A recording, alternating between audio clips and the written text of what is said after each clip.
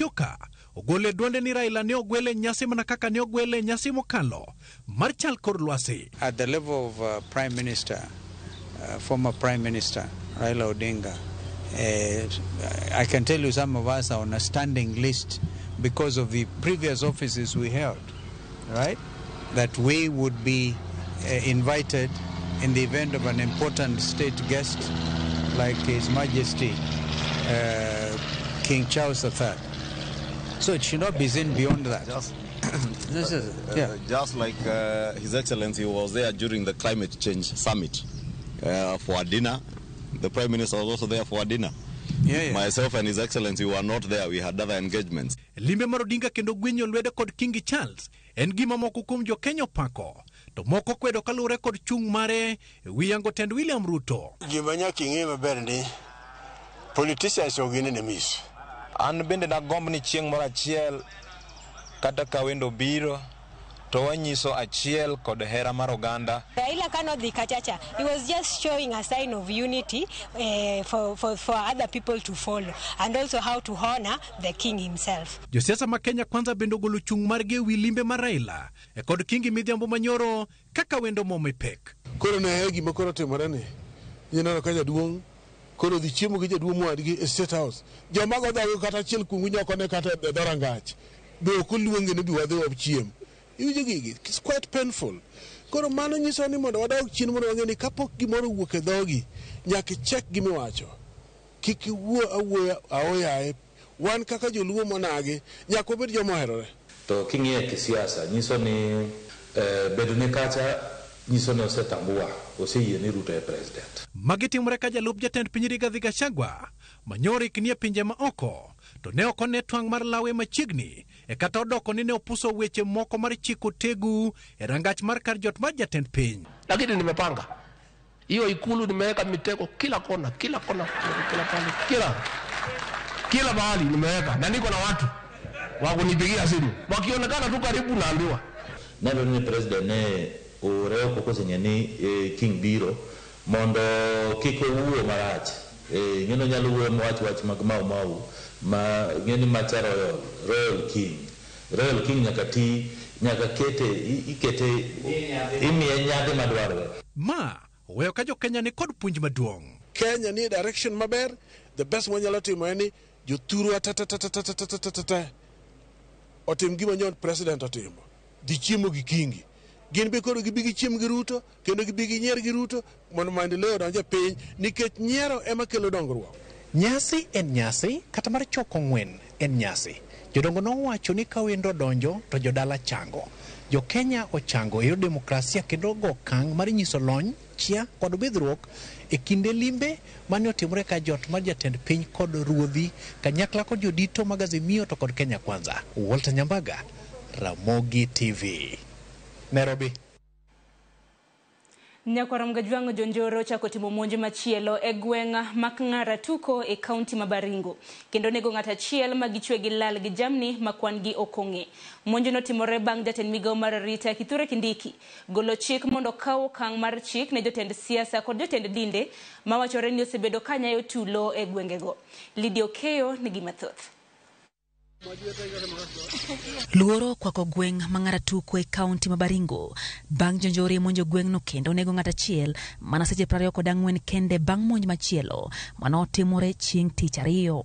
Jonjore go monjo dala moro kendo nego ng'ata chiel bang'e giringo gi lal gi jamni makwan gi pokong'e ka apisa mag arita osechako timo pedha ne jonjore go ka gitemo duto maginyalo mar duogo jamni go. Juma achiel mokalo, rakruok nobede kind jonjore gi apisa mag GSU bang' jonjore go monjo kambi mar GSU kod skund primar ma Kapinda Sum manie kar chung od bura ma Baringo South. Ma nomiyo ket arita magere skuno ahinya te kinde mane timo e piny madongo ma pachoka. Kuom jumbe ariyo, ji abich osenegi gi jonjore go. Bang' monj ma Kapinda Sum, apisa matimo nonro nogolo chik ne jafwambo moro mar od fwambo mar NTV mong'ere kaka Kenneth Ruto mondo mi ondik dhoge kotenre gi mago manong'eyo kotenre gi monj ma kamago. We are not really sure what the DCIO or the investigators wanted, but the bottom line is we do not want to believe this is one of those classic incidences of intimidation of journalists. We seriously want to guard the freedom of journalists. We do not want journalists to be intimidated. We will give the investigators any information that they will need, which is within their purview and which is within the journalists' code of ethics to disclose. Bang' da dhoge kuom seche auchiel, jafwambono nowe thuolo ka simbe mar ong'we yamo to ne okaw gi obila ka nonrono pod dhi nyime. We are yet to know if the police intend to prefer any charges against my client, but if they do, then we shall defend our client vigorously and defend the freedom of journalism, which we feel is under attack. We'll let the investigators conclude the investigation, and if there are any charges, we shall attend court. Jatend migao mar arita Kithure Kindiki manolimo kaunti ma Samburu matim nonro dweche 8 bang' ka nochak pedha mar jonjorego ogolo chik mondo mi okaw okang' mar chik ne josiasa kod jotend dinde ma itudo gi monj makamago. Mabiro ndalo achiel kende bang' jod bura moko adek ne odadhogi gi apisa mag okwach kich kitudogi gi nyayo tulogo kama ling'ling bende yango ni jod bura mamoko 4 ibiro dadhogi juma manyien. Kindiki mane obedo kod romo gi jotend arita ma Homar Okak ochiwo puoch gi pak ne apisa mag arita kuom kinda mag gisekete kedo gi jonjore ka bende osingo ne piny owacho oseketo kenge makare mag tieko maundu e gwengego. Lydia Okeyo, Ramogi TV, Nairobi. Kopogore gi manya kwarom gajuang wadonje weche motenre kod somo. Penj mar KCP kod mano mar KPSEA nochope giko odiochieng' manyoro. Ka lipot mawuok e migao mar somo to en ni ji duto mane otemo dhi ataro kod chike mag penj biro kadhi kum mawinjore. Kaka Judith Omondi lero, jagoro mongirore migao mar somo Belio Kipsang okoni gichako nono penjgo kendo duoko biro wuok kapok Christmas ochopo. Wawinjana. Penj madongo mag KCPE kod KPSEA gikone orumo kendo piny Kenya otieko chutho okang' ma okwongo mar 844 ma intieko penj mag klas 8. Skund primar koro sani en paw CBC maonge kikruok.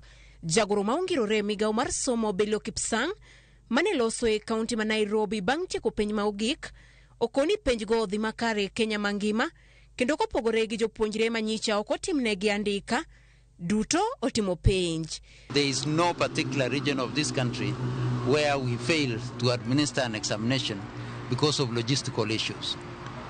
Because we were well deployed, both on the ground and in the air, and our children were facilitated adequately. Belio yeni ne nitiere ji mane otemo dhi ataro kod chike mag penj, ka moko ne ochwalo tese moko e mbui mar lando ni gin kod penj, gino mane gidino, kendo koni poni nitie ji mamoko machano timo timbe ma ok owinjore penj mar KCSE gibiro yudore kama tek. Sometimes Kenyans, I don't understand how sometimes we deal with issues. You get people, I was seeing yesterday, somebody posting a paper that we did on Monday to say, you see, I can confirm to you that I have the paper. Yet the paper is a day old.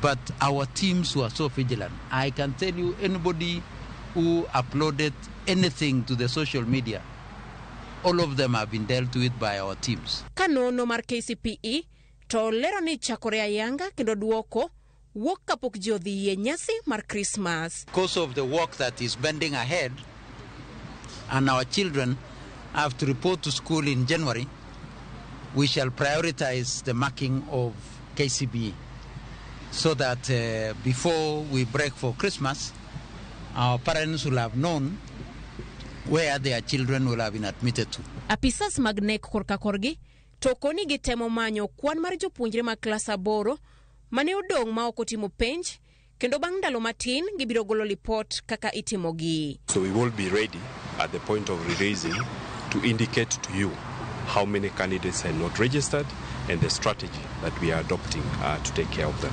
Higani jopuonjre mag KCPE kod KPSEA duto ne gin 2.6 million. Judith Omondi, Ramogi TV. Nyakwarom gajong kamiti mar theko wacho ni gidhi tieko tijegi kak pauk tarik 22 mar dwe ni ochopo. Kamiti no masani choko paro ewi duoko piny nengo ngima nigi geno ni jolony magitiyo godo dhi tayogi maber nyaka giko mar twak. Jokom kamiti no Kalonzo Musyoka kod Kimani Chungwa wacho ni lipot margi mogik ibiro chwal ne jatend piny Kenya William Ruto kod ogai mar Azimio Raila Odinga kapok ochwale e od bura giko mar dwene. We resolved that because today we're supposed to get Minister of Housing to make presentation, but they were not available, so we've agreed that they will join with the Treasury team and the Energy team on Monday, and we're also going to get other experts so that we're not just going to be dealing with implementers of these taxation proposals in order to get a balanced view to enable the work of this committee. We would want to hear other experts as well. So those ones are going to be, a statement is going to issue Paul the Skemane saying, we've asked Agena to come up with that statement, including our work schedule. We propose to complete our work by the 22nd. I think that's what I'm yeah. By the 22nd of November, because we don't want to seek any extension. We want to be able to be done over with this whole thing.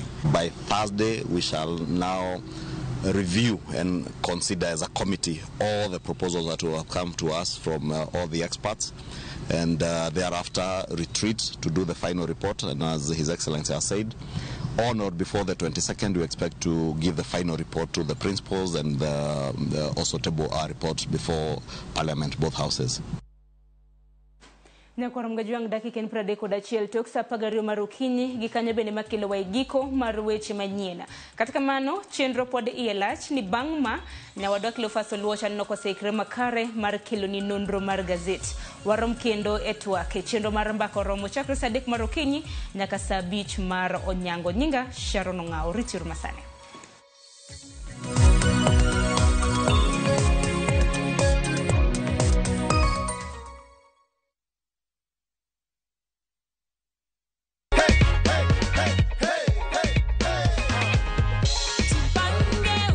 Habari Gladys.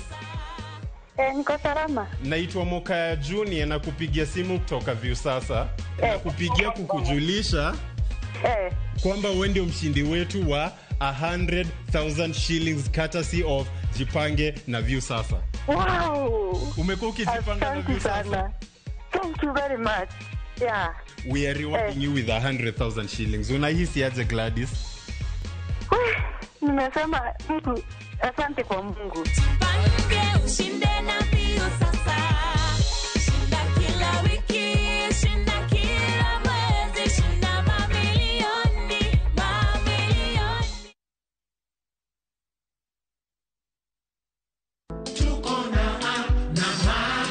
Get ready to celebrate. Citizen Digital turns 2, and it's all thanks to you, Kenya. Your stories, your trust, your engagement, it's what makes us the #1 news and digital app in the country. From breaking news to Wananchi reporting, exclusive videos to playlists that get you grooving, and podcasts that keep you informed. It's all here for you. Join us in the celebration, Kenya. Because with you, Citizen Digital is more than just a platform, it's a community. Citizen Digital, 2 years of trust, 2 years of truth. Here's to many more. Stay tuned for special surprises and more as we celebrate you, our incredible audience. Citizen Digital, celebrating 2 years of trust and truth. Kenya's #1 news app, Citizen Digital.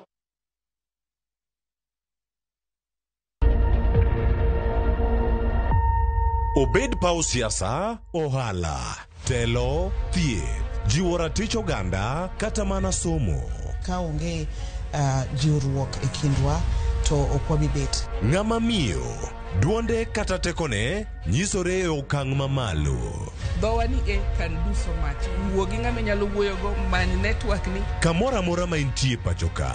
Mine osekelo dongruok mathoth e pewe magimako, kendo lony margi kelo lokruok mathoth. Asementa ji moromo kendo I'm very proud of that. Winj lony, jip kod puonj magichiwo. Gimoro amora midwa timo tim gi tekoni te gi chunyi te nikech mano kende e yo minyalo dongo godo motegno. Ngeso ka ngeso e chenro mar Mine Wacho kod Jaelieta.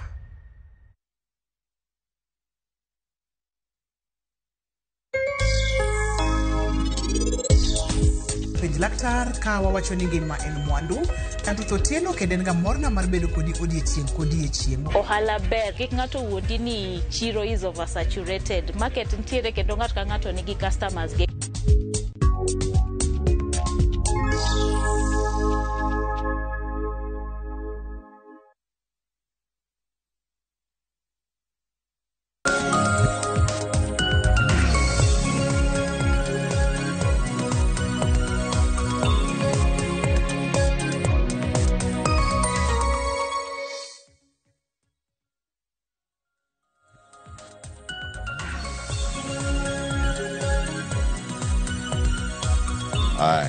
Jwa ng'ondire karakai nonro magazet koro chako ayanga science apar gariyo dakika pradek kod abich seche mag Afrika ma ugwe lendo makamagi biro ne chal kachiel kawuok e boma ma Nairobi kendo amor ni chiwo makari nitiere kodwa en chendo kinyi makawuono poch gi pak ne jogo duto motieko piny mage mag KPSEA kod mano mar KCPE mabende rumo odiochieng' manyoro kendo koro nono gi chaka yanga irita ang'o ageni maber ni ji mopogore opogore otimo penj kendo duoko nobiro mopogore opogore iwacho ni nyaka sani nitie jogo ma pok ogolo lepgi mago mag primary iwacho ni sani bende gin gi mor ahinya pok gigolo uniform chal nade kawuono kan kenda antiere kako jafwambo mabende wadanono godo gazet okinyi ma kawuono wanene ka gazet kawuono wantiere kako kod Daniel Ogeta jafwambo mano mawuok e gazet mano mar Daily Nation akeno ndiko daily koso ndiko ndiko ne Nation Daniel oyawre kendo machiegni ndiko ne Daily Nation kore indiko pile ka pile machiegni moso gando kinyi makauni chio nani achio maber grafas oyawre jokanyanam koro anta ndiko ne Nation Daily and Product Daily Korean Product okay koro kawuono gazet men gombeli ni kanyo no anene ka nigi star achiel vela kinde mokalo kani biro nikono wane star achiel man kani tiende ne kienen makani gazet man go kani ma jo Kisumu nigo mai gazet mokwongo mai madhi mabor kuonde mabor kuonde kaka Mombasa na Mchumbi then mara beach masta ka gina beach tunka tungiso ni mane final ntie editions koro ntie ka Nyanza editions Western, Rift Valley, Mount Kenya, Nairobi, Mombasa. Nyokora mojamo ni negi makoni wanane gazet mar Daily Nation mambele ka koro ni ma gazet ni uwuok iwinjo ni jok mara nyiew gazet manyoro adhe malo matin ana maloka malu adhe koso onge ga online ka ero en ti maluka koro iwacho ne ka en star achiel ka ba modhi ogole chon mano mokwongo manyiso nitie pogruok koro gi man star beach iyudo ka pogruok en ga sana wach chieng' mane jatend piny oloko cabinet nature eno ka joma nong'eyo gazet Nairobi noyudo ka ne nitie gima nowacho joma nong'eyo Mombasa nokoyude koro mane koro kelo difference mag editions ka sama gidhi sama giwuok e production koro mai mokwongo wuok omiyo en friend star achiel koro ko next region ka star mar ariyo kamano yes nyagitiek gi regions waduto yes nyagidhi around kiyudo ka gima ja Nairobi dwaro gima ja Nairobi dwa somo opogore gi gima ja Mombasa dwa somo mana kaka yudo ka gima mori ok gima mora koro ji opogore koro gazet ka yudo ka bedo classified into regions ngama ntiere Mombasa, Nairobi, Nyanza, Mount Kenya gi Rift Valley sana ka koro penj korumo kamai kochopo results ka wuok oyudo koket results kaponi ni Mombasa so mana mar Mombasa ni kaka skul Mombasa perform ka in Bondo gini Nyanza ka ino Maseno Maranda gini nyaka luongo Maranda gijaber gik makamago ilero makare dan kendo machiegni ahinya en marwa kendo mos kuom thuolo mane okido thuolo mar biro Ramogi TV oyene sani dhi eyo ngimani ni eyo makare maber that wagone Mungu erokamano nyakoro mwe jang koro achaka none gazet mar Daily Nation tiere karaka to koro ma gazet mano wuok chon cha makoro sani bende ji india gode county kacha kama intiere wacho ni mae edition makoro dhi kuonde mabocho bocho to wuok chon ero yani ma bende gima bende tie Nairobi ka do wan ma Nairobi ka wambe wuok no chon wayude ka then ntiere mora machaka ne rango karaka ntie sigana momipek mano mantiere karaka makoro wacho ni magi weche go maga paro mago maga ombulu mopogore mantiere karaka katenre kod tich kaka senators osebedo katiyo kaka jod bura mago ma counties bende osebedo katiyo magi jogo matiyo ne county mopogore rang'iny mar senator kod mano mar woman rep mabende ka waneka koro achiel kachiel opangi kanyo kuwuok motimo maber mogik nyaka namba 25 mano kako pangi kar kanyo e thuolo mokwongo Okiya Mtata senator ma Busia donjo kachiel koda ka woman rep mabedo ka thuolo manyime gata malo 50 mano maturkana mano Ngitit Cecilia kama nene kar kanyo e county zo makaluo ng'ama neno kar kae e listi gi duto en woman rep e county ma Homa Bay mano daktari Osogo Bensuda mabende nikache thuolo mar ariyo nikech kirang kar kanyo tamalo 50 round 50 kama gintiere kod Maina Jen Jerry mano ma Kirinyaga Osogo bire thuolo mar 11 kama intiere kar kanyo kinene koro entiere kod atamalo 40 kod 9 yudo ka king'iyo kanyo to yudo ko omigi atamalo kaka yudo gi tich magitimo ki en senators tijgi maduong' en oversight gi oversight counties momiyo to kineno kanyo yudo ka Okiya Mtata ma en senator ma Busia emomiyo atamalo mang'eny mano 95 59 mano 55 baga matin 59 to yudo ka en Okiya Mtata ni yudo ka ng'eny ji ong'eye yudo ka nitie gik matek e Kenya ka yung ni en activist en unya paro finance bill gi nodhi like yudo ka sama weche tek kabisa kena modhiga to petition ma ji neno ni otiyo kabisa yudo ka mangiso ni ji kuom ji 10 ji auchiel wacho ni otiyo maber kabisa especially in a county mare mai nonro motim gi Infotrack osebet katimo nonro makamagi kaluwore gi period sana gi politics to kaka mai nonro ni notim between July to gi September kiwacho ni around between months go ema nigeras ni Okiya Mtata nong'ere inyaparo time no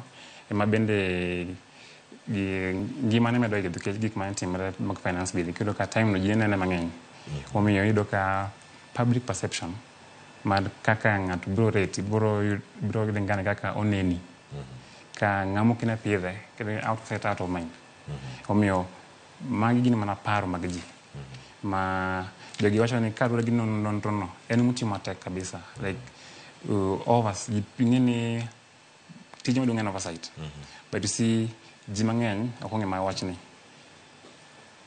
but in all en mutimo maber ka ing'iyo counties go kendo yudo ka en mokwongo kaluwore then yudo gi Kirinyaga to kaluo koni mana the first female maneno en mana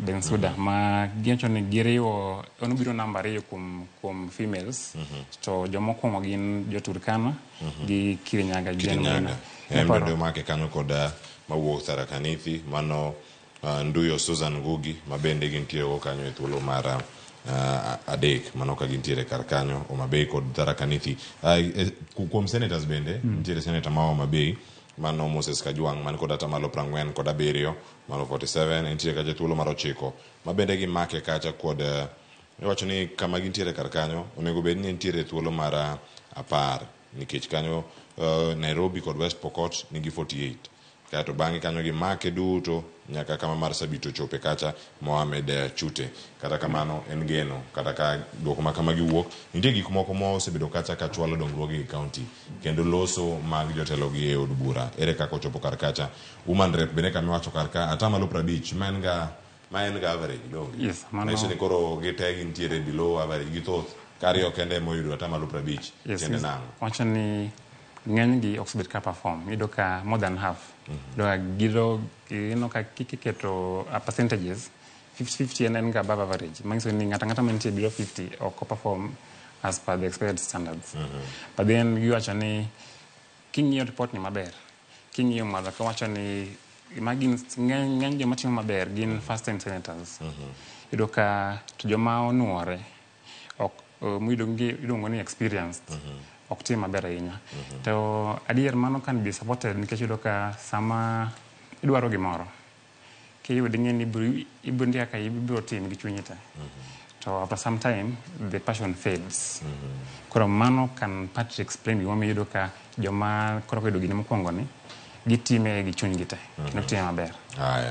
Joma time gi chunygi te koro Ramogi Jwang so mite maraboro kichopo ite maraboro kacha ngirange kacha kite marochiko kanyo wacho ni wechego mago mag udi mano wacho ni housing projects spark growth in counties.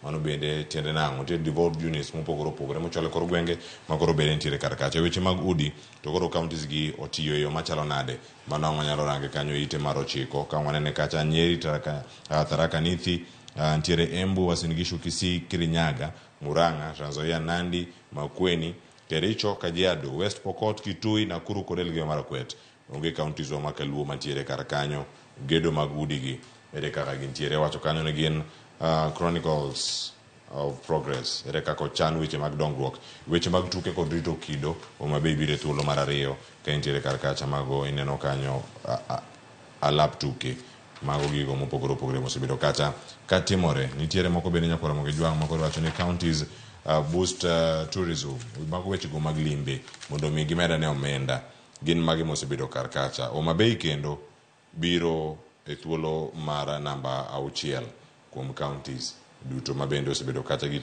kanie thuolo manyime mano mar neno ni ochwal weche gi mago mag limbe ochopo yo makare en geno mantiere dan ni kata ka irango weche mag pi kaachiel koda ka bero weche go mag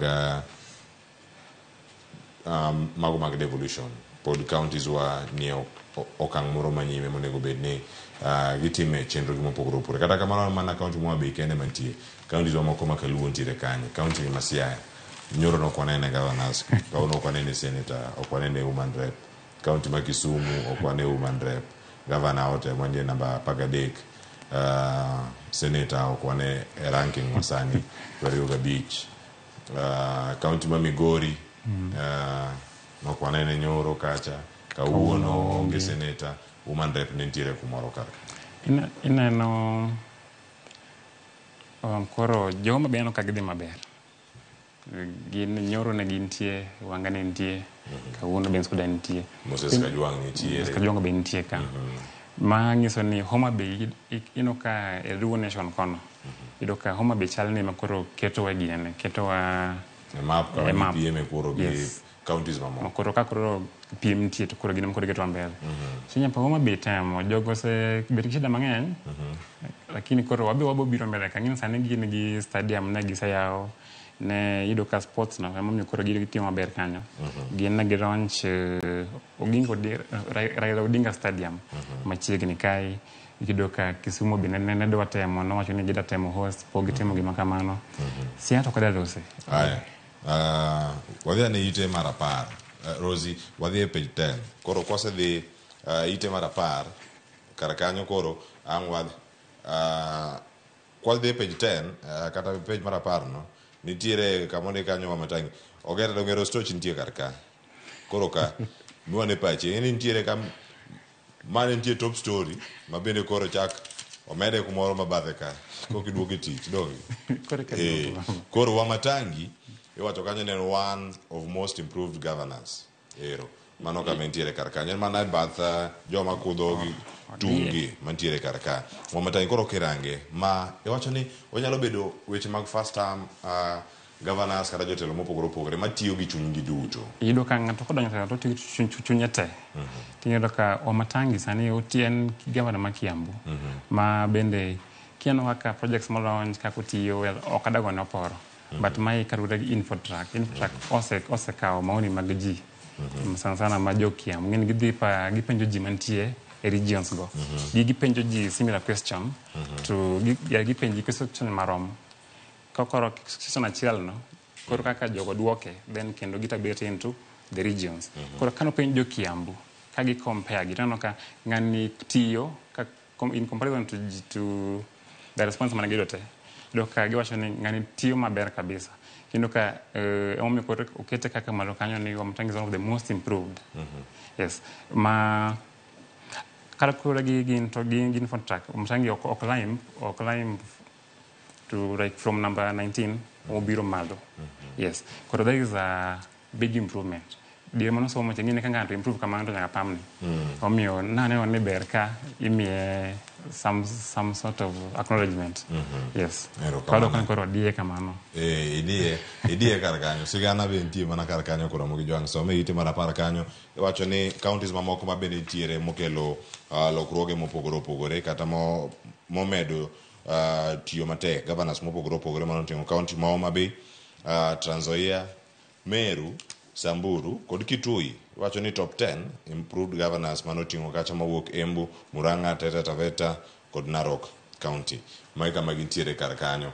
Tiende nango kwan no kanyo Meru ni iwacho ni ero obedo improved. To koro governor bego kar ka.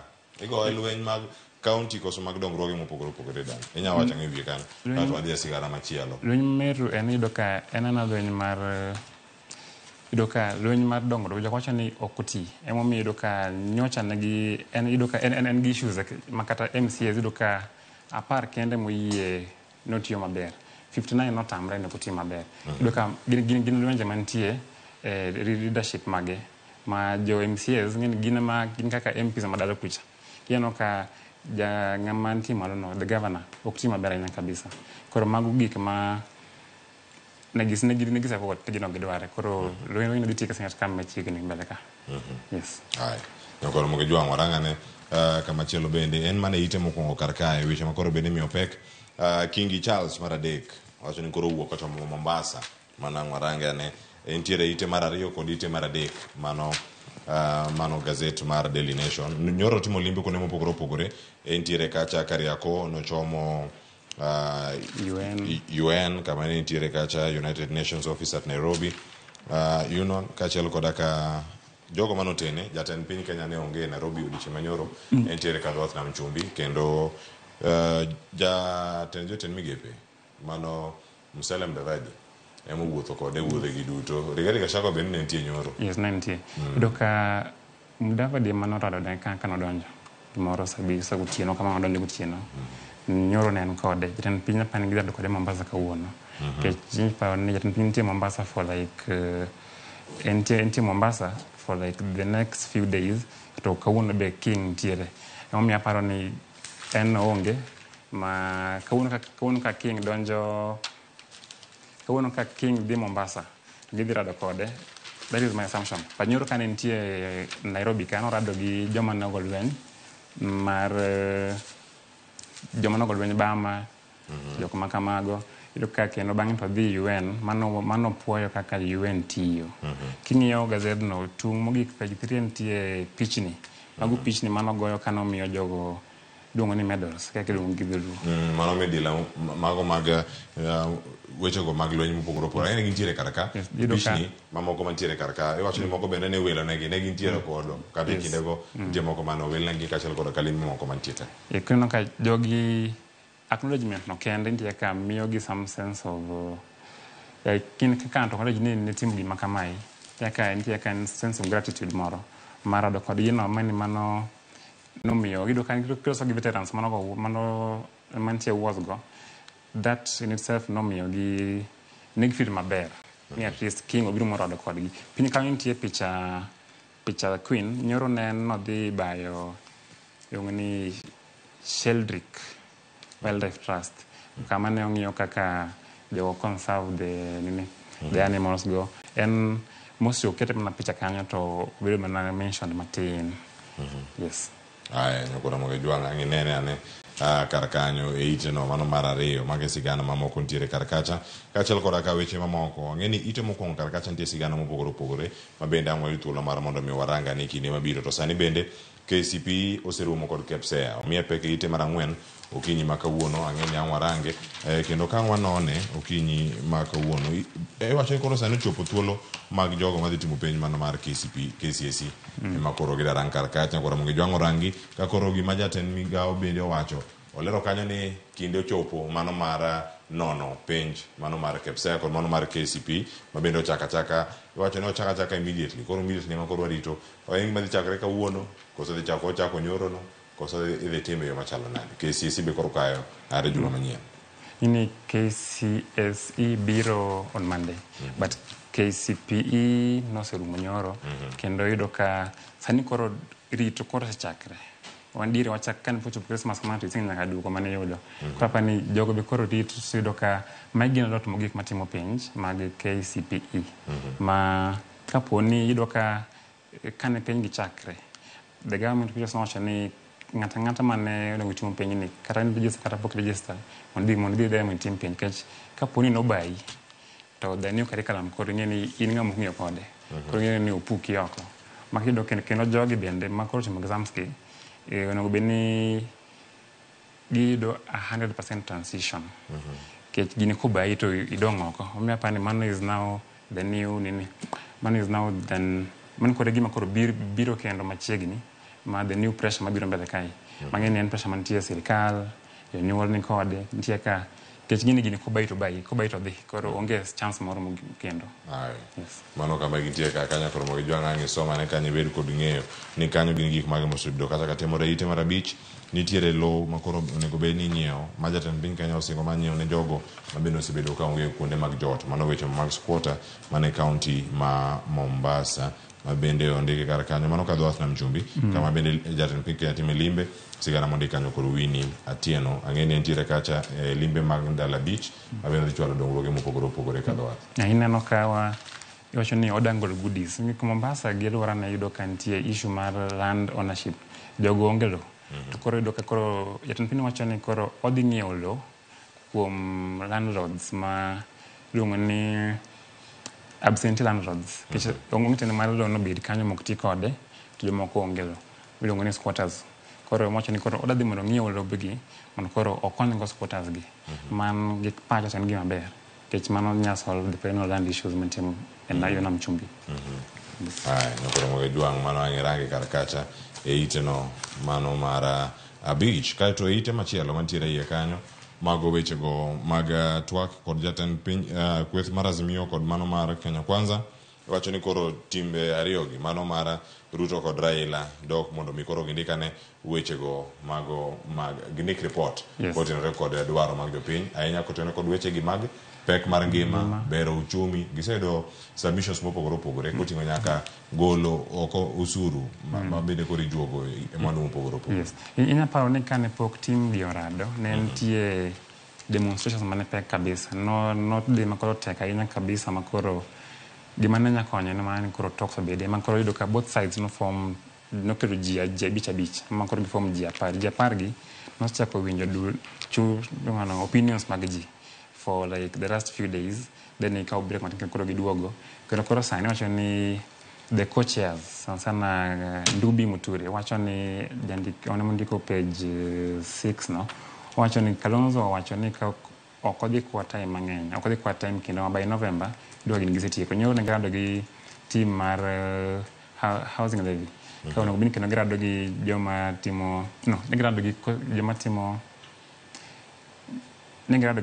gino ni yudo ka pek mar ngima yudo ka housing levy taxes momedrego koro jogi ne rado kod mondo koro giwinj pachgi kabisa then koro gi retreat kendo gindik report ma report no idhi mi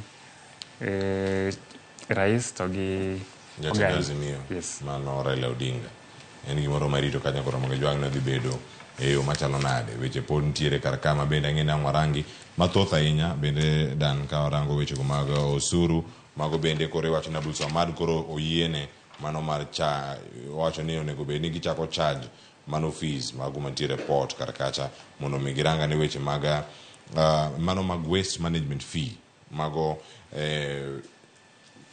wacho gin meli ma bende kochopo kar kanyo mantie omiye peke ite mar 12 wacho kanyo ni waste management fee meli ma bende go edho wath mano ma Mombasa wacho mago yorego mag yuto bero yuto e county mano ma Mombasa kama chelo wechego mag wuoth ang'eno miye peke ite mogik kato bang'e moduoge ite maiye amwatie kod katun mantiere iye kanyo SGR fair wacho ni dhi bedo ka idho are January higa manyien kidhi idho gin radika chiel higa mabiro ng'e ni fare no medre gi e kind 500 to gi 1,500 mano king'iyo gi atamalo iluongo ni percentages en omedre gi 50% kan idhi Mombasa first class chakre radika chiel ne idhi chako dhi gi 4,500 macha ji ne dhi godo 1,500 ka nitiere kaka omede koro yes yudo ka to gini koro yudo ka ngi amedo idho kendo yudo ka gigi medo affect pockets mag ji nikech yudo ka pesa ok medre to charges taxes go medo not really taxes but yudo ka bills medra meda what is a thinning pocket ma dhi chando ji ahinya kabisa yudo ka dhi gari Mombasa yudo ka ji na prefer dhi Mombasa gi SGR nikech SGR was convenient time ne mana 5 hours ka in Mombasa bakoro yudo ka pesa no komedre to ji bro yudo ka there's no as much as you can convince my time but nitie part mar pesa bende ma yudo ka one of the reasons manage miyo tiyo gi SGR nen convenience and cost koro cost komedre ji yudo ka people will now start weighing options magi nitie that hand either digi gari koso digi SGR asa chako no comments moko yo X formerly Twitter iwacho ni an yudo ka ji wacho koro pachgi ng'ato wacho ni en no choose SGR kech SGR ne di few hours sani yudo ka kombe mag geche madhi Mombasa yom di kendo nyar jaso yung kata geche madhi Kalugo ma yudo ka koro ng'ato bro nya prefer mono tigi magi dan di SGR ma kombe gi charge gino kombe gi ngira ga mano ke di economy yes yek ma koro yudo ka magontiere wacho ni paro pod biro kare Mombasa bed machiegni di wuotho na koro mage jwang mondo mi fare no kik buogi ahinya nitiere weche mamoko ma pontie karka e ite mar 20 ondike mana malo kanyo Nyong'o warns staff against premature 2027 campaigns jomoko sechako campaign dan ondike kanyo magi county news nitie matimore Kisii nitiere weche mamoko ma pontie karka matimore Trans Nzoia Elgeyo Marakwet kod kuonde mamoko to koro sani gavana Anyang' Nyong'o wacho kama jotelo mag kaunti moting'o jotend migepe mawuotho e liete e kaunti ma Kisumu owe tim makamano mar goyo kampen ka gidwaro kombe mopogore opogore e yiero mabiro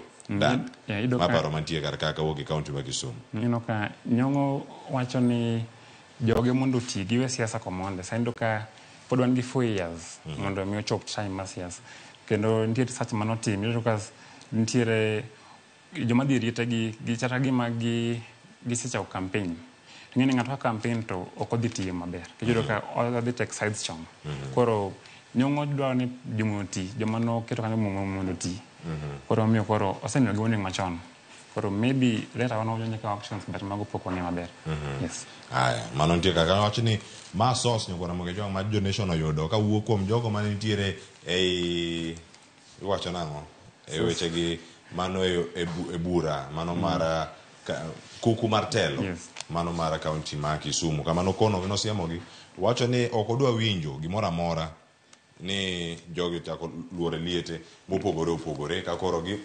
gitimo weche gi mag siasa wacho kanyo ni nokon gi kanyo ka gintiere mondo mi gi concentrate ang'o e tije gi giket chuny gi pachgi duto e tich e kaunti ma Kisii churches want cash tax removed mane watwak e juma mokalo nitiere paro mar keto finance bill mar gi mar 2023 county ma nitiere omenda mijuogi maromo nade $5,000 mano per week mano for night vigil prayers mongere kaka kesha koro ka nitiere karakacha giwacho kanyo ni giduto girwako paro mano mara Simbarati gokoke e paro mar omenda machalo kama to kata kamano nego range weche go mag usuru ma bende koro gintiere go kanyo mano paro mawuok e kaunti mag Kisii bisi winje Nairobi kadonge jivandi akas gi makamano bende jogo da kedo gi tax do ka koro jogi ne gi paro machal ne koro kuonde regions koro puge bachal pal chal da kai do ke watching Kisii kwacha kitiyo gi van e yalo injiri talo plari ko nyaki gol mano mana paro do ka jogi boro ko parono ai nyakora moge jwang angeni weche thoth ka Trans Nzoia kod Elgeyo Marakwet angi som gibed kod ng'eyo mondo mi ang' watieki to kapok watieko dan nitiere sigana moro mantiere karka ochalo cartoon ang' ikona ni cartoon ni ochal gi ng'awa wadhi ane mano ite mar 15 kama nitiere wacho ni they are kingpins but not royalty. Mano nitie jok molornegi oko. Ang' ikona mana mapiyo ka wamulo kwatieko to wadonje gazet mar The Standard wade ite mokwongo gimomi peka to warang'ane nitiere ite mokwongo e gazet mar Taifa Leo. Ang' ikona kata gipenyo mwalimu hesabu hapa ni wapi. Haya, ang' warangi karaka. They are kingpins. Ite mar 15. Ena yes. Karakana na. Kanyo nitie ng'ama chal gi king. Ite mar 15 mar gazet mar gazet ma kawuono. Doka nitie ng'ama chal gi king kanyo. Kendo nitie ng'ama chal gi rais maka. Nitie ng'ama chal gi prime CS. Gije mang'eny ko yudo ka nitie machal gi jogi nitie ot. To nitie kama do ero parent kamano. Doka ni dirisha. Yudo ka in this yudo ka regional kingpins magi joma nitie gine teko mar how do you call a kingpin gi dhoruban? Mago jok mantie ka kingi kata telo moro maduong' ahinya kirango weche gi mag loch gi telo. Yes, lakini ok gine royalty gine kaka kingi onango. Do mago joka kingi. Gin joka kingi yes, but nitie koro jo hapa pogore gi joloka. Omiyo koro nitie dirisha na magi oko to jo nitie joma nitie iye. Yes, mano kore paro mantie kanyo. Mais ngene katunen mostly opinions. Jok mane oko ka ing'eyo. Mutingo ogute machalo joka kingi. Aya kata kamano nyero mar dan no chal ka gima okodwa mule kata kamano kapok watiyo kod gazet mano mag Daily Nation. Waraga ne gazet machielo mwadane no kawuono kadan ang'eni Kiswahili to nitie karaka Taifa Leo ndiko gimoro kanyo madane mondo mwarange ane nitie weche mag SGR mane wiye kanyo nitie maro mtata nitie ikruok ne penjo mano mar KCSE nitiere mako bende mantiere kar kanyo jathuma bende owito ngimane mano dichieng'no manyoro mano alibi bende nitiere kar kacha tang'eni koro ang' warange ma sigana mwadarango piny ka kochakre hapa ni wapi ni gi picha mantiere kar ka koro kata kinya duoke pe aya doma wanyamana nene wanena kaka aintie hapa ni wapi no kigolo to koro onge tiende tango waranga kaka gi picha mantiere kar ka dan pachi mapiyo wiye kaka to alora gazet inano kane kinjo donjo ne Raila gini odhi chamo sapa State House kama picha nogoye koro hapa ni wapi mae en State House koro inoka Raila picha wacho ni Raila orado gi picha kinyo mabe yudo ka Raila nigi kingi kendo mose to bata ka nitie jatend piny okada wacho mang'eny e picha no but hapa ni wapi rolo sasa kende aya nitie moro mondik malokagi wacho kanyo ni maswali tele Raila akionekana Ikulu katika hafla ambayo Gachagua alikosekana inanoka noonge karakacha do noonge kanyo tidoka moro chantie moro mane Raila dhi Kalonzo gino dhi wacho ni Kalonzo nodhi chiemo kane to jomoko dhi kama ne jalas gino dhi gi other MPs kana dhi doka kelo ga weche kendo seche moko bedo samon moko bedo expelled gik makamago do disciplinary issues mag parties kora ngeni magi nyaka raise questions mana jelo mago mantiero waranga ne piny ka kendo nitie jathum moro mabende ma owito ngimane odiochieng' manyoro bang' tuo matin Simanzi Alibi mano bende mantie kar kacha wacho ni en lit gi kuyo Alibi bende koro oweyo oganda anyuola ne mohero e wechego mano mipeke ite mar ariyo e gazet mano mar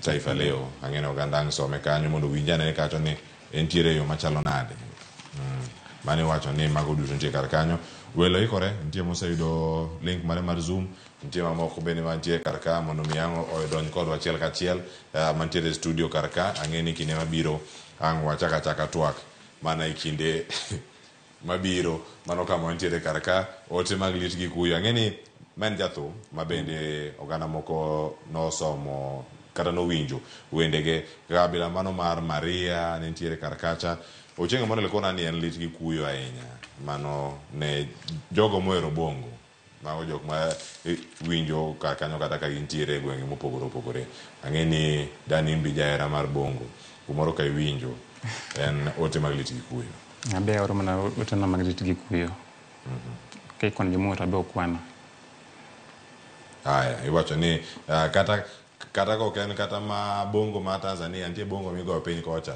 Migo e gwenge ma Mombasa karakacha. Mano vibe ma jo coast. Mano kama entiere karakacha. Ai kono ni Mariacha nigi flavor machalo nade kar nyakore moge jwang. Miyo wae ote machuok en ari adek auchiel nono. Kiseore kar kanyo kata bedi pop reggae kama entiere jothum ma ote mag lich gikuyo seor kawuok kuom ji mopogore opogore mano kama gintiere kar kanyo. Kata ka en tarab to kapar ka en tarab gigi dunya kora moge jwang wantiere kar ka achiel kachiel. Ida somo ite mokwongo mar Standard kae to bang'e walora. Haya, keno gazet mar Standard karka koro kwasenene to koro wabedo jok ma nigi ng'eyo e gik mopogore opogore e ngimawa. Mano ka warango The Standard ite mokwongo mago mag ndiko report nitie kar kanyo. Nitie jogo ma onegi ka gintiere Gaza ikruok ne Form 1 ma koro bende dhi bedo ng'wech dhi chalo nade. Mano kama giwacho kacha Form 1 slots nightmare odhi chalo nade. Mano kama ntiere kode kar ka waonge kode kopi ma wanyalo some maber kata kamano mwanya yudo kar ka ema warang dan ka to tieki. Doka kana wacho ni jogi timo pinje gi mar KCP to mago kelo challenges. Yudo ka jogi kokiyudo chance ni to chance no dia kama no chuth kabisa. Umikodo ka tok penj kamae results ka di wuok to digiro ni jitamo timo penj gi nyaka gi transition to the next level. Ma yudo ka ntiga challenges mag finances ma sirikal ok ga pesa moromo. King'iyo page 2 gi 3 mar Standard yudo ka the shock of 380,000 yudo ka wacho ni nyithindo maromo 380,000 sirikal ok chud ne giga. Ma koro ng'eyo magi to gi medruok makendo dhi bet this time round because a lot of pressure. Koro jonyuol chako ywak nyoro kane machogo ne nitie mbele committee be nowacho ni no admit ni funding tin to again we are going to expect mondo kech kwan ma jomo KCP omedre gi atamalo jogene gin 1.4 last year gin 1.2 koro nitie medruok ni to pesa bende ok omedre. Koro ido ka kelo a lot of pressure. Mano story omi number 1 kanyo. Yes, then ido ka bathe kanyo nitie war. Ido ka wan kamoro achiel, udi mopogre, wan joma kang'ata achiel ma joma ne nitie Standard ndiko na kaka ne joma no the veterans mag wars ne gintiere national syndicate for one the national ni kode gima kamago. Then cost of living mar joma ne the 10 team member matimo dialogue. Then tie Israel bende jipod gori gi Palestine ji medo tho gik makamago. Yes. Aye. Kada yude thuolo mar somo gazet mar The Standard adhi nyaka ite mogik. Kata ka ja kamera bende yude thuolo mar zoom. Ngeni sani to bedo mopogore. Mae gazet mano mar The Standard. Mano kama gintiere kar kacha. Mano kama gintiere gazet.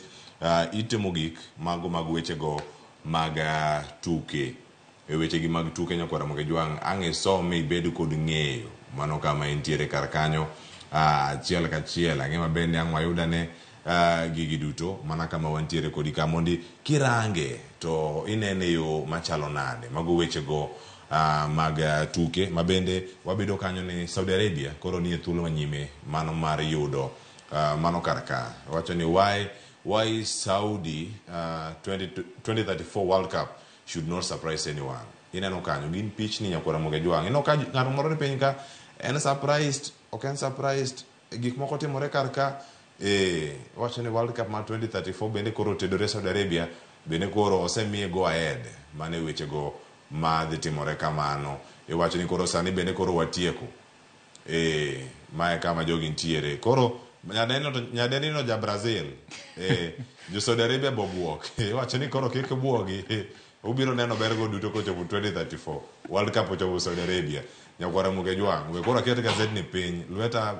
awinjo kol koro ka lweta ol ting'e walore kacho danero kamana inge kumedo kod okinyi ma kawuono sigana mane midhi luwo maduong' kawuono mondo mi koro walore sigana ng'eny ma kachopo fista dhi ng'eyo lakini last time kana dhi dato dawono penja ni to nyakwara daka nini ga Oromo ne nyawanga iro kamano koro nyaka dhi tim na sigano nyaka tim na sigano bisemo se kawuono dono Ramogi eka digo ne simu okay Erokamano nyadan kuom thuolo mar bedo kod okinyi makawuono e nonro magazet. Watime kendo juma manyien ka Nyasaye omiyo ngima dongo. Koro kik iwuogi beda kar kanyo koro moga jwa mane makelo e giko. Nyinga Clever Solwach jakisumo kanya kwar mokew nyaka chisango. Walore gi ka gazet makawuono wakelo ni kenen mor marani nitiere koro nyaka sani. Gazet ma Taifa Leo peja kata ni hapa ni wapi. Ambe nitiere kar kae we wuogi Joyce Ododo kod twak matwago kawuono ere kaka inyalo bero ohala kokalo e hola. Kete mana kar kae.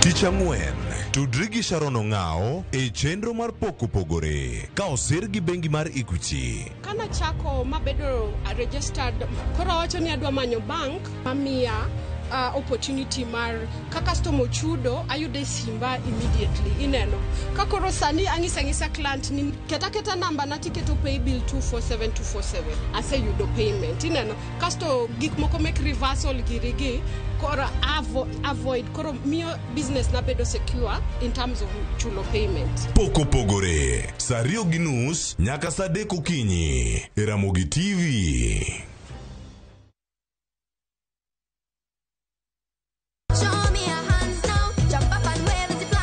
Ni miyo ngeso ka ngeso kinyi bedo maber kendo maler moloyo. Wan gi talanta loso gi lwedo, wapuonji tedo miel manyasani, sigana kod moko mamit. Yeni mrefu hadi ndege kipita naomba change. Chenro mar nyithindo mawuoyo ewi nyithindo kendo makelo ni gi nyithindo kikelo ni kod Loxp, Sally the Queen gi Josephine George mana e rogo mar nyithindo e Ramogi TV.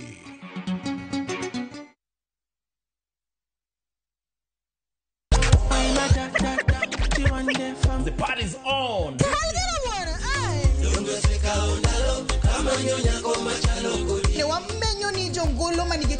Watu wachukulie art as something yenye iko na value.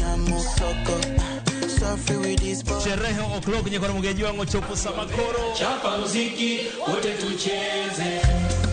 Kanoje oteka ingene kathothi koro mugajuang omorahinya kod chenro. Adek Malieta matatu Karema vipi? Shirona do, Shirona ni sponsor. I'm a piano. We go shoot. Sold out. Lungani linda mnyenyakati? Lungani kolokol instrumental. Tumdagmor ngeso ka ngeso saa 4 otieno. Feel like they want the best for me.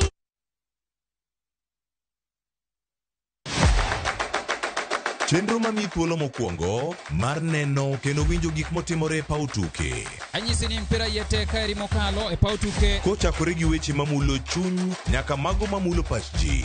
Wan go duto. 7.65, can you believe it? Mbaka makende gi jotugo kod joma ong'ere weche tuke. Jong'e man jo Kenya jong'wech. But ino ka jomoko nobiro kod tuke moko ma ok en popular ahinya to ne gibiro gi perform maber kwa kaka yiego. Nonro matut kod weche manyien mag tuke mowuok e piny mangima. Football is not only physical, mentally teacher benity. It calls for more character than just being a legend. Pau tuke kama tuke usiko ngeso ka ngeso saboro odiochieng'.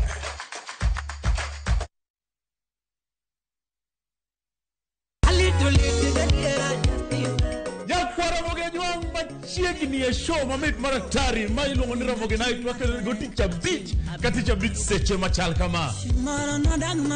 Ka in jahera mar luo benga kata ajawa wakelo ni ngolo mobedo piny mayueyo mana mo. Lungani kolokol instrumental kaberni be inyalo lungani Boy Handsome Within and Without. Boy Handsome moment away aroji bed and breakfast sama pekni tilungani ngenja the entertainer. Kaka pile nya Ramogi wacho ni kete manaka. Ramogi Night, Teacher Beach ka Teacher Beach saa 4 otieno.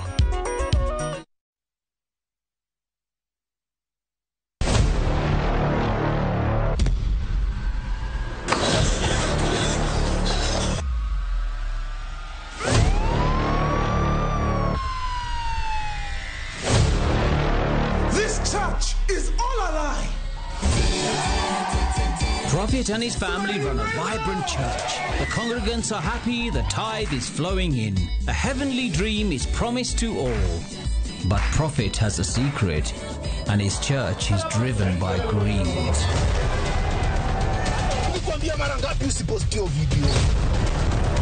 Would you die for your church?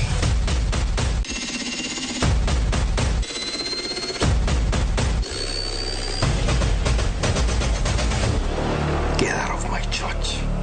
Shambhala Wanyama. Available now, only on View Sasa.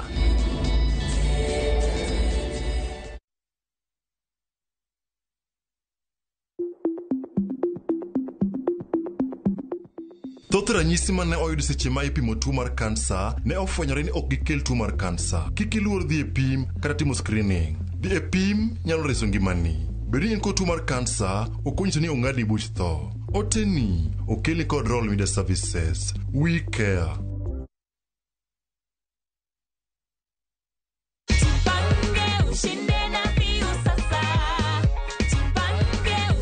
Umesikia about jipange na View Sasa? Nimeisikia. Umesikia? Nimesikia. Sasa? Niko nayo. Umejipanga? Nimejipanga. We ni show gani wewe ni yako favorite hapo? Mi upenda sana kuwatch Beki.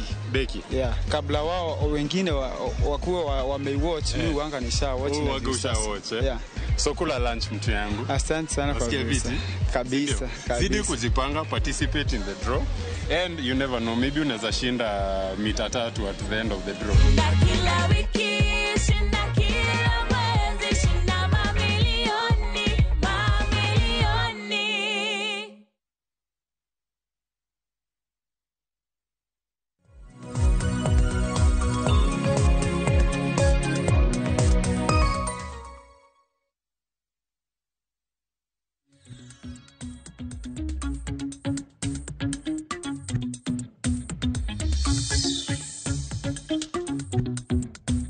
Nyakora Juang dakika en 21 tok sa achiel mar okinyi machiegni e twak marwa mokwongo e chenro mar Opiny Okinyi makawuono, twak mitayo kod an Joyce Oduor. Thuon wach mabende wadwa twak okinyi makawuono Nyakora Juang kamoro amora minenowa otudore kod hola e bero hala. Kalone gi sani wang'eyo ni chal mar uchumi mar piny Kenya tek matamra gi nono. Kata kamano, jogo mantiere sekta mar ohala bende osebedo ka ywak matamra gi nono, kapo nono moko kuomgi kia ni ohala margi nyalo dhi mbele e yo machalo nade. Moko kuomgi nyalo kawo okang' mar kawo hola, obed hola mikawe bengi kata mago mikawo e yor simu, mago ma ikawo kanyo kokalo e mobile loan apps mopogore opogore ma ithoro yudi e simu. Ahinya kidhi e Play Store mar simbi kacha kintiere kod simu mano mar smartphone, tinyalo download kata app moro kacha tikawo hola. Mago duto nyaka sani wanyalo yudo ni nitiere johala moko matiyo godo. To kata obedo ni dwa kawo hola makamae, onego bed no konyi e yo machalo nade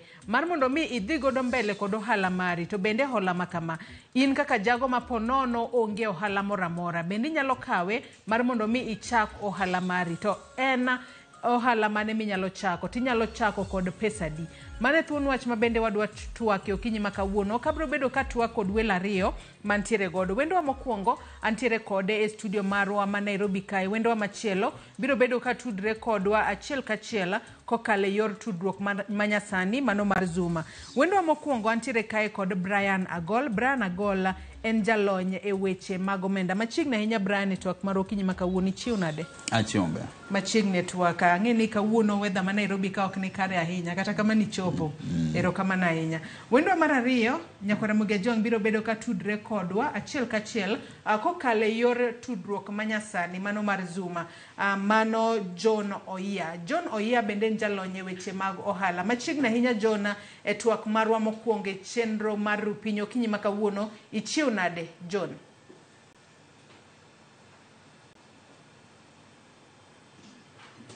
Aya, pod waloso weche mag tudruok makare koda John kanyo kama utudore kodwa achiel kachiel okinyi makawuono e yor Zoom. Nyakora Juang in bende inyalo tudri kodwa kichwalonwa penjo paro moramora kokale yore waduto te mag tudruok Mano moriwo namba mar ote machuok 23600 kaka pile ibiro yudowa e Facebook kacha Ramogi TV, mbui marwa mar X bende ibiro yudowa Ramogi TV. An bende nyalo tudri koda e Facebook page mara ibiro yuda Joyce Oduor, mbui mara mar X ibiro yuda @JoyceOduor. Adasko kia kwase yudo John Oyia koreyo makare ka entiere yor Zoom. John akia kiwinja kata kamano podi nyisa ni podi loso weche mag tudruok e yo makare. Angwa chaka tua kod Brian. Brian nyaka sani koro wang'e ni wego ohel ni mopogore opogore nyaka sani koro wanyalo wacho ni gikale matek. Wang'e ni chal mar uchumi mar Kenya ok ni kare. Kata kamano gin hola kaka mage masani wanyalo wacho ni en available kata nitiere ne jogo matimo hola e pacho kae.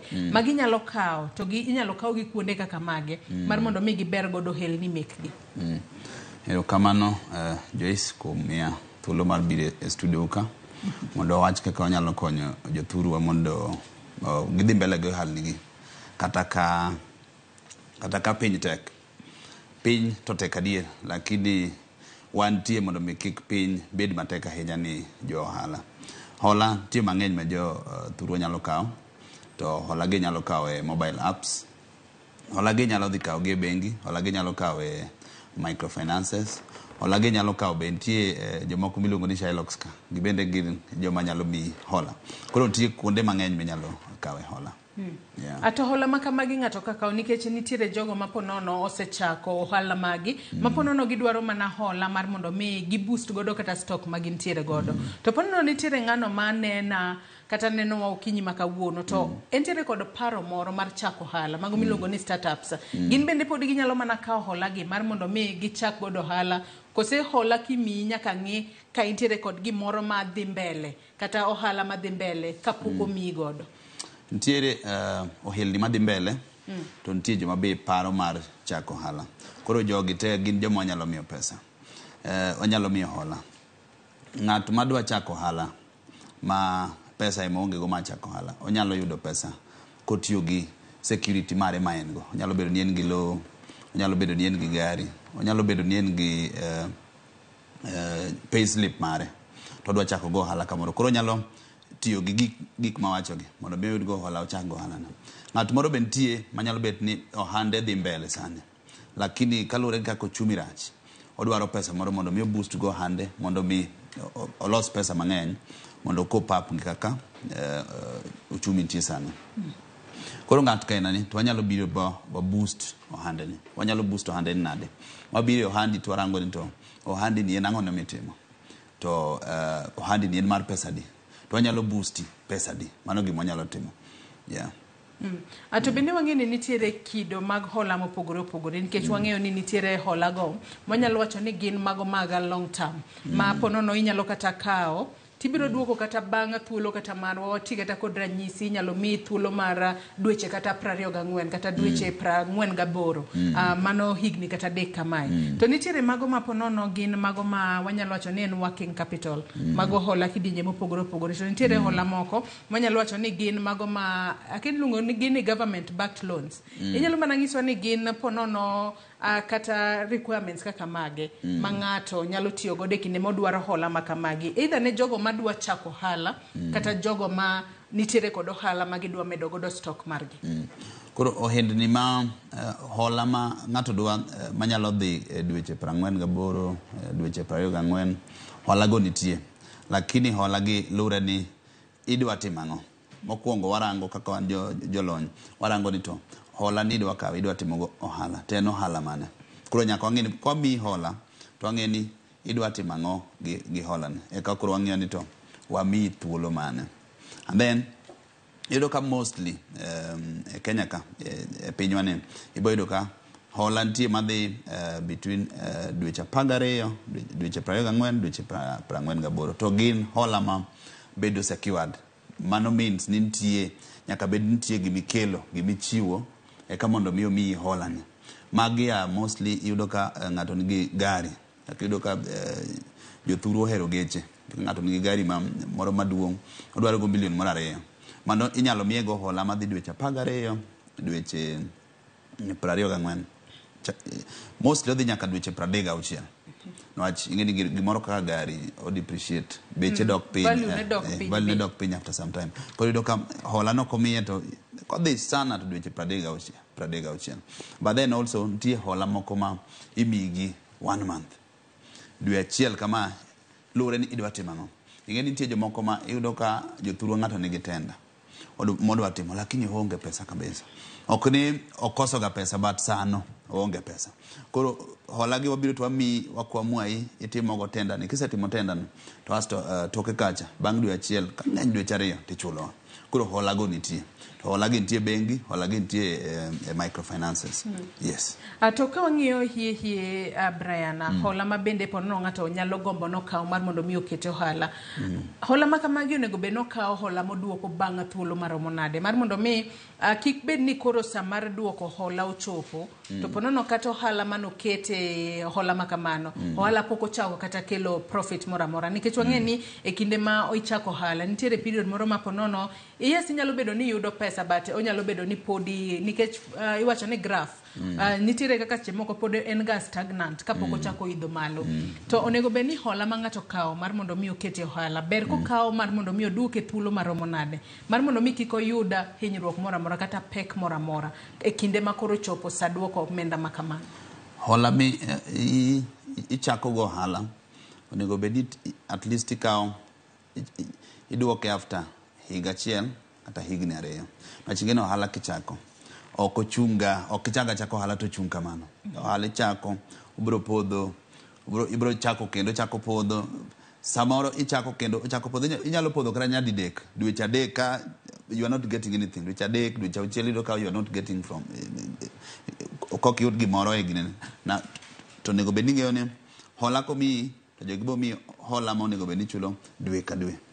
Koro kikawo hola ni wacho ni we akawo hola ayaw duka nani then idwa ne chul hola ni bang' dweche 3 to yaw duka ma pod ok ng'eyo ni dhi loso pesa nade.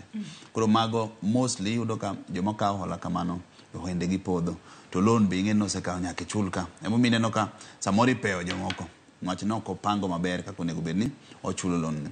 Koro ber ka hola kikawo to kawo hola ma at least chulo dweche 12 dweche 12 to dweche 24. Kitime kamano to wacho ni is spread risk. It means ni kikawo kata 1 million yaw go ohala it means ni installment midhi chulo ka dhi bedo pesa matin makata kapo ni yudo pesa handi ni tok mi profit but pesa michulo go hola cha to nitie then kachopo sama koro handi cha chako mi profit koro tuyudo ka in breathing space maber mar loso pesa. Ato kinde ma ng'ato pok okawo hola mare pok okawo hola e bengi kata obedo hola mokawe bengi mang'eyo ni mag bengi porno nyaka bed kod title deed kata bed kod logbook mano mar gari. Ng'ato nego bed ni ikore yo machalo nade mar mondo mi ogo kwan mare e yo makare ma pok odhi kata e bengi to wacho ni an koro kata kaka Joyce amua ni kora dwa kawo hola kata mara $500,000 onego bed ni oketo kata otimo gino miluongo ni financial planning e yo machalo nade mar mondo mi yudo omenda makama nikech wang'eyo ni pesa bende kinde mang'eny iwacho ni jachien pono ni nyalo yudo pesa mang'eny dichiel to koro pachi lokore koro ineno mani awe koro adhi acham godo rama kata kokikete ohala kanyo onego bed ni ng'ato jipanga e yo machalo nade kata thuolo mar jipangare mar pangruok e yo makare onego bed e yo machalo nade. Kapok ng'ato odhi okawo hola anyalo nyiso jothurwa ni pangri maber ni pesa ni adwa kawo tadwa dhi timo nade onego bed ni ineno kabisa wacho ni it has to be clear e wi kabisa ni hola ni adwa kawe tadhi timo kode ang'o ok onego kawo hola ni kawo hola ti ok ing'eyo maber gima idhi timo kata ineno kosiepe ni timo ohala ni koro iwacho ni we akawo hola mar 500,000 adhi ayaw go wines and spirit Wacha no kakisumo kacha town kanyo jirandwa ni oloso pesa sana. Onego bed ni jipanga ni to hola ni kakawe tadwa dhi pange nade. Ka en rent monego bed ni adhi chulo. Adhi chulo rent kose an gi order moka chul rent. Ka en stock madhi kelo no dhi miya pesa di. To ka en hola madhi kawo tadhi chulo installment ma pesa di. Onego bed ni gigi are very clear before idhi kawo hola. Mondo kikawo hola cha tikete biashara from the first day mikete biashara. Onego bed ni omi igo kwano kabisa on pesa midhi yudo at the end of the day, end of the week at the end of the month. Yes. Inyisa ni wase loso yore mag tudruok e yo makare koda John Oyia jalonyi weche mag omenda mabende tudre kodwa achiel kachiel kokale yor Zoom okinyi makawuono. John, ichiw nade okinyi makawuono kendo machiegni twak marwa mokwongo mar Rupinya e Ramogi TV kae. Thuon wach ma twake en hola e bero hala. Ntiere studio kae kod Brian Agol. Wasechako twaka kata kamano in bende dagomba mar mondo mi iriwri kodwa e twak okinyi makawuono. Mokwongo ichiw nade ka intiere Kisumu kapok wachako twak marwa John. Chiwo maber Joyce, aneno ka usechako twak gi Brian. Kisumu ber, koth nyuchwe, achiwo maber, Nyasaye orita. Erokamano, chal ni koth kawuono monjo gwenge te kata Nairobi kae bende en mana koth. Kata kamano koth wuon chiemo kendo koth kelo gweth mathoth. John, ka wantiere kodi twak in bende okinyi makawuono. Nyaka sani en mana moko kuom penjo mabende asepenjo Brian mantiere gode studio kae. Gin hola kaka mage ma jo hala nyalo kawo mar mondo mi giber godo hala magi obed jogo machako hala kata jogo madhi mbele kod hala margi. Ber kawo hola miduoko bang' thuolo malach kose ber kawo hola ma ponono ibiro duoko mapiyo piyo mar mondo mi ponono kik iyud pek mora mora mar duoko hola kod ponono yudo yuto kata ohala mari mitimo John. Erokamano Joyce, adwa temo nyiso jothurwa ni luwore gi gima ikawo ne hola. Hola samoro nyalo kawo hola na medo go stock. Stock ibiro yudo ka en gima iuso to dhi. Sana sana ne joma osebedo ka ni ohala, en gima iuso to dhi, en gima iuso to dhi. En hola manyalo kawo kaber to muda mang'eny mogik obede gachiel. Nikech ibiro yudo ka ohala gi thuolo moro ma kendo chako dwaro ni bonde mede pesa moro. Koro kikawo mar muda malach ahinya, idhi yudo ka strain ichule ka iyudo ka mbele kucho kendo koro otemo geng'oni. Koro luwore gi gima akawo ne hola. Samoro akawo hola adwa gero go kata plot moro. Mano gima biro kawo muda mang'eny, samoro higa 4, 5, 6 moro. Koro luwore gi gima adwa kawo ne hola, madwa timo gi hola no. To sana sana kikawo hola mar stock ma itiyo godo to dhi, anyalo nyiso jothurwa ni kik ikawe mar muda mang'eny nikech ohala biro dwaro ni ichake mede pesa moro kendo ka muda moro gik. John, kiwacho ni kik ikawe kuom muda mang'eny ahinya, ber kikawe kuom thuolo maromo nade kopogore kata kod higa achiel? Ber kawe mar ponono dweche 3, dwe 1, dwe 2 kata dweche 6 kama? Ber kawo mar thuolo maromo nade? Okay, luwore gi bende gi amount mar pesa mikawo. Samoro kikawo amount matin minyalo chulo haraka dweche 6 ber. To kikawe mang'eny mediere maber ahinya samoro higa. Kodhi mang'eny ahinya odhi kata higa kata gi nus. Dipo ka nikech ohala pod dwaro, en gima dwaro seche te. Seche moko ibiro yudo ka dwaro moko donjo kendo, tichake dwaro yo moro ma dimed godo kendo. Nikech iyudo ka in e ohala, seche moko customer penji ne gima kama be in godo, seche moko ionge go. Koro ing'eni sa sama customer penjo kamano, customer osewuoyo, koro winjore iket ne gima odwaro no. Koro momiyo ikawo pesa timedo godo kamano. Nikech dwaro mar customer bibiro yudo ka lokore ndalo ka ndalo. Koro magi gima be nyaka wang'e ohala ka.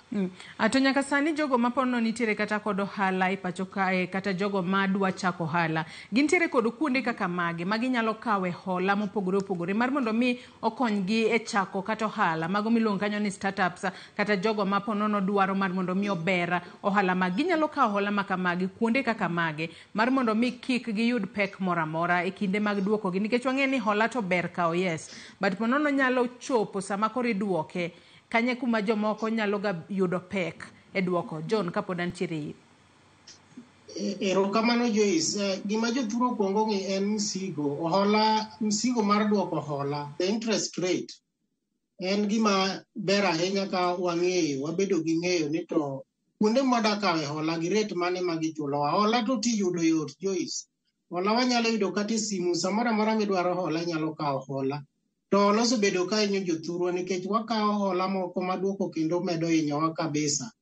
Bengi wanyalo yude hola gi rate maber kendo iyudo ka bengi kendo giyudo ka gibedo regulated gi Central Bank of Kenya. Koro interest rate gi ok rach ahinya. Hola wanyalo yude microfinance institutions kuonde go wanyalo yude hola wanyalo kawo kuonde mang'eny kata mobile apps gi. But then gima owinjore jothuru wang'e en ni to rate mane madwaro kawo go pesa ni. Sani kwang'iyo kata economy ok ber ahinya. To nyaka wadhi e hola moro ma bende kata kwaduoko to inyalo yudo kaka miyowa yot mar timo ohala. Ai kadwa korka kori Brian kwantiere kodi e studio kadwa ni watwage wechego mag interest rates kaachiel kod wechego mag duoko hola.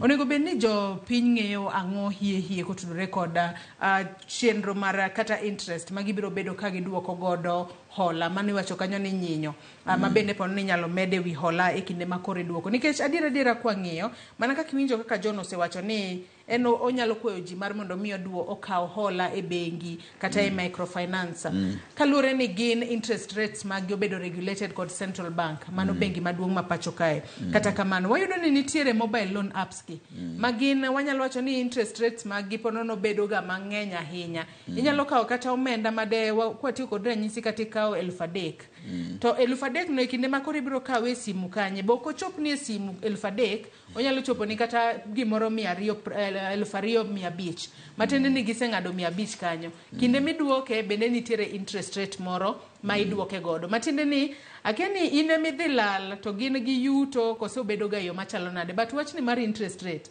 jonego bed ni elewa yo machalo nade. Interest rate lure ni ikaw hola kanye kaka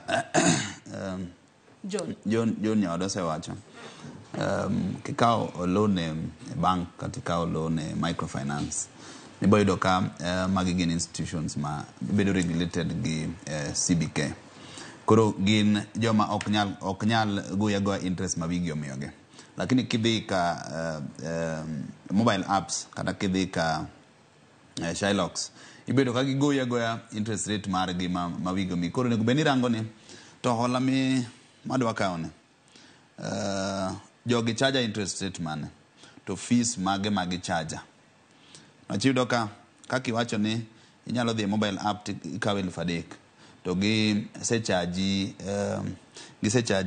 500 to kendo kiduogo tichulo gi 3,000 gi 500 kodi ngeni kanyi chulo ichalo ngama chulo 1,000 tikawe 2,500 koro percent no kokigo kwana no maber iboydo ka i chulo pesa mang'eny kabisa moko nego beni chulo but kalure gi samoro emergency majin go samoro ng'ato kwamo kamoro ido ka kawo mobile app loans go interest rates sani bank en 1.9 but then samoro yudo ni mondo mi yud loan e bank no en process no mean yudo ka jothuru atimo dhi mobile apps ma ok penj gi penjo mang'eny idhi e bank kidhi e microfinance be yudo ka moko ok gichenda ahinya koro yudo ka interest rate gi be ni malo matin yudo ka en 3-4-5% mano microfinance but then banks 1.9 but then mobile apps it's way too high Shylocks it's way too high koro nyakirang ni to jogi charge pesa di at the end of the day and then adwa timo ang'o gi pesa na jomoko aseneno ma ng'ato dwa pesa odwa ga pesa sani koro yudo ka kata na interest rate neno korang ok ong'i interest rate wacho ni miya pesa ni alogo gini na kolog gini to chuli ka maybe the next day or the next week koro jothurwa samoro yudo ka mane makos gi kawo loan kawo hola ma ok ging'iyo interest rate ni chal nade but the best places ma kawo hola en bank gi microfinance ma regulated at least gi explain nini kawo hola pesa makama ibro chula pesa makama dwe ka dwe chula pesa makama at least en clear yes John kantiere ko korka kodi nikech sani wang'eyo ni nitiere johala moko matindo ma ponono kata ng'ato dwa chako ohala kata odhi mbele kod ohala mare to hie kwa ng'iyo thothne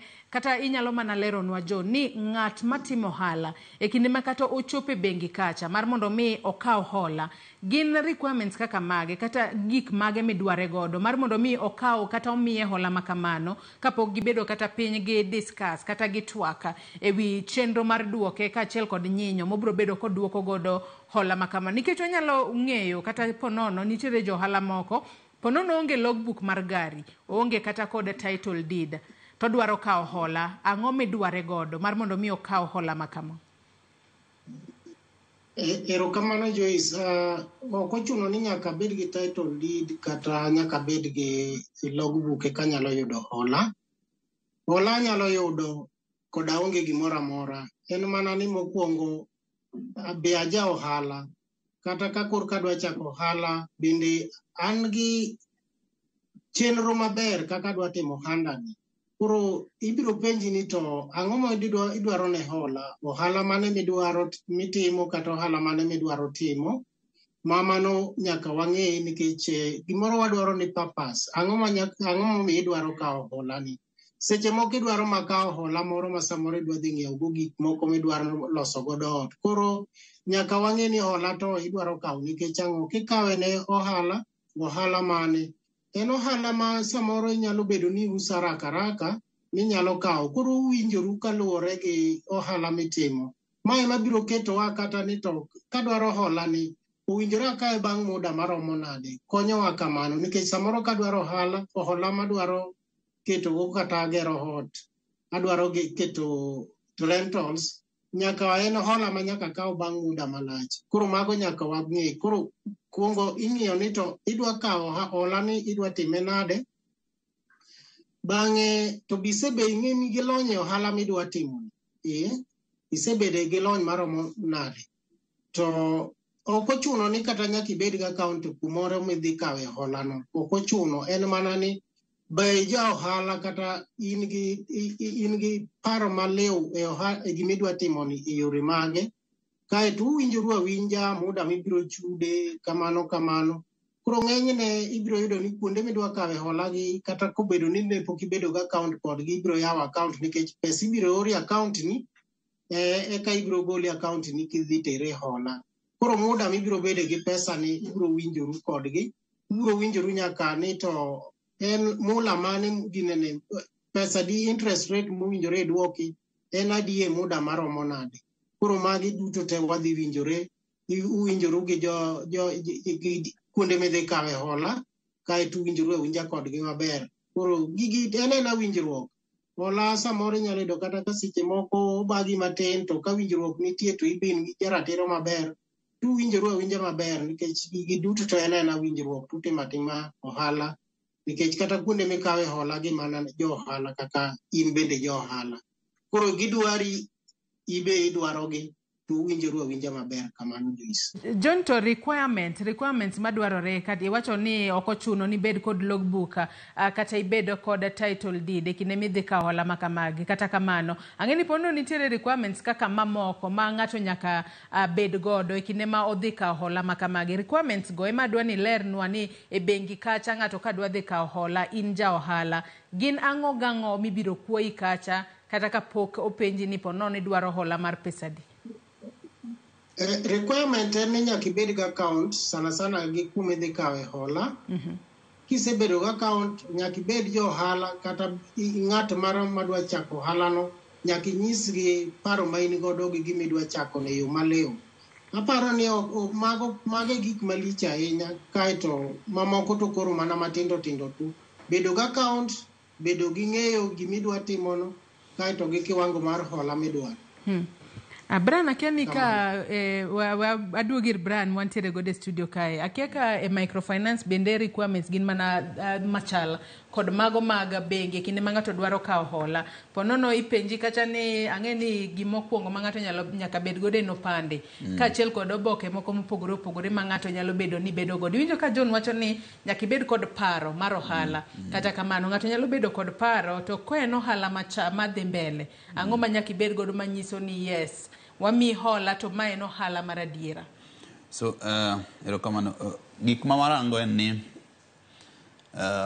in gi account, in gi identification documents, ID in go, KRA in go. To account a microfinance kata bank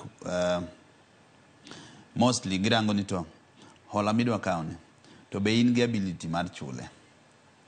Ability kori pime yo machalo nang'o? Ability irango ni to account ni ng'eni nitie ohendni ma nitie ng'ama dwa chako ohala to kata account ni onge go. Yes, jono wacho ni account ibet go gi identification document. Koro want warango ni to ability ni chal nadi. Ability en ni pesa di madonje account ni dwe ka dwe. To bendo nyalo konyi ni wuon. Achingeni samoro Joyce nyalo bedo ni iyudo 1,100. To 1,100 ni dak Nairobi ka 1,100 ni wang'eno nego beni chulo rent, wang'eno nego beni chiemo ibe, wang'eno nego beni chulo fuel kata chulo fare. Koro nyaka wang'eni ability ni chal nade. To asto kitiyo gi collateral, kitiyo gi security, let's say ni itiyo gi logbook ni. Nyaka wang'eni to be logbook ni be qualify pesa midwa tiyo go ni. Koro mago gik morango. Ability, character be. Wajnya do kanti ng'ama biro dwaro kawo hola to timne en ni obiro kawo hola to kowuok oko chul to chako duogo kendo biro koni owuok koni oko chul kendo kowe kanyo buok koni biro oko chul. Koro nyaka be warang character no be. Koro warango ability, character no to koro ng'iye yo machalo nade kalo ni po no akenu tudru ahinya koso ng'iye yo machalo nade. Watudre ahinya. Koro warango ni to loans mage misebetgo to be ichulo loans, ichulo hola momi.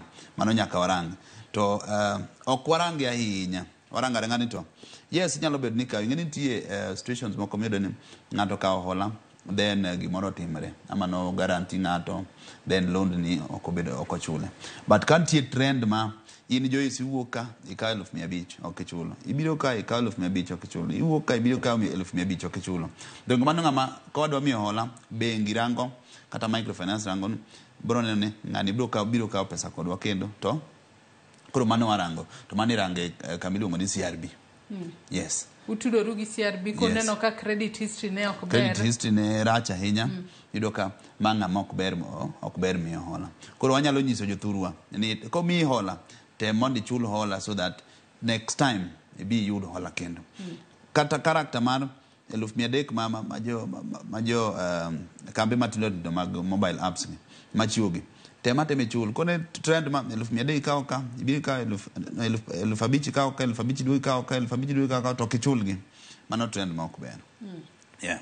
Aya, nyakwara Mugajwang' in bende kamora mora ma intiere med chwalo nwa ote kata paro mora mora kotudore kod thuon wach ma bende watwake okinyi makawuono. Konyalo mana somo moko kuom ote ma joneno magwa chwalo nwa okinyi makawuono kachiel kod penjo ma joneno chwalo nwa achiel kachiel akanyo. Kata kamano we asoma ne ote makamago maneno ka joneno magwa oro nwa okinyi makawuono. Ang'isi ni nyalo chwalo nwa ote kokale namba mar 2-3-6-000 Facebook kacha bende anyisi ni wantiere live okinyi makawuono ichwalo nwa ote kata ipenjo wa penjo mora mora.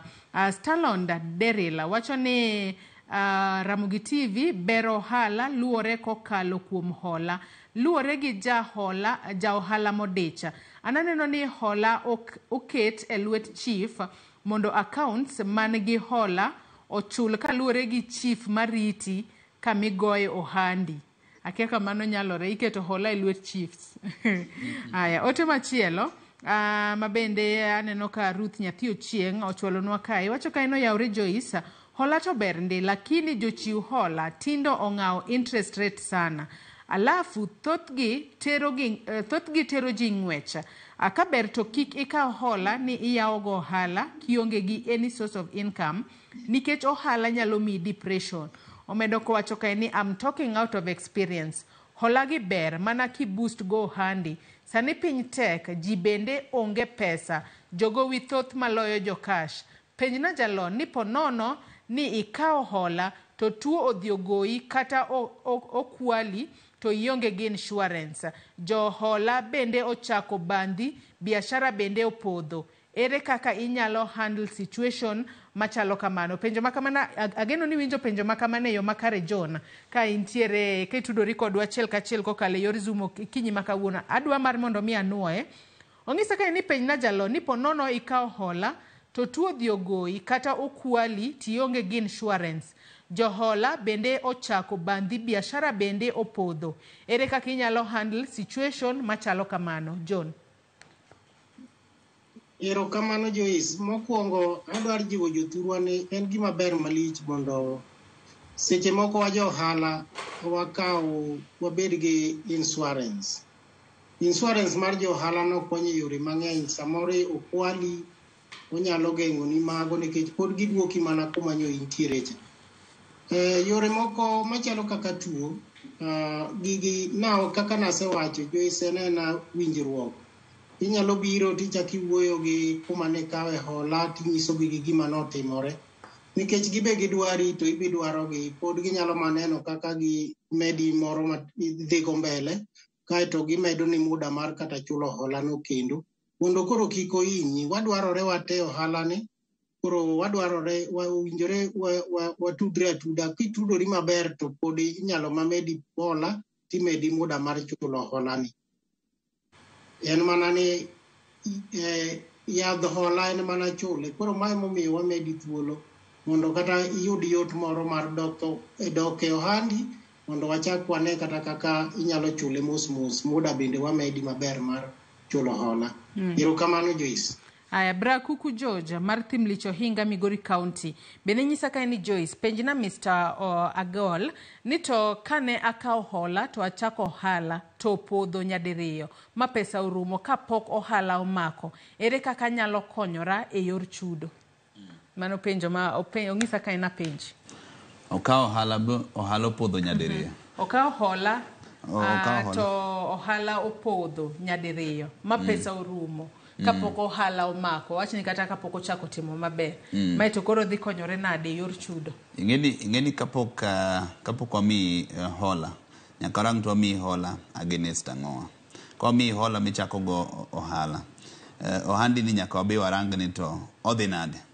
Korie podho, ingeni nitie agreement mani indikonwa ni wami pesa chako ohala, onego bed ni chulowa. Koro kohalo podho nyadiriyo, nyaka warang ways ma kaka ibro chulo pesa mane wamicha. Yes.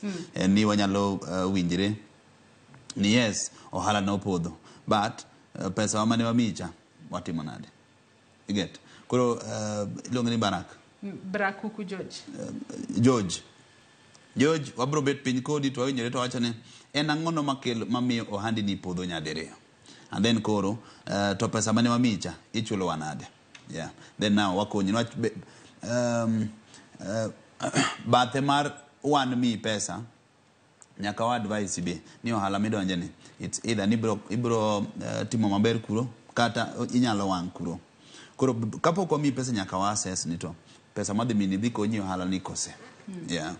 To bende mano bende makela kata penjo na machielo Jona ka intiere Zoom kanyo. Nyaka sani wang'eni nitiere gik ma wanyalo wacho ni gin risks ma ng'ato ka okaw hola mar mondo mi ochak godo ohala. En gino wanyalo wacho ni en risk maduong' ahinya mokaw kalore ni en ohala ma kokichake ikia kodhi timo maber kata odhi timo marach. Ikia ka hola mikaw ichako godo ohala no biro miyo ohala ni dongore kata ponono ohala nyalo luar to onge profit mora mitimo. Ng'ato nego bed ni ere risk management inyalo konye yo machalo nade ahinya ne jogo makaw hola mar mondo mi ochak godo ohala. John. Erokamano Joyce.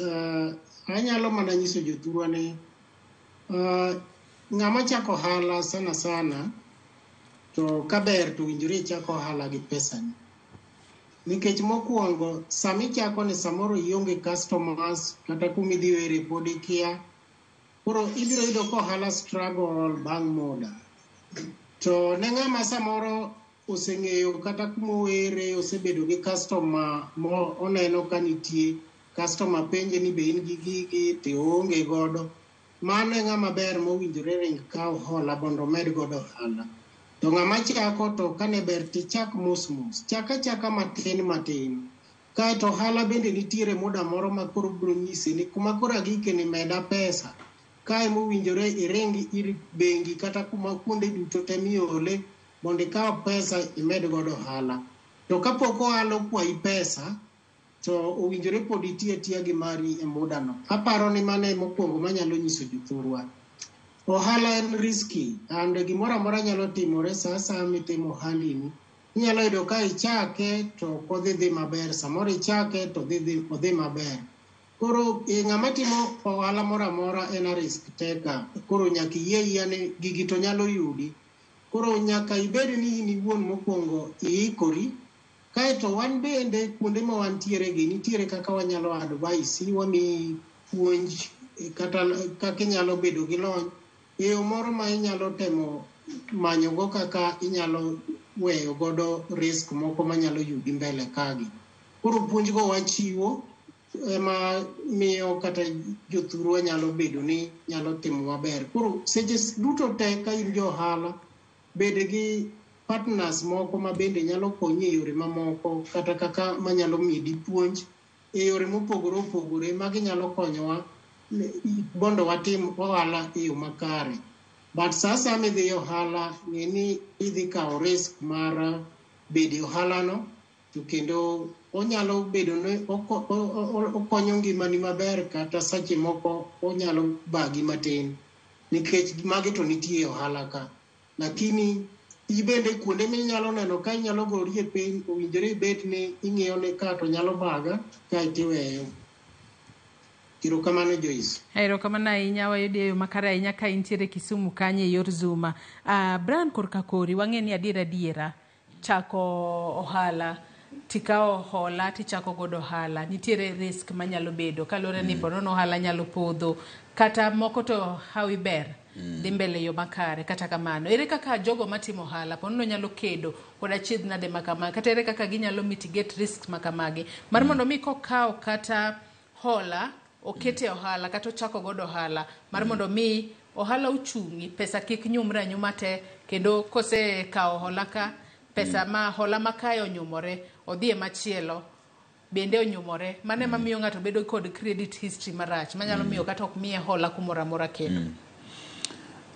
Mitigating risk en ni nyaka itim research ohala midwa donjene kata let's say ni ng'ama dwa yawo duka ok inyal chiwo kinyi tiwacho ni an adwa kawo hola yawo go duka kaka nyawadwa John owache kacha ber ka ohala kichako to chak ohala gi pesa ni and then koro kiseng'eyo ni ohala ni pesa agolo kanye pesa ayudo kanye ohala ni to nega med kure gi kure koro inyalo dhi kawo hola mondo mi med go kanyo. Inyalo ka e duka ka nitie gik madhi ahinya monego bed ni mede pesa koro iwacho ni to pesa ni aonge go wadhi akawo hola mondo med go. Koro nyaka itim research ing'e ni ohala madodonjene to itime nade. Number 2 onego bed ni in gi partners moko ma be nyalo nyisi ni gini to wan wasetime kama to nwalwar kama. Koro in sami donje ohala ni sami idonje ohala ni onego bed ni ng'eyo maber katime kama to adhi mes lakini katimo kama to ohala ni dhi chung. But bottom line nyaka chak ohala gi pesa ni kikawo ohala ni dhi chako go ohala tikawo ok ing'eyo kata maber ni biashara ni to jilwarga e biashara ni nang'o onge jo mipenjo kata na internet okirango ing'iye ni to joma osechako ohala ni negi idho negi dhi mbele nade e ohala gini. Koro nyaka ing'e mano before. Ato e kinde ma kata ng'ato koro kawo okang' makende mano mar chako ohala gi pesa ne kosechako ohala ponono ng'ato nego kapok okawo hola kata pok okwayo ng'ata pesa onego bed ni ponono ohala no osebedo kuom thuolo maromo nade kata kaka un jogo machiwo hola ung'iyo ga no ohala ni osebedo kuom thuolo maromo nade kapok uchiwo hola makamano kose kata ng'ato kochako ohala sani bang' dweche 2 kata 3 moro kobiro kwayo hola to miya no wang'iyo ga nyaka wang'e ni ohala ni osebet for how long? At least a minimum of 6 months. Waneno nito ohala ni is it ohala ma graph ne dhi malo kose no ohala ma graph ne erratic. Graph ne kadhi malo to nyalo mede pesa mondo mi odhi malo. Koro anga statements ohala ni loso pesa marom nade. Eka wang'iyo ni koro wamede pesa marom nade mondo mi osud. Then kwa se mede pesa be to wang'iyo ni to pesa no wamedo ohala ni to be odhi malo kose ang'o matimre. Yeah. Nyakwara Mogajo ng'adwa mar mondo mi wakaw yoyo mokwongo e twak marwa mokwongo kinyi makawuono med chwelonwa ote paro moramora kokale yore waduto te mag tudruok penjo kachiel kod ote makamago abro bedo kasomogi e kinde mwadhi mbele kod twak marwa kik idhi mabor.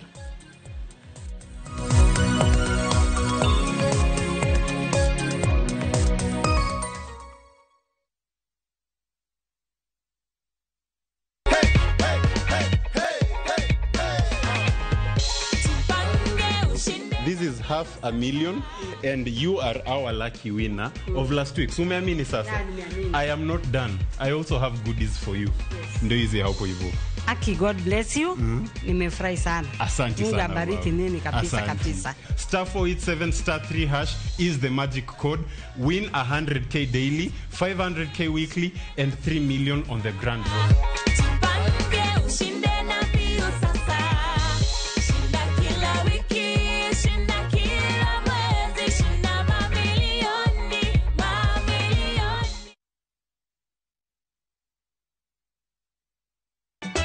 Ka osiep motegno kod johot moherore ritore. Nyako cha. Timondo ndisori. Wayudo ng'eyo tonggi. Ipani akia gik mitimoga. Uro wengi donje matusi na ukweli donge. Yud mor e ngimani kokalo e gik matindo. Udogo shwag wende musajaka dala. Justice for all. Mia nengi manyarko chia. Kod osiepene kachiel kod joodgi. I am busy. Gima ruoth miyo kana wene jachien. Sama giromo gi pek mar ngima, joot kod osiepe. Nyasaye neno gi wang'i ma ok opimni. Akwaye ni mondo imak tieja karibu to kopuodho tilew chunye. Ok ginyal weyi ma ok inyiero. Nyako cha irachna e joka. Koka ite to tegore mana ka ita puoyo maniego. Nyarko chia. Tich abich ka tich abich, saa 1:55 otieno. Mana e Ramogi TV.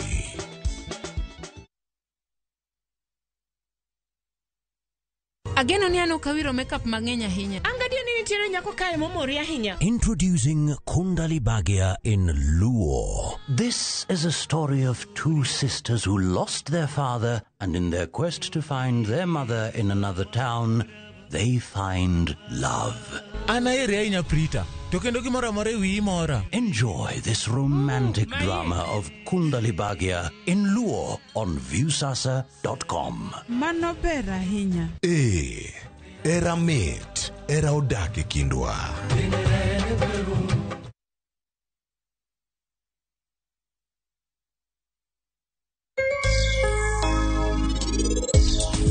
Ekin nyithinda te onge ng'ato ng'ato mawachoga miriambo. Ande aloko timbe jopunjab te man ka. Obed gi timbe mabeyo. Wan wabiro kae mondo wapuoye. Bang'e wagwedh ne nyathineno. Hospital minenono anang'eyo ni Sarah biro keto mana nyingi in. Mamsi, iwacho adier. Baby, Mamsi owacho adier. Nying hospital no idhi luong ni Helene's Children's Hospital.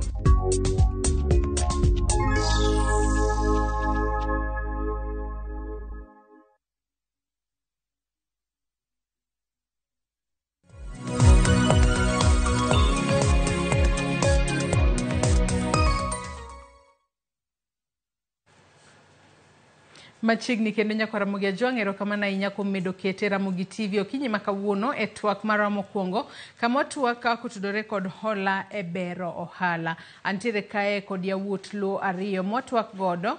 Brian Agol, jalonyi weche mag omenda, antiere kod e studio marwa ma Nairobi kae.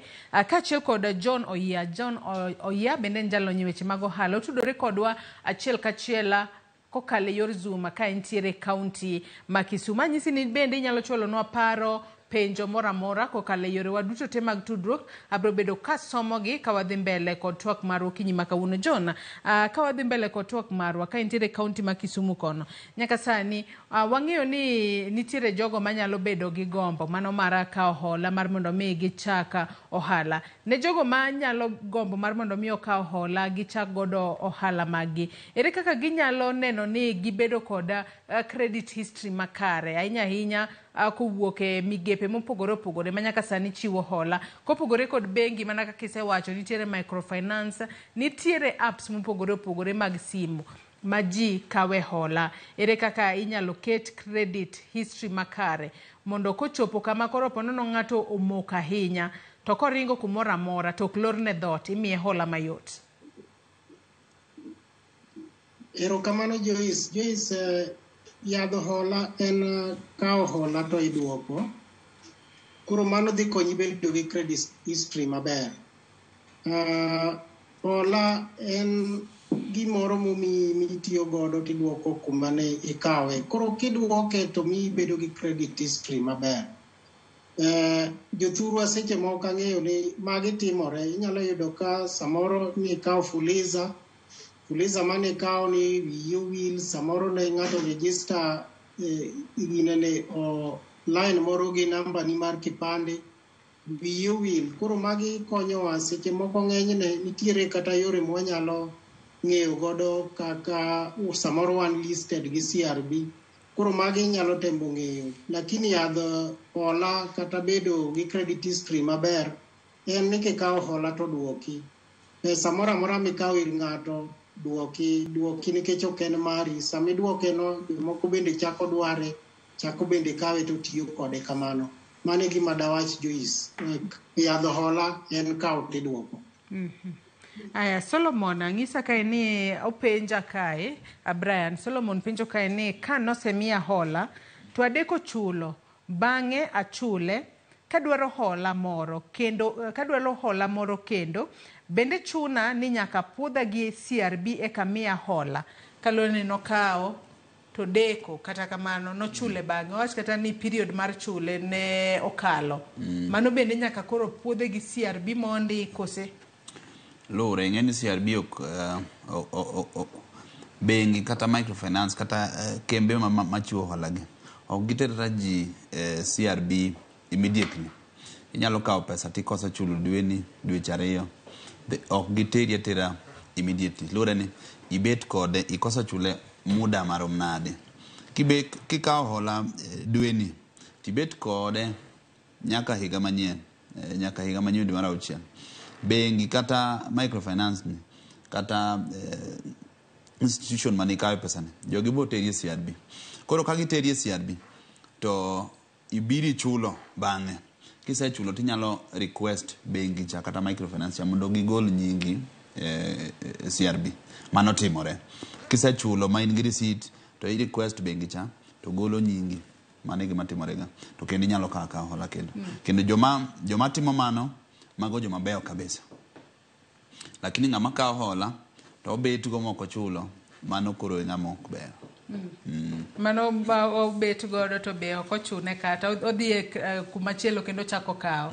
Kata kamano tim makamano nyaka sani koro nego wang'is ji ni owere godo. Aya, moko kuom otima bende jonno magwa podi chwalonwa kae. Omuga wuoda Apuoyo Junior wacho ni onge kaka mano nyalo timre. Hola medo mana kelo wich bara kod ruombruok mar ohala e pacho kae. Aya, ote machielo kae mar Scofida Osewe wacho ni sama opeyi to jok mabiro wenge gi chalo kit kamasia.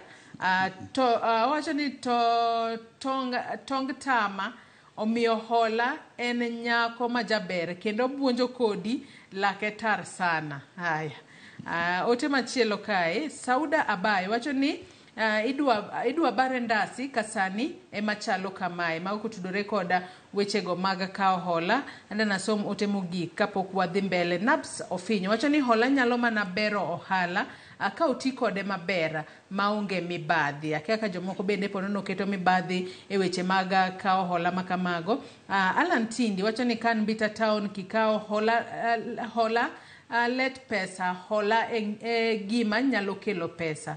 Aya, mago ote majoneno magwa pod chwalonwa kokale yore waduto te mag tudruok. Ka ng'isi nyako Ramogi Jwang inyalo tudri kodwa kokale namba mar 236 kata Facebook kacha kama wantiere live Ramogi TV okinyi makawuono. Jona kabiro kor kakori onego bed ni ng'ato ponono ka koro isekawo hola mar mondo mi iber godo hala mari. Ikawo hola kwa tiyo kata kod ranyisi mano hola mara shillings 1,500 monego beni itimo godo mar mondo mi ponono imed godo kata stock mari duka kacha. Toka hola makamano ng'ato nego beni ponono nono kaka omenda no tiyo yo machalo nade mar mondo mi kochopo samo duoko hola kiko yud pek mora moro. Onego beno timo financial monitoring bang' thuolo maromo nade kata onego beno time sama romo nade mar mondo mi kik bed ni hola ikawo to yes imedo godo stock to ponono onge ber mora mora miyudo. Erokamano Joyce, gima owinjore watim e daily. Ing'e kaka pesa, kiwango mar pesa madonjo e ohandi odiechieng' kodiechieng' to gi kaka pesa itiyo godo kowuok e ohandi odiechieng' kodiechieng'. Ma nyalo konyi ng'eyo ni to bende ini ohala kuso gimitimo ni ok kel ni ohala nikech ohala watimo mondo wayud konyruok. Koro kwa bedo gi ng'eyo kaka pesa donjo nwa sana sana iketo gi andike ka pesa donjo ndik gi piny modonjo odiochiengno to gi mowuok indiko piny bende mowuok odiochiengno. Ma mi bedo gi ng'eyo ni to odiochieng' matiyo kawuono ne bende atimo ohala bende nitiere faida moro mayudo mowuok e ohanda ni. Koro winjore seche te wamonita kaka pesa donjo kaka pesa wuok. Ma konyi ng'eyo kata ne to be pesa manyakawo kuma nyaka gole kocha ko bed bengi kata microfinance institution bende abiro bedo gi thuolo mar duoke e yo makare. Unyalo konyi bedo gi yot e yo makamano kabisa Joyce. Erokamano.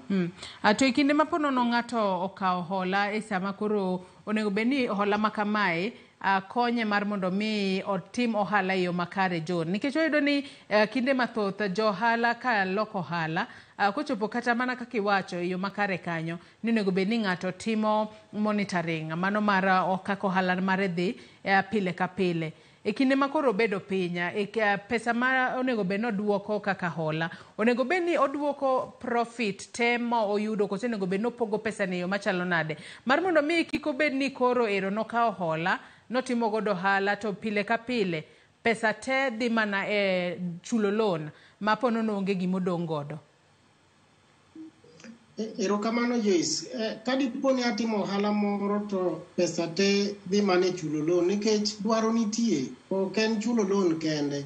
Seche moko anyalo nyiso jothurwa ni kik ichul loan to nyithindo to dhi nindo kich. Dwaro maduong' mokwongo en ni idi wuon yud kaka ichiemo bed kata gi ngufu mar timo ohala. Dwaro ng'eny. Koro kitimo ohala ok ni profit duto te obed ni dhi chulo mana loan. Ing'iyane ma emomiyo ka wan gi yo moro monita godo kaka pesa donjonwa kaka pesa wuok odiochieng' kodiochieng' biro nyisowa ni to be ohala matimo ni bende onyalo miya chiemo e ot bende nyithindo nyalo dhi e skul bende dwarona duto te gi anyalo yudo ma yud thuolo mar chulo hola cha.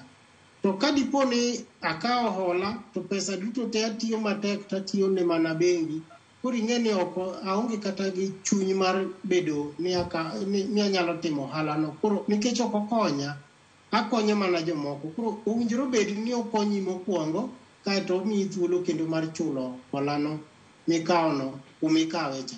Koro kony mari owinjore obed ni mokwongo kaeto yud ni hola mane ikawoni onyalo miyi thuolo mar chule kendo e yo mayot. Kamano Joyce. Brian korka kore nikech wang'iyo ni jomoko ka ere kaka onego bed ni tiyo kod hola e yo makare kalure ni jomoko nyalo bedo ni kawo hola to ti godo e yo makare. E kinde ma ng'ato oseng'ado bura ni an ohala nani kumochope bang' dweche 6 ka nosechake koro wacho ni ohala nani koro romo mar mondo mi adhi kata bengi kacha adhi kata microfinance moro mar mondo mi akaw hola. Ere kaka unyalo tiyo kod hola ni yo makare nikech oyudo ni nitiere kembe moko kata ohelni moko madwaro gik moko miluongo ni uso mano marketing minyalo time yore mopogore opogore. Ere kaka onego bed ni ipogo omenda ma ponono ikawo kaka hola kobede wechego mag marketing mar mondo mi ohala ni nong'ere e yo makare. Wantiere kod wechego kata mar ponono tiyo kod mbui e yo makare kod kata wechego mag inventory. Ere kaka onego poge yo makare mar mondo mi omenda makamano onego tim kode budgeting budget e yo machalo nade mar mondo mi omenda no mar hola mikawo okonyi in kaka ja ohala. Ng'e ni ohala to mondo mi ohandi ong'ere nyaka tim marketing. To ing'iyo ni to marketing atime kanya to kakawo hola to percent adi monego bed ni achiwo e marketing. Nwach koki imiyo ji ong'eyo handi to onge kaka emomiyo kata un ka uneno ka un Facebook un X un ginene udwa ni ji ong'e gimotimo. Koro nyaka ji panga maber kaka wuon ohala mondo mi kikawo hola to ji ong'eyo ni ji ong'e biashara ni to biashara ni bende odhi mbele to joma tiyo ni bende ichulo maber. Koro keto hola ni keto e marketing onego bed ni iketo percent maber ma in ming'eyo lure gi ohandi waching'e ohandi ni ng'eny ohandi moko be nitie ma kamokete kende doesn't need pes marketing. Nachido ka umine no ka kidonjo kata na town ka. Yudo ka ohendni mantie e dho ndara gi. You don't need to advertise yourself sana. Yudo ka gin gina kanyo joma kalo bro neno no handani. Koro lure gi kaka ipango handi. Mane gima nyalo wacho. Yes.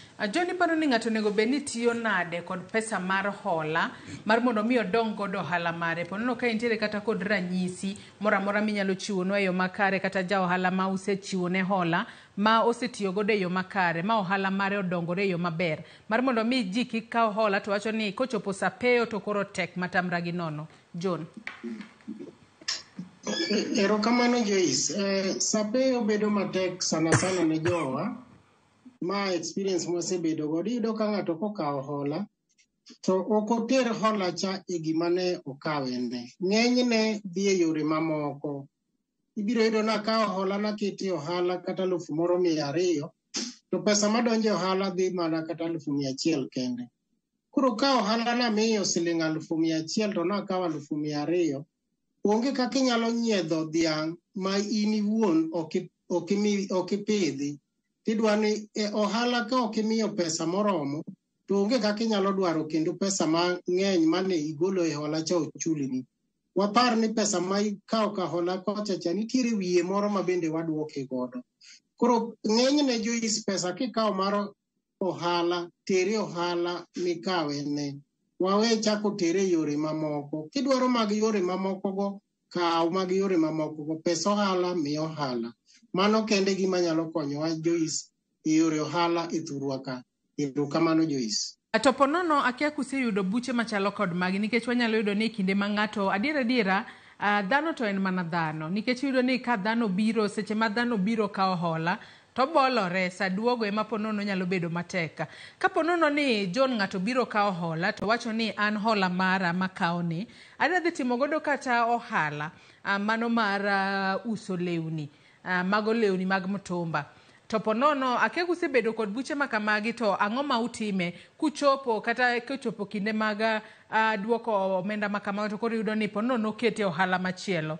Wach makamano kotimore to time yo machalo nade. Wach ni kata for example kan wacho no dhi chako ohala mar kata intiere kod ohala mano mar lewni to adiera ochako kata ohala mar uso math. Gik makamago kotimore to utimo nade un kaka jogo machiwo hola? Erokamano Joyce. Ng'ama chalo kamano seche moko gigo timore nikech ibiro yudo ni ng'ato odwa chako ohala moro kendo upogore gi ma en godo sani ni to ok owach ga. Koro mano en ng'ama bende samoro ne en gi dwaro no pod wawinjora kode mondo wane ane nikech kiyudo ka notiyo gi pesa yo maber kochako medo godo ohala mano otiyo gi pesa yo maber. En mana ni ka ng'ato kawo pesa to dhi tiyo godo e yore moko mok nyalo kelo ohala mane madhi neno marach. Lakini kawo pesa nus ne opogo oyawo go moro bopogo dhi go mbele en gi paro maber tiende ni oyawo yore mag yuto.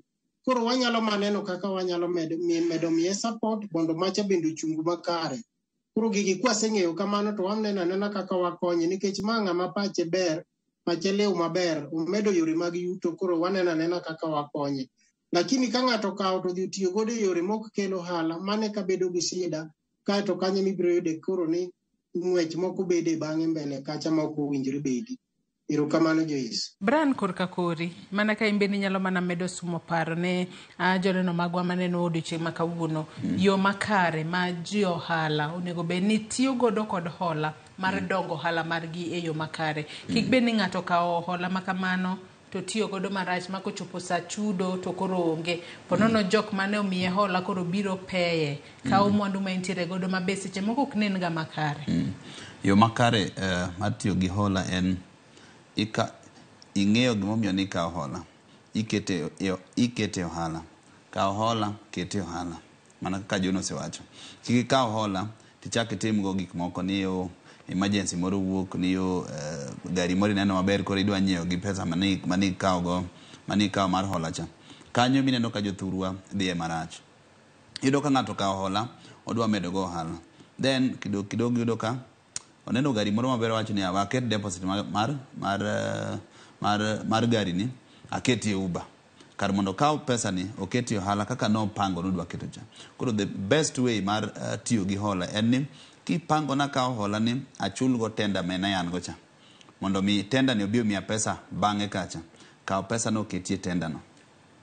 Then ka gik moko dhi marach bocho ni na kaw pesa ni akete tenda kacha. To na gik moko dhi marach kata joma natimo gi tija poko chula. It's understandable. Wajoma bende waelewa komi hola. Joma chiwo hola gi joma winjo ng'ama gimi hola. Nwach gidwari kawuono to gidwari kiny to in nibe ine monego bed ni imiyo gi referrals. Na adhi akawo hola e bengi ni kata e microfinance ni. Jogi na yudo shida, jogi no winja. Koro ginyalo rifai. Lakini kikawo hola idhi kete gima ne okipango. Then bang muda matin chopo kamano kubeni chudo tami ki communicate idwaro ni bengi otim nade. Yeah. Koro ka hola ketie gima ni kawo ni hola cha. Yes. John, kapo nono ni ng'ato kawo hola mar mondo mi okete ohala to neno ka ohala mare ok dhi e yo makare matinde ni ponono kano nego be no duoko hola makamano kata e thuolo mar dweche 6 oneno ka dweche 6 odhi chopo to ponono onge kod nyalo mar duoko hola makamano. Bende nitiere kaka onyalo twak kod bengi mar mondo mi omede thuolo, John? Joyce, duto te wan ma bengi kata microfinance gi oja ohala waduto te wan e ohala. Koro gigi gina winjruok. We are all partners gini. Koro en na winjruok. Kaido ka ohala ok dhi maber, bed thuolo. Udhi adhiya ti winjri kodgi kendo ginyalo choro muda kendo mar chulo duoko hola no. Magi timore nikech kata kaka sani kwaneno kaka piny chalo duto magi timore. Wabeda thuolo. En luoro more ma hinyo jothurwa ni koseneno ka ohala bage matin kendo koro dwa pondo kigo simu ok yudre. Okunen picha maber. Koro kaka ne ineno Brian osewacho, hola en karakta. Koro ka in gi karakta maber, ka sida ji yudo, beda thuolo iwach kaka enno, wabro maneno kaka wakonyore Joyce. Erokamano.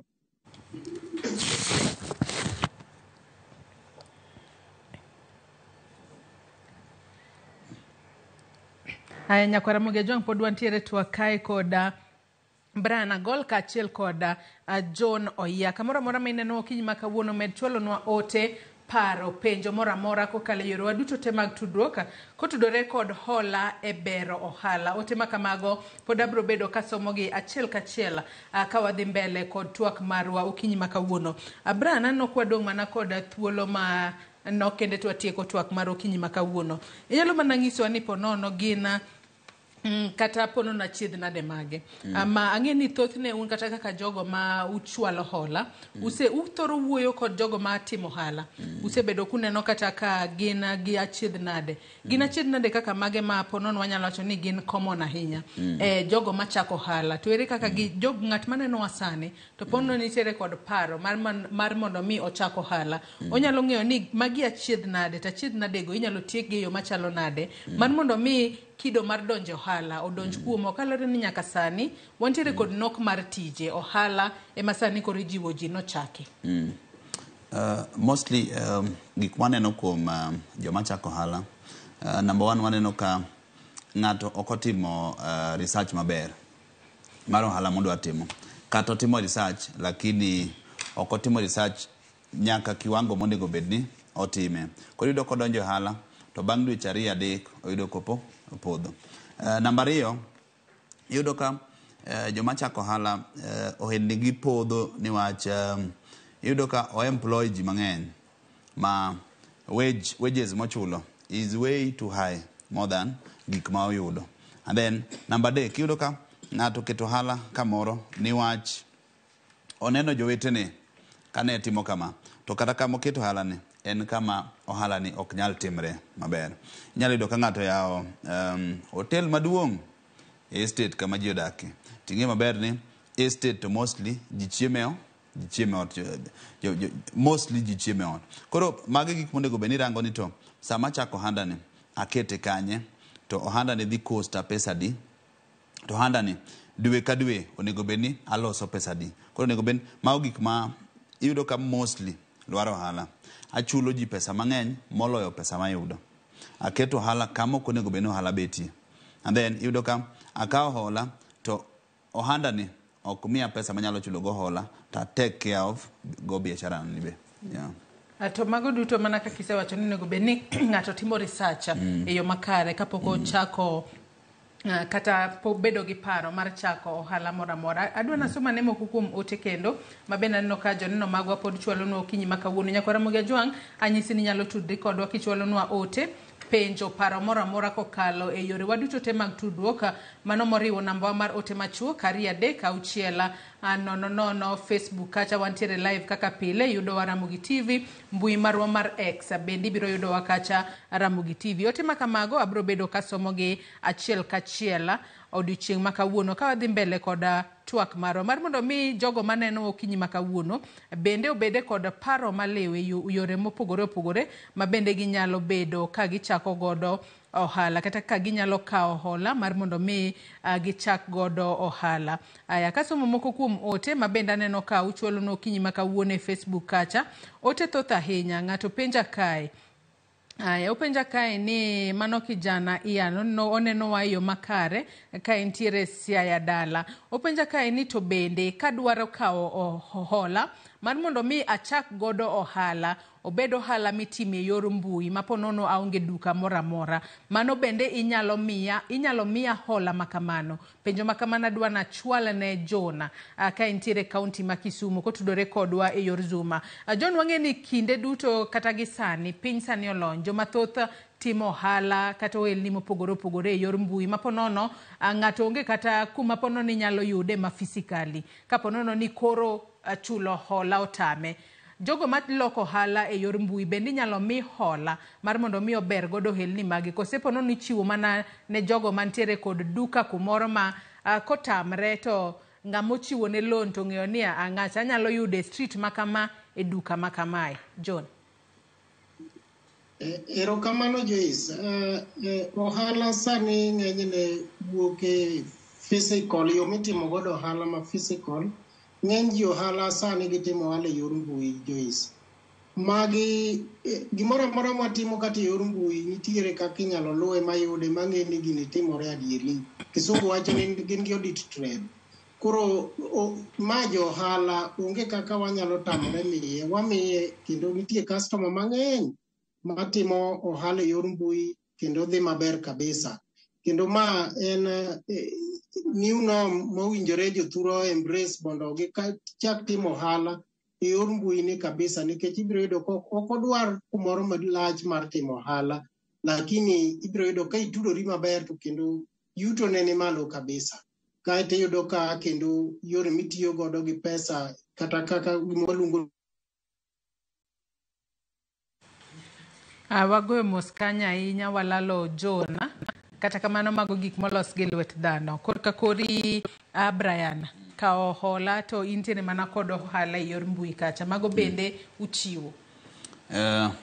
Hola e yor mbui, hola mimi to in go hola mitime e yor mbui, it's very common tinde. Yudo ka ng'ato nigo hande tinyalo neno ni ohanda ni to mostly yo distribute, inyalo neno kata Instagram kaka ouso, inyalo neno statements kaka chule, wanyalo miye hola. Ken gi credit history maber to ohande ni bedhi maber, wamiye pesa, kik wamiye nang'o. Anno ka wadong' koda thuolo matin kende to watiego twak mar okinyi ma kawuono. Dachuni thuolo mar mondo mi chiw wachni mogik ka waloro twak marwa kapok wadhir Jona ka entiere kaunti ma Kisumu. Anyalo nyiso jothurwa ni hola ber, to ka wakawo hola to watimo gima ne wadwa timo cha. Nitie jandiko moro iluongo ni Robert Kiyosaki. Owacho ni obedo billionaire okawo hola to nyiewo gima kama to gino chako ema chulo hola, to kosechulo hola to dhi nyiewo gimoro kendo. Koro hola ber, to hola ber ka wajipanga maber kaka wadhi chule. To hola ber hola or yadh hola en chulo. Yeah. Mane yadh hola mar mondo mi kisechule tichaki kawo moro chako konyi yo machielo. Ake kwa se yudo John oyaka entiere county ma Kisumu kata kamani nyisa ni weche mag tudruok pod nitiere kod ng'ikruok. Nyakwa Ramogi Juang akeni kuru wanyalo loro twak gi kanyo kalore ni wagoyo mos ahinya walalo John kapok ochwalo pache mogika kotudore kod thuon wach man watwake okinyi makawuono. Kata kamano erekomana ahinya John oya e county ma Kisumu kono kuom kawo thuolo mari mar mondo mi ichopi kata ibede twaka kotudore kod hola e bero hala odiochieng' makawuono. Bende Brian golero kamana ahinya kuom chope studio marwa okinyi makawuono ibiwa bede twaka. Nyakwa Ramogi Juang ageno ni yudo puonj makare ahinya kotudore kod hola e bero ohala. Iwacho kanyo ni yadh hola en mana chule. Kichule to ibiro bedo kod credit history makare. Ibiro chule kawuono kendo odiochieng' makiny kidware to pod ibiro mige ogodo maonge ohinga moramora. Hola ber kalore no nyalo konyi e yore mopogore opogore e medo stock mari mabiro konyi e ting'o malo ohala moramora ma intiere godo. Yena mar mondo mi atiek twak gi kanyo wakaw mana yweyo madundo gi sani. Tok yweyo nyawadwa Sharon Ong'ao kelo ni chenro no mar pok opogore. Kik idhi mabor.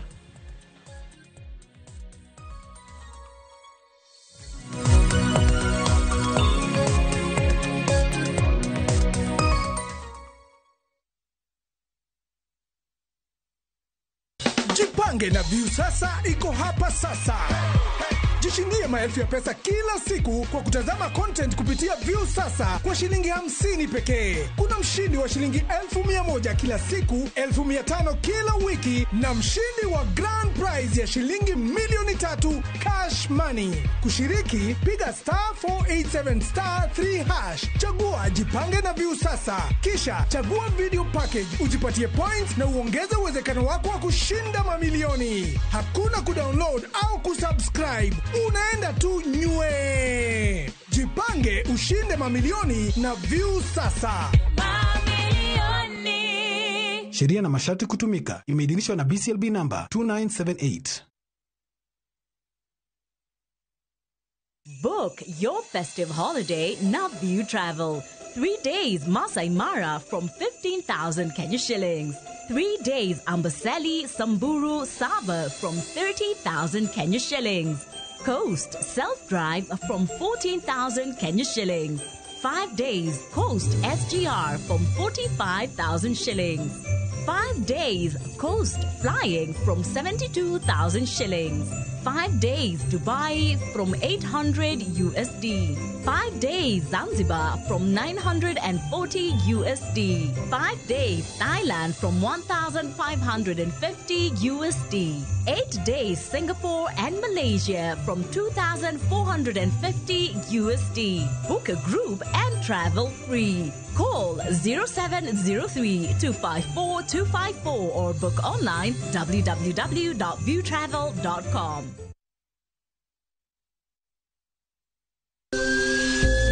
Ikrini wuoth makende mar puonjruok weche thieth kod rito ngima ji. Nitie gik moko mwanyalo timo mondo mi wageng' tuoni. Kochakore kar yeng'o nyaka kuonde thieth. Muony yath moro amora kapok daktari opuodho. Wabiro wuoyo gi ji e yo mabiro mulo chunyi kendo miyo pachi yawre. Awuoyo about cerebral palsy.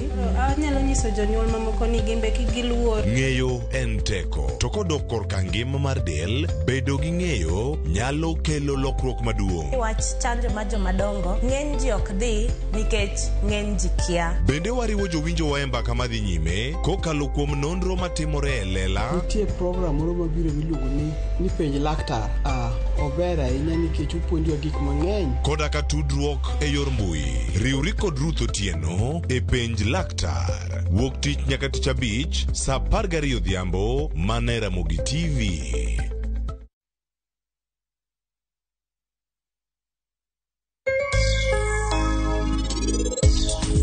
Penj laktar ka wawacho ni ngima en mwandu. Ruth Otieno kendo en ga morna mar bedo kodi odiechieng' kodiechieng'. Ohala ber, kik ng'ato wuondi ni chiro is oversaturated. Market ntiere kendo ng'ato ka ng'ato nigi customers ge.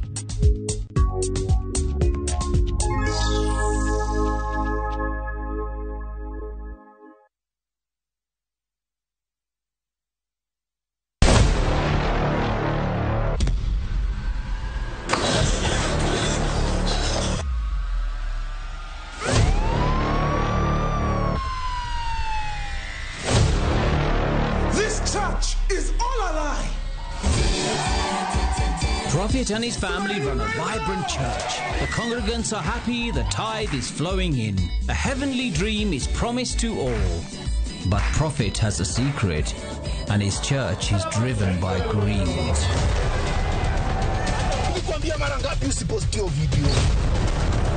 Would you die for your church?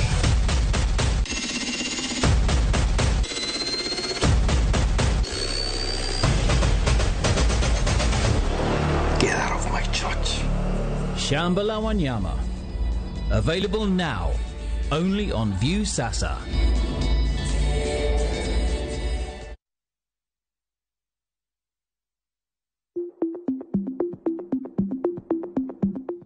Bedo ni ng'ato nikod tuo mar kansa ok onyiso ni ong'adne buch tho. Lim od thieth mantie machiegni kodi mondo pimi kata timni screening. Oteni okelni kod Royal Media Services. We care.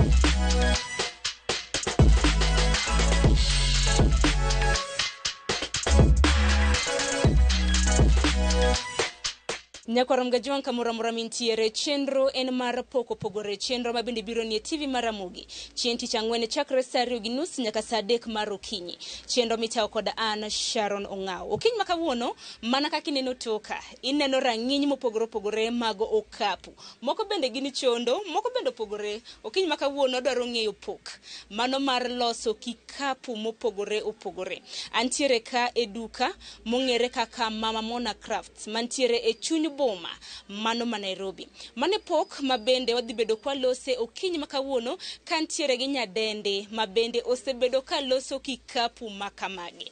Bed kodwa nyaka giko mar chenro makama.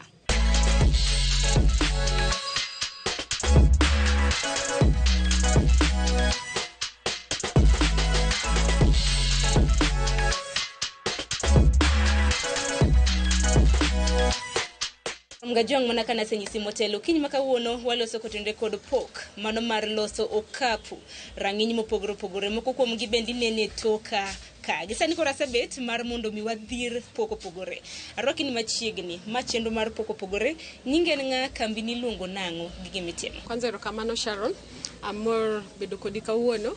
Ani luonga ni Lorin Lonora Ochieng. Kampunda iluongo ni Mama Mona Crafts. Makoro nyiso ni Mama Mona Crafts kae itimianga. Mama Mona Crafts kae watwang'o okapu motwang' Kenya kaendi gi jotweng'o. Watiyo gi othith to watiyo gi sisal tweng'o wa mek okapu kaendi to okapu mopogore. Lorin gi nyalo doko wachien pok mari mar chako loso okapu ni chako karanga. Nochakre wanyalo wacho ni 2019 lakini chon kapod 2019 na akaoga lakini aloso matin moselos chuth lakini kana ochopo 2019 tawacho ni adwaro ng'eyo tweng'o okapu koro napuonjra matin lakini nopuonja gi kikundi mek mon mawuok Ukambani. Chakre higa mar 2019 nyaka sani wantiere higa mar 2023 higni osedhi dwachni 4 wuodhi mar loso okapu rang'iny mopogore opogore osebedo nade? Okosebedo mayot, okanyal wacho ni osebedo mayot sana lakini okanyal wacho ni obedo matek.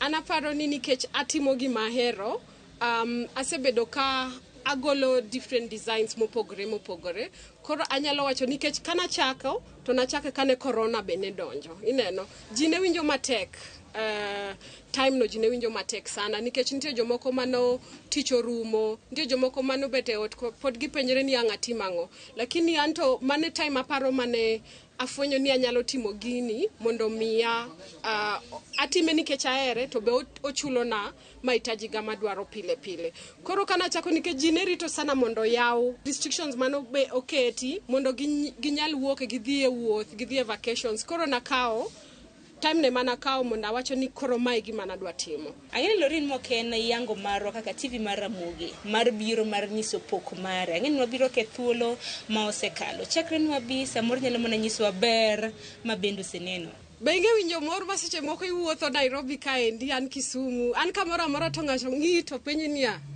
asinenie TV kanye Ramogi. Tangise ni jaber itimo tich maber sana to kata ka gingisi ni kata ka ni somo idhi nyaka university lakini tij lwedo imako kama indi. Yani gineno ni kagima ni dhi school to lakini be tij lwedo be itimo. Koro gineno somo ging'eyo tij lwedo be dhi kamoro achiel. Kasto kaka ne wantiyo kodu chieng'no na yudo customers mang'eny sana. Kwanza mawuok loka ne ging'eny. Jolweng'e ni be neno ga Ramogi streamlining. Koro gigocho na to ging'isa ni jaber wan wadwa promote ng'ama nyako ma wahero matiyo matek. Koro na yudo customers mang'eny sana. Ang'eni kaka koro wadugo kama be naneno ka osiri kod bengi mar Equity, aneno ka intiere kod paybill gi mamoko. Wuodhe gi Equity kanyalo mna penji osebedo nade? Kana chako mabedo registered ma wacho ni koro adwa chako bedo after mane wabedo gi interview no to naneno ni inquiries biro mang'eny. Koro wacho ni adwa manyo bank mamia opportunity mar ka customer chudo ayude simba immediately ineno. Ka koro sani ang'isa client ni namba na badala som ni account na maybe bor ahinya namba na umako mayot. Tang'ise niya keta namba na tiketo paybill 247247 ayudo mane simba seche go ta confirm niya aseyudo payment ineno. Kasto gik moko make reversal girigi koro avoid koro miyo business na bedo secure in terms of chulo payment. Berang'eni wuodhe gi Equity mana kaka ileronwa ibro bedo kileronwa mathoth. Customers magi bende kaka isewacho gisebedo ka gichudo kod aneno kintiere kod paybill mano mar Equity. Yal na leronwa paybill till number. Paybill en 247 kasti keto namba na mar simu 0713508715 to dhigolo na nyinga mar biashara Mama Mona Crafts. Koro ing'eyo ni ioro ne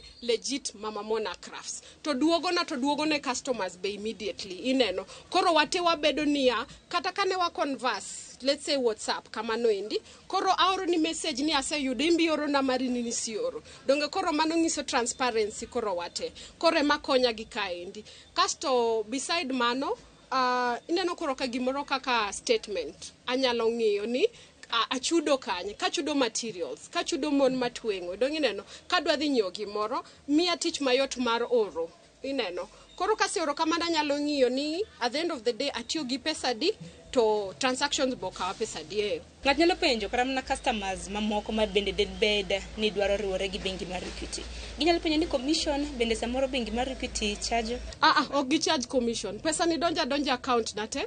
An kadwa dhi withdraw donga nitie nyaka gi ATM and Visa mantiego anyalo access anywhere. Bende kopogore gi mano, ang'eni bengi mar Equity bende kopogore gi piny Kenya. Gintiere pinje mamoko ma dibed ni customers magi nitiere. Osechalo osebedo nade? Nitie customer kanyalo paro, nitie customer paro ni mane nitie Germany no penja paybill na to ing'eni no chulo directly modonje account na.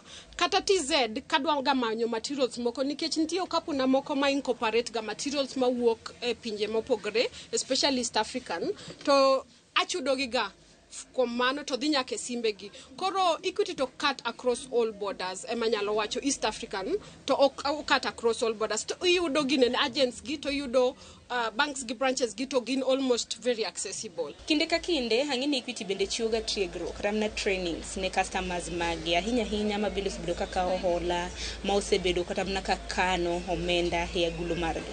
Akeni bende osechak chiwo ni tiegruok mopogore makata machiegni kana yaw kodgi to nitie ng'ato mano ng'isa ni anyalo benefit sana from training, from coaching gi mentorship programs. Koro ng'ama no nyako mano yaw na account Esther emana reach out tang'ise ni nadwa join kata kane pok ubiro na ng'ise ni adwa join training go nikech ang'eya ni anyalo benefit an nyathi manyako to apani one of the things my nyalo konyowa en women empowerment nikech give me opportunities not only one network within a country kind but maoko ineno ka gintie gi trainings koro an ba look forward bedo gi trainings mar Equity. Lorin in nyako ma bende nitiere kod pok mopogore okapu aneno kiduso nyalo mana nyiso mathoth kotendre kod rang'iny mopogore mag okapu ma intiere go. Kila okapu aluongo gi ga maybe nying mopogore. Kaka ineno ana ka okapu kantie kama endi to ana adwa design. An nyalo wacho ni an designer. aka okapu kaka nitie to ana adwa ni mondo ane ni kosetieke to dhi wuok nade. Ineno kaka mae en othith kasto aketo gi kitenge. Ineno koro mae asetieko ma luongo ga ni Liza collection. Nyako makonya ga iluongo ni Liza. Koro atemo ga luongo gi after ngama maybe wakonyre go. Kasto nitie my recycled manila mato jwala. Koro jwala ni wanyiewo tipimonwa e kilo. Ineno ipimonwa e kilo mai jwala. Koro kiloso kama ititwange kasto atieko gi leather kama endi. Mato rabolo gi palm reeds mwaketo kamoro achiel. Koro gina okapu mopogore. To mae be en othith. Tomato kitenge kasto ma kao bidwak taketo kae to owuok gimoro mamit saidi sana. Mata luongo ni nyakach. Kecho ni en nyakach ikapudo. Nang mini luongo ni nyakach to be ni nyalo loso kotende kod designs mopogore ma intiere go digondo gi kanyo. Aluongo ni nyakach. Ineno berga ka itiyo gi mon imiyo gi gimoro miluongo ni credit to gimoro iluongo ni value addition. Iloso kapu ni mondi miye value maromo nade. Ineno kakoro mae wuok nyakach. Ineno jo nyakach mon ma nyakache matwange. Koro an gi kikundi mantie nyakach. Koro anadhi akaw kuomgi tangiso gi ni anadwa ni utemu twang na design machalo kama. An ka gisetwango na okapu ane makora design atieko awacho ni mai kaka dwaro okapu na mondo room. Kasto to seche moko be customers be mi ideas kaka gidwani mondo atginene atiekne giloso kikapu. Tich ka tich ohala ko ohala mana kaka mitimo nyaka bede gi ber gi achiedhnade mage. Ber bende selose mang'eny. Achiedhnade bende ok nyal koso. Nyalo bana nyiso achiedhnade ma samoro seneno chakre higa mar 2019. Rachne ni seche moko ni customers kone ni mawuok loka gibiro kae gitemo dio wasana e bei atini gidwa dhi uso kocha. Lakini apenyira nikech an ang'ega kaka mon matwengo be idiyoga ka ng'ato dhi wawach ni dhi e chiro nyakach idhi diyo gi bei to inidhi uso bei mamalo. Ana bet kod gita penyo niya uso gaga e chiro pesa di to anadwa na us maromo kama endi. Koro ngeni an kaseketo kama mae ause siling 2,000. Gini aketo ni nyaka kitenge ma original ok mar jwala aketo ni nyaka ufuko iye. To kingiso gato siling 2,000 ng'ato wacho ni odwa ni okaw gi wholesale siling 1,000. Ana loso gini gi almost siling 1,000 makadho malo matin. To inidwa na mi gi 1,000. Koro anonego biashara na odok piny to monta bro chulo nade kidwaro kama. Koro customers meko mamalo biro to dio sana. Kiani gineno ka gima wan desperate sana mondo gikaw gikwa gi mondo giter malo to gin be gidhi uso. Mane changamoto ginene rachne mokwongo. Mar ariyo en kaka sani koth chue. Material ok tuo. Koro kaw muda. Customer nyalo miyi oda to ing'ise ni rit matin to rito no nyalo kaw muda nikech chieng' onge to gini nyaka tuo nikech kikawe to en ga green to dongo tuo mobed kalani. To ber ni ji appreciate gimitimo. Ni lwedi nyalo loso nyalo design gimoro to bedo gi customers mawuok piny te beber nikech gibiro nitie jomoko mabiro wuotho Kenya to gineni maybe TikTok gibiro giwacho ni antie e gimomiyo kane watimo donge nang'isi na antie atia usa online but sani abiro akaw nafas kuomi ka indi belido ema akaw nafas ema koro ma client ka biro to gibiro ging'iyo bende mana kam nyalo mana paro ni ne nyakorom ge jwang pok ni nyiso gi kata ni duka ni luongo nango to yudore kata kan duka ni luongo ni Mama Mona Crafts lakini iyude Nairobi kae CBD Dynamic Mall en opposite Tomboya en opposite Ambassador Hotel Tomboya Street. To idho nyaka third floor lift nitie ang'eni ji mang'eny kia ni lift nitie kae ikaw lift to lor third floor tibiro ML151 shop iluongo ni Bolido Shelves. Lakini kibiro ni dwa neno products make Mama Mona Crafts to gibro assisti. Kata ni gochona. Berino kiny makawuono ka pinji ni customers magi gin jomage diwach nango. Mon lakini an gi brackets te. Kidwa miyo mama uza wadi. Ing'isa ni adwa miyo mama to maybe miaka yake romo kama endi tang'isi ni wanyalo loso ne design machalo kama. Nikech ok anyal mi an gi Sharon 1 yes ginene but one pod nyiri ineno to nitie design moro makimiyo madhe maduong' to okonyal tingo wacho ni magi mek nyiri mapod tindo koro atemo loso designs ma kata cross Aparo ni piny oselony. Baskets makamagi bende waseneno yawa mopogore opogore kanitiere godo. Samoro ne mapok ong'eyo kaka ginyalo bedo style. E dho wedhe kata na beaches baseneno kata na rang'iny mopogore opogore mag baskets. Nyise nyakorom gejo kaka ginyalo style baskets makamagi. E gimo mi ang'isi niya, watemo loso baskets mawuok ma inyalo tiyo go te. An gi basket moro kae ma en 4-in-1. Ineno ma basket ma 4-in-1. Ma basket minyalo dhi go e beach. My basket minyalo dhi go e picnic, my basket minyalo dhi go shopping. Inyalo timo go errands ki. Ineno, koro en basket ma dhi 4-in-1. Itiyo kode occasions mopogore. Depend in kanye. Ma idwa dhi kamoro function moro idwa rwakri mondisre mamit. En very simple. Idwa dhi e wedding, idwa dhi outdoor event. Iting'e. Mae kata 2-in-1 inyalo tiyo go occasions maybe 2-3. Ma olos gi rabolo be. Kasto nitie gimoro miluongo ni from Uganda raffia grass, yudre Uganda. Koro be molose go. Iye ka en raffia grass to oko ka en rabolo. Ineno. Koro watemo tiyo gi materials ma wayudo ma locally. Ang'eni sani kata mana ka comments kata mana messages madonjo, ji samoro nyalo pendo ni okapugi iuso gi nengo mage. Inyalo mana nyiso nengo rang'iny mopogore opogore mag okapu mintiere go. Koro ma en 2,000. Mai to dhi gi 1,000, mai to dhi gi 2,000. 1,500. Mai dhi gi 1,500. Koro opogre to mai dhi gi 2,000. Koro mai sane ma nyiri ohero miyo minegi kazawadi. Dane gi gimiyo gi kazawadi. Nikech onyalo ting'e kamoro. Ing'e mama wa kodhi matanga moro dwaro ting're gi gik moko e iye to keto iye to so iye to koro konye. Magi mekwa mek nyiri ka. My sling bag, my to 15, my 12,000, mia beach. Opogre gi opogre. Inyalo yudo size ni. No size ni gi size ni. Magi size achiel. Magi gin size achiel. En mana ni gipogre ni in terms of material. Mae otwangi weaver mopogore, mae bo otwangi mopogore. To mae to wawacho ni mae e kiondo ma original machon, colors machon. Ineno. Koro mae gi mae, ingeni opogore bei. Mae 1,200, mae 1,500 nikech material ma mae yudo ipimo wa e kilo. Ineno. Koro mae en beche nitie malo moingo maendi. Bende ang'eni nitie sizes mopogore opogore ma bende setang'o. Moko bende ang'eni nitiere mathoth ma samoro pok itang'o. Ne nyakorom gejwang' bende ang'eni sizes bende opogore ma bende ginyalo dwaro. Namba iyudi e namba mane ne jok madwaro okapu. An gi account gi DHL.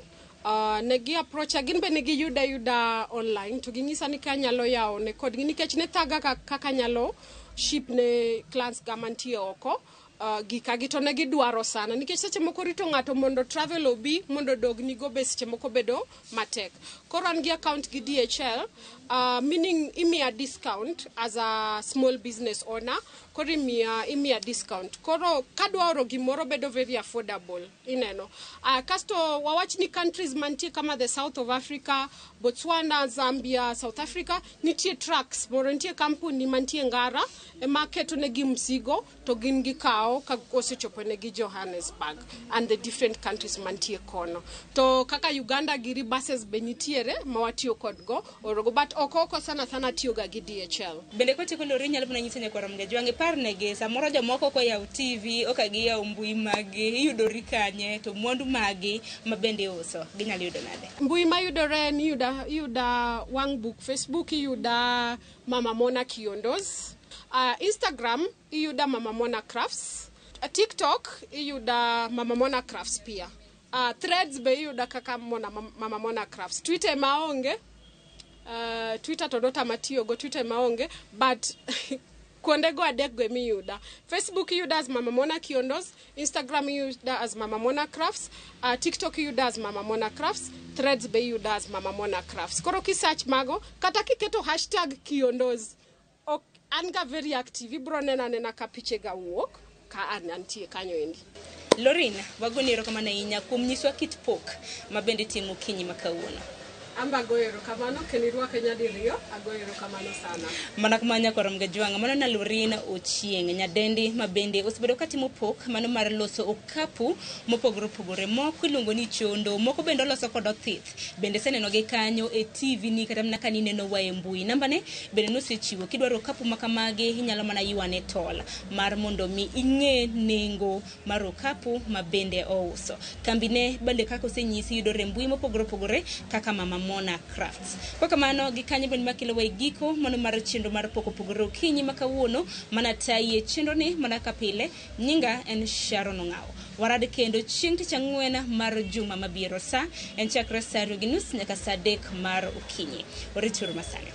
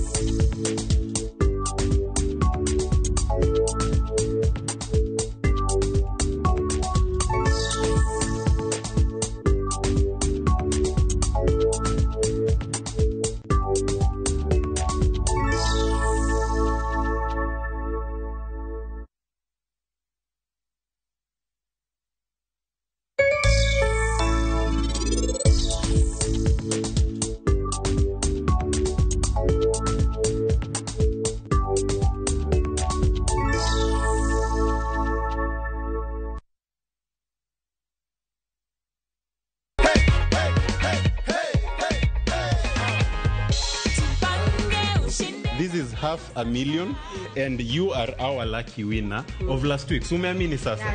I am not done. I also have goodies for you. Ndio hizi hapo hivyo. Aki, God bless you. Nimefurahi sana. Asante sana. Mungu abariki nini kabisa kabisa. Star 487 star 3 hash is the magic code. Win 100k daily, 500k weekly and 3 million on the grand draw.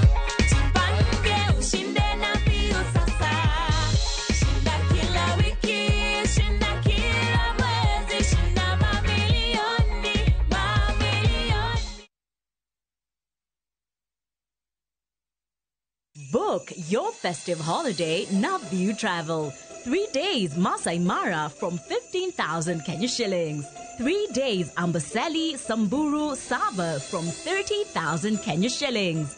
Coast Self-Drive from 14,000 Kenya shillings. 5 days Coast SGR from 45,000 shillings. 5 days Coast Flying from 72,000 shillings. 5 days Dubai from 800 USD. 5 days Zanzibar from 940 USD. 5 days Thailand from 1,550 USD. 8 days Singapore and Malaysia from 2,450 USD. Book a group and travel free. Call 0703-254-254 or book online www.viewtravel.com.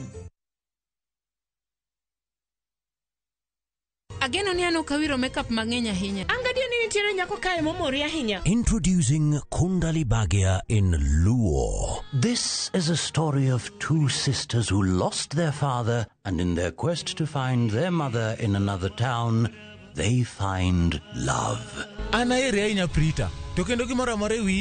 Enjoy this romantic drama of Kundali Bagia in Luo on viewsasa.com. Mano ber ahinya. Era mit, era odake kindwa.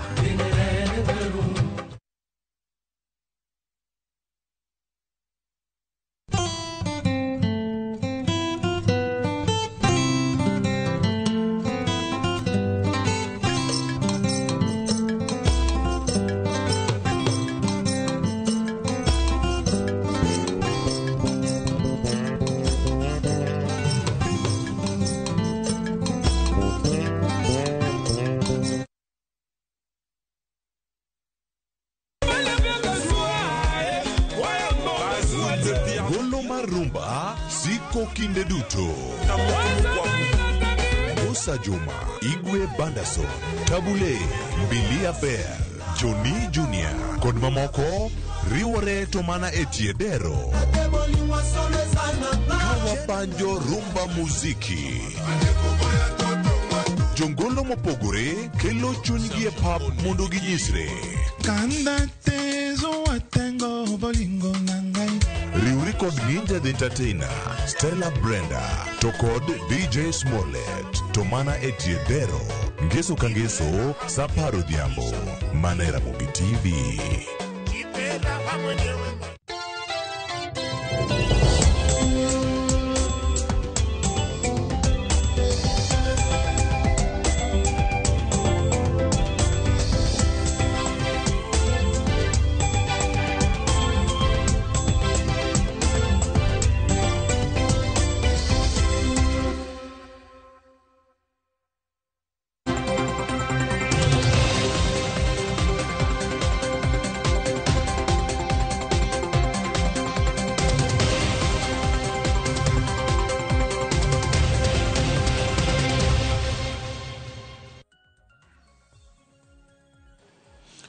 Oyore nyakromo gi jwanke no machiegni wantiere kae winy kendi ne ane gigi makoro timore kar ka weche mabende wadhi bedo kwalo ni odiochieng' ma kawuono madhi loso weche manyien mago mag migago kagi kacha ng'ich welo kod mano maro imore nyinga Cleophas Oluoch Kisumu kanya kwar mokio nyaka tisango wada mana koni moko mawaikoni sani ka wantiere kae chenro mar mbaka oromo ni magi mabende wadhi bedo kae ka wamiyo pek odiochieng' ni ma kawuono nyakwara moge jwang' kae wachako gi weche go mago matimore county mopogore opogore tainya mai mabede timore kache county mano ma Mombasa odiochieng' ma kawuono limbe mano mar Kingi Charles Maradek kod Malkia Camilla bende odiochieng' ma kawuono wabedo kae ka waluoni geyo makare mondo mi beda ne kod ng'eyo ni chal mar wach to en mane ni kawuono to gichomo kanye e ute fwamo mopogore opogore kawuono nyakwara moge jwang' wabedo kanyo ka waluoni ni e county ma Mombasa odhi bedo kacha ka otimo chenro mage kawuono odhi bedo kacha ko olimo gweng'no mano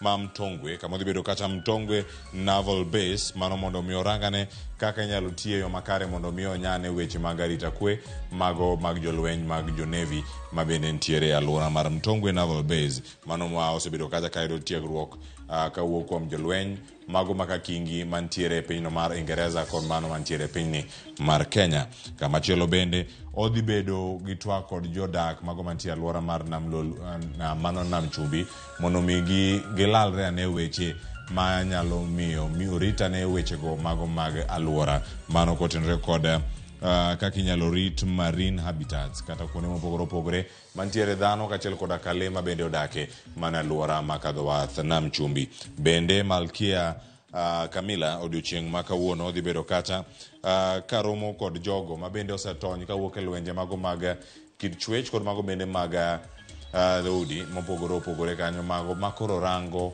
ni ere kaka okenge mage magisegoyo mago survivors mag sexual and gender based violence mano survivors gi dhi bedo kacha ka oromo godo odiochieng' ni ma kawuono koda kiny ka gintiere e gwenge mago ma kadho wadh Nam Chumbi kama chielo nyakwara moge jwang' mana mondo mwakon ni gin gik mage madhi bedo kacha ni irango odiochieng' ma kawuono piny mangima dialo kendo ingo lwenje mahingo tij fwambo kata mag jofwambo odiochieng' ma kawuono nyakwara moge jwang' mamedo luoni gi kendo masigana madhi bedo kae chenro mano mar mbaka oromo ka wabedo kae kod jofwambo mopogore opogore counties wa kendo wagoyo sigana machalo kamae kodin bende nyakwara moge jwang' kawuono wadhi bedo kacha kwa go tache county ma Kisumu ka wadhi bedo kacha gi jofwambo kachiel koda kae county ma Nairobi karka ntiere nyasi ma bende dhi nyime mano motende kod odiochieng' ma kawuono jofwambo kale lwenje mopogore opogore ma bende nitiere moko ma ikelo kod piny owacho moko ikelo kod riwruoge mopogore opogore moko bende ikelo kod jopiny mantie mane gwengegi mondo mi warangane kaka jofwambo ere kaka wanyalo timo tich e lwasi makare ma iloso kod wan wawegi kod sirkal pinje maoko tudruok kachiel koda ka pinje maoko ere kaka mago bende nyalo konyowa warang kama chielo bende nyakwara moge jwang' odiochieng' ma kawuono nitiere mano program ma bende bedo kacha katimore e county ma Siaya odiochieng' ni ma kawuono ma bende wayudo kar kae ma jofwambo wa e county ma Siaya bende lero no odiochieng' ma kawuono tend county ma Siaya kachiel koda ka telo mano mar Luo limbe ker mar Luo e county ma Siaya odiochieng' ma kawuono odhi chalo kamae ni mar odhi bedo kacha kolimo gwenge mopogore opogore to mano bende dhi bedo kacha ka entiere Siaya County mano aresa dek mar okinyi sani odhi bedo got Ramogi Cultural Village kaeto bang'e odhi Jaramogi Oginga Odinga mano kar hemko mare mantiere kacha County ma Siaya. Nitie Migwena Sports and Cultural Grounds odhi limo kacha Siaya County Stadium kaachiel koda ka romo makende kod Governor e County ma Siaya James Orengo kaachiel koda ka presentation of gifts kata mich mopogore opogore madhi bedo kacha ka ichiwo mano bende dhi bedo kar kanyo kotenore kod weche mamoko. Nitie moko madhi bedo kacha ka itimo miende mag dodo tugo nyatiti ma bende dhi bedo kar kacha kaachiel kod ka koromo kanyo saa 9 kata saa 8:50 odhi bedo kacha ka nyasi ma kamano bende rumo e County ma Siaya. Wamedo luwo ni mondo winjane ni ker luo mano Odungi Randa dhi bedo kacha e county no mano ma Siaya kendo mano bende wabedo kacha ka waluonige e yo makare mano ka wawuok kanyo e county no mano ma Siaya. Odiochieng' ma kawuono mana mondo mi ler odiochieng' ma kawuono Odungi Randa dhi bedo kar kanyo ka romo kod governor e county ma Siaya kaachiel koda ka jodito mamoko e county ma Siaya mondo mi gitwagane kaka oganda luo. Waluonige ang' wakelni mathoth ma bende timore e odiochieng' no ma kawuono. Kama chalo nyakoromo Juang ma en sikul mano mar St. Christopher Kolunga mano comprehensive school ma bende nitiere kar kacha e gwengego mago ma Awasi Onjiko Ward mantiere sub county mano sub county ma Nyando. Wanyana na pichnigo kaka gintiere mondo mi wanene masira ma bende otimore kacha odiochieng' ma piny oruo kawuono. Nitie koth mapek ma bende ne ochwe kendo e kindego nyakoromo Juang lal mag mwandu mopogore opogore nitiere kacha moneno desk otur kar kanyo, mabati owalore, bepe mantiere wi mabati wi tado bende nitiere kanyo kaka owuok oko kendo kanyo kaka okethore. En koth mano chwe mapek kod mano bende marauka mano report machopo na sani ka koro paro nitiere ni ponono ka okolose kinde madwarore nyithi skul maromo kacha 200 nyalo bedo oko e koyo mano ka sikunde oyaw higa manyien mano kata manyien biro bedo kata kachakore ayanga. Bende nitiere gik mamoko bende mantiere kar kanyo kotenore kod koth makamano ma bende ne ochako chwe mano ka thuolo mar saa 1 ka bende ne ochwe mana e county mano ma Kisumu ahinya e sub county no mano ma Nyando. Mano bende wamedo luwo ni ge okawo machiegni ne saa 1 ka en koth mapek machwe kod auka ma bende gige somo mopogore opogore ne koth makamano ne ochwe mano okinyi ma piny orugo do kawuono kendo mano bende wacho kanyo ni lal makamagi nyakwar Moge Juang jakom mar skul mano mar board mano e sikul no mano ma Kolunga mano Wara mano jakom ma bende loso kod Ramogi TV mano jakom Moses Wara ochiwo ote mare mano ko wacho kanyo nitie gik mathoth anyamo kethre e aluora mano ma sikul kaachiel koda ka nyaka paibe mago manyatudo wechego mag chwalo pi e sikul kendo koro kanyo kwayo kony kawuok kuom jogo manyalo chwalo kony mondo mi okonygi kokwayo kony makende kawuok e county mano ma Kisumu kod sirkal mamalo mondo mi omedane konygi e kinde ma gigo bende pod medo timore. Nyaka wapar nyakwara Moge Juang duol ma ochung' kata bar migawo mochung' ne koro Charman Kolwasi bende osechwalo ng'ur nochwalo koro margi ka giwacho ni koth makamano nyalo chwe mapek ahinya mana e juma makoro bende watieko ne gwenge mopogore opogore. Wageno ni wadhi bedo kacha ka jopuonjre nitiere lwasi moro makare bende nyakwara Moge Juang. Kamachielo aranga ne gik moko mapod timore nyakwara Moge Juang mabed wangi koda ka iti ni gin gik mage madhi bedo kacha ka iluwo counties wang mopogore opogore. County ma Siaya tukadong nitiere kar kanya nyakwara Moge Juang e county ma Siaya kendo ma en tielo mar ariyo mano mar National League mano mar Boxing Federation of Kenya bende chakore yanga odiochieng' ma kawuono mano ka gintiere county ma Siaya kendo kawuono kochakore ang'wa bed kanyo mondo mwakoni ni tukadong no to chomo kanye to chopo e okanga mane bende odiochieng'ni ma kawuono. Nitie weche mamoko bende nyakwara Moge Juang e chenro ni mar MbakaOromo wamedo luoni mano moting'o matimore county ma Migori kama Jojuma leronwa sani ni jambetre mano mar piny mar Austria bende dhi bedo kacha ka ntiere Ombo Primary School mayudore Suna East Sub County mano mantiere kar kacha kendo dhi bedo kacha kochiwo kony kata sir makende mag wechego mago mag tangi mag pi madhi bedo kacha ka ichiwo e sikul no mano mar Ombo Primary mabendo di bedo kacha koluono duchienga ma kawuono e kaunti ma Kisumu nosekoni bende nyasi ma kamano magwechego mago mag dhialo jofuambo tij fuambo kachiel koda karango lwenje mago mahimo tij fuambo kachiel koda ka jofuambo e pacho kae. Mano bende wabedo kanyo ka wamedo luoni mano bende timore kacha kaunti ma Kisumu kanyo kama dhibedo ka bago twak odiochieng' ma kawuono. Ala Beach nigi lendo mabende oluwo odiochieng' ma kawuono mabende owacho ka nitie jogo mane nitiere kod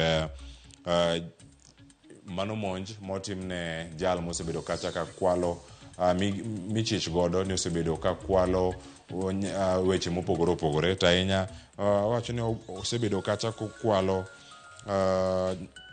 mano apiko manyaka sani nyokora Ramogi jwang' wakanya ni apiko adek owang' mano gi jogo mane gi owang' mokale county ma Homa Bay mabende giyie kata giwacho ni apiko gi gin mar jal moro mabende osebedo kacha ka choro nyime weche gi mag kuo mago mag we mag sitima kod mano mar transformer e gwenge mano ma Kasire madore Chonyo South sub county. Waluoni wach ma kamano bende wakoni mathoth e chenro mabiro mano mar MbakaOromo. Wantiere kodi kachiel e county ma Nairobi karka jofuambo chopo ka gintiere magawa moro bur Nairobi karka ang'eni ang'wa thuolo mar mondo mi wane pichni gi achiel mano ka gintiere kacha e magawa moro bur Nairobi ka gisechopo kendo gisechako mana gi alam gin kacha riwruok mano mar Kenya Union of Journalists KUJ ntiere kacha Kenya Editors Guild ntiere karkanyo kawuono gihingo odiochieng'no ma en International Day to End Impunity for Crime Against Journalists. Mano bende girango odiochieng' ma kawuono. Mane chal mar fomo nyakora Ramogi jwang' wakete karkae chenro mar MbakaOromo mondo miang' wakoni mathoth mapod biro karkae. Sharon Ong'ao duogo twak makamano kama wadhiane wawinjane gik matimore magawano kapod wan gi twak e studio marwa ma Nairobi karkae na kelo chal mar fomo MbakaOromo nyinga Cleophas Oluoch jagisumo kanyakwar mokeo nyaka sango anang' ni rom koda kiny chieng' tich abich sani Sharon Ong'ao duogo kod twak kapod wantiere kae Ramogi TV ikete mana karkae.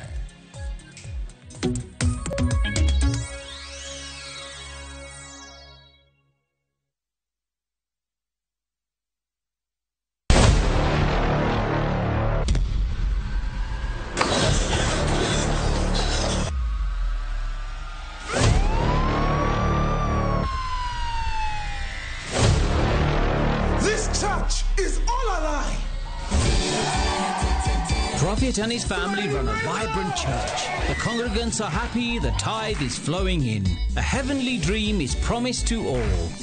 But Prophet has a secret, and his church is driven by greed.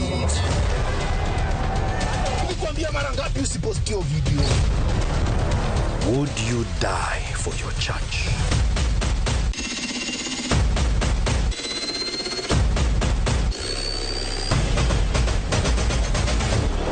Get out of my church. Shambhala Wanyama. Available now, only on View Sasa.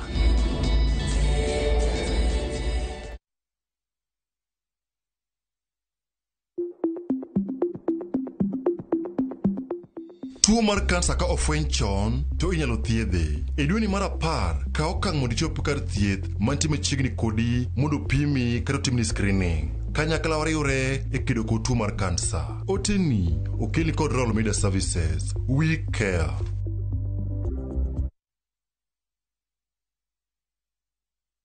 Sasa kwa thao moja tu unaweza pata third party cover for your private motor vehicle valid for 30 days. Say goodbye to expensive motor vehicle insurance. Pata bima kutoka Direct Line Assurance. Kujisajili bonyeza *487#. Weka namba plate ya gari yako, ID namba yako, email address yako na ulipe thao moja tu. And your digital cover will be sent to you instantly. Collect your sticker at your nearest Total service station. Dial *487# upate third party motor insurance valid for 30 days. Pap, ni thao tu.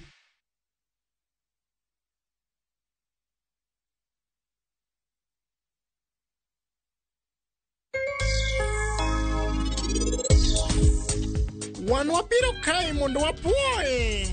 Bang'e wagwedhne nyathineno. Nyasaye onego gwedh nyathina ni nyaka chieng'.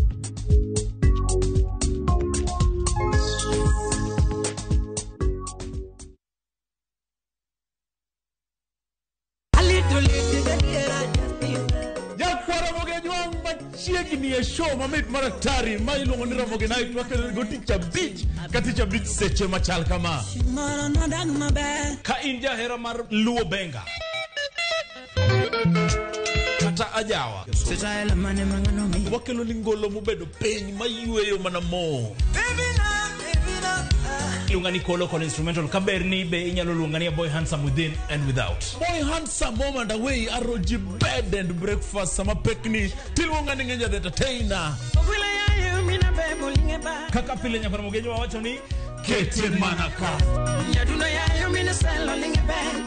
Ramogi Night, Ticha Beach ka Ticha Beach, Sang'wen otieno.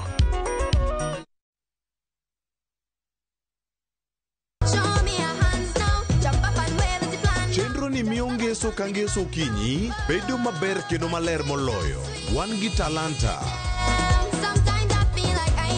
Loso gi lwedo. Wapuonji tedo. Miel manyasani. Sigana kod moko mamit. Yeni mrefu hadi ndege kipita naomba change. Chenro mar nyithindo, mawuoyo ewi nyithindo, kendo makelo ni gi nyithindo. Kikelo ni kod Loxp, Sally the Queen, gi Josephine George, mana e rogo mar nyithindo, e Ramogi TV.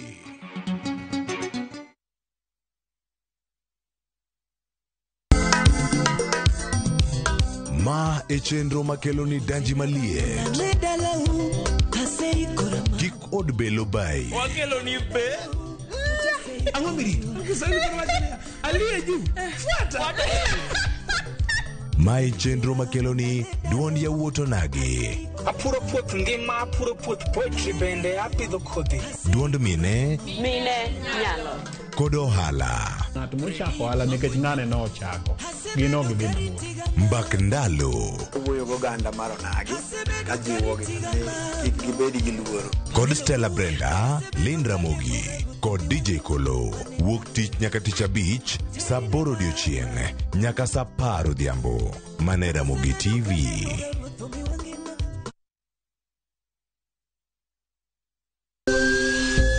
Ikrini wuoth makende mar puonjruok weche thieth kod rito ngima ji. Nitie gik moko mwanyalo timo mondo mi wageng' tuoni. Kochakore kar yeng'o nyaka kuonde thieth. Kiki mwony yath mora mora kapok daktari opuodho. Wabiro wuoyo gi ji e yo mabiro mulo chunyi kendo miyo pachi yawre. Awuoyo about cerebral palsy.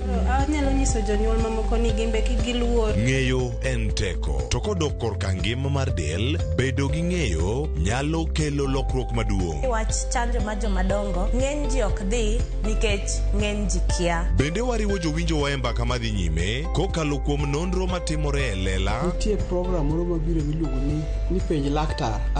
Ober ahinya nikech opuonjo gik mang'eny. Koda ka tudruok e yor mbui.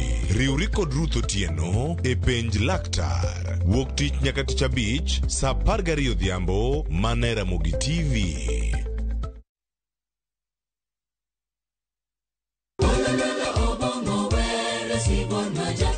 Wabedo jomaler e ngimawa ka warito ler mar pachwa.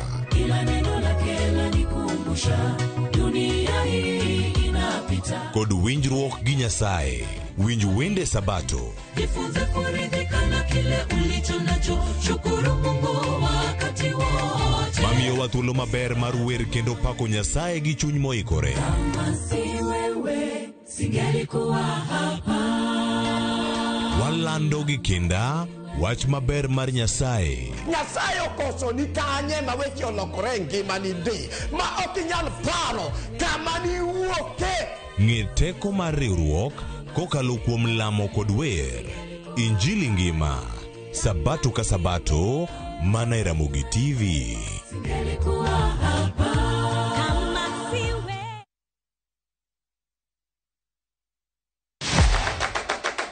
Chenro mami thuolo mokwongo mar neno kendo winjo gik motimore e paw tuke. Anyisi ni mpira yeteka eri mokalo e paw tuke. Kochakore gi weche mamulo chuny nyaka mago mamulo pach ji.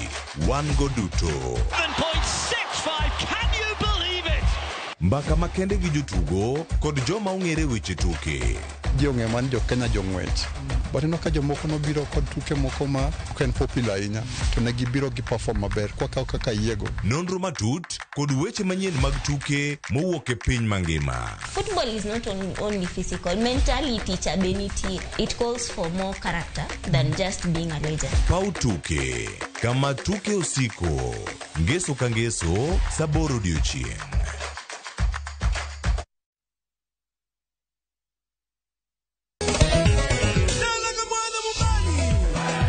Ngoma Owake en od jothum.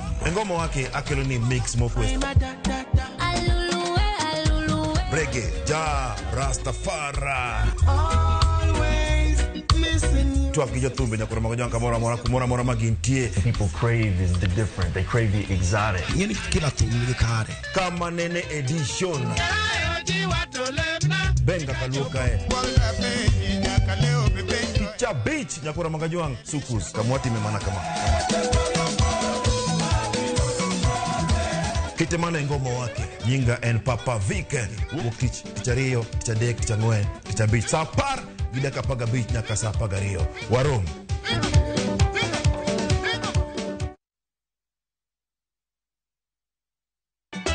Ka osiep motegno kod johot moherore ritore. Nyako chia, timondo ndisori. Wayudo ng'eyo tonggi. Ipani akia gik mitimoga. Uro wengi donje matusi na ukweli donge. Yud more ngimani kokalo e gik matindo. Udogo shwag wene musajaka dala. Justice for all. Miane ngima nyarkochia kod osiepene kachiel kod joodgi. I am bishi. Gima ruotho miyo kana wene jachien. Sama giromo gi pek mar ngima, joot kod osiepe. Nyasaye neno gi wang'i ma ok opimni. Akwaye ni mondo imak tieja karibu to kopuodho tilew chunye. Ok ginyal weyi ma ok inyiero. Nyakocha irachna e joka. Koka ite to tegore mana ka ita puoyo maniego. Nyarkochia, tich abich ka tich abich, saa 1:55 otieno. Mana e Ramogi TV.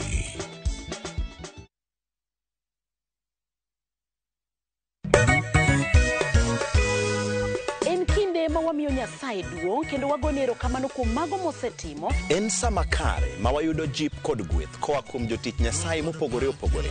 Bang' mano wabedo kod bands mopogore opogore mamiyowa wende mag pak. Nyithindo bende ok wawe oko ka giyudo thuolo mar jiwo jowetegi.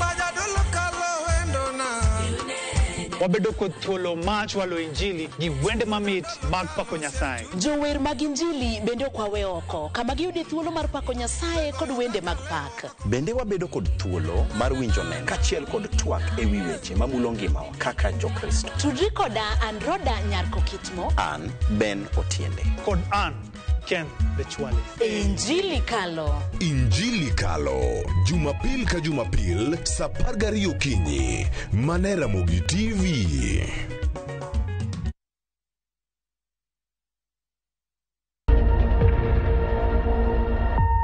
Obed paw siasa, ohala, telo, thieth, jiwo ratich oganda, kata mana somo. Ka onge jiwruok e kindwa to ok wabibet. Ng'ama miyo, duonde kata tekone nyisore e okang' mamalo. Dhowa ni kan duso mach. Wuogi ng'ama nyalo wuoyogo many network ni. Kamora mora ma intie pachoka. Mine osekelo dongruok mathoth e pewe magimako, kendo lony margi kelo lokruok mathoth. Asementa ji moromo kendo I'm very proud of that. Winj lony, jip kod puonj magichiwo. Gimora mora midwa timo tim gi tekoni te gi chunyi te nikech mano kende e yo minyalo dongo digodo motegno. Ngeso ka ngeso e chenro mar Mine Wacho kod Jaelieta.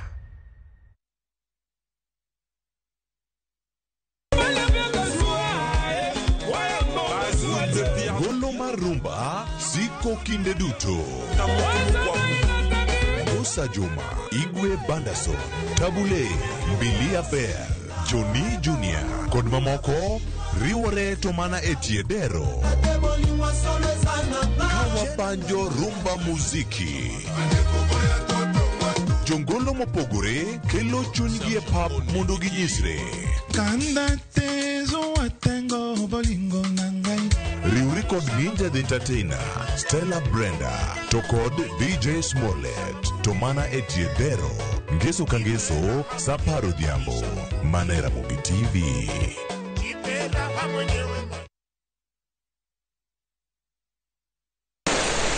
Penguod fwenyo, chuny kitwa. Ang'o miyo yie ni chako mana mine, dak ne chake yie chuo. Yie ni chako mine nikech mine ma pito. Ng'e sigana kod kido manyiso ber kod mit piny. Nitie jaduong' mane okwongo kama ni iluongo jaduong' Ngeso Kosanjo. Kaluwore kaka kinde ma jaduong' ohero kaka chiege maduong'. Kinde oduong' ni Kit Mikayi. Kendo rom kod jorit kitwa. Mondo ne en dero mar jaduong' madhako moro amora ok dhie. Piny mamako dhogi. Kamaru biro to maru to e dala. Iecho ne chiel. Omake amaka kama. Nyawana adhiadhia kinywana limi. Riuri kod Rabala Kwasi owad gi Rajabu. Tienen kurgo jonam gerech en duoko rech mane iseng'iewo. E 111. Ngeso ka ngeso, saa 1:45 otieno. Mana Ramogi TV.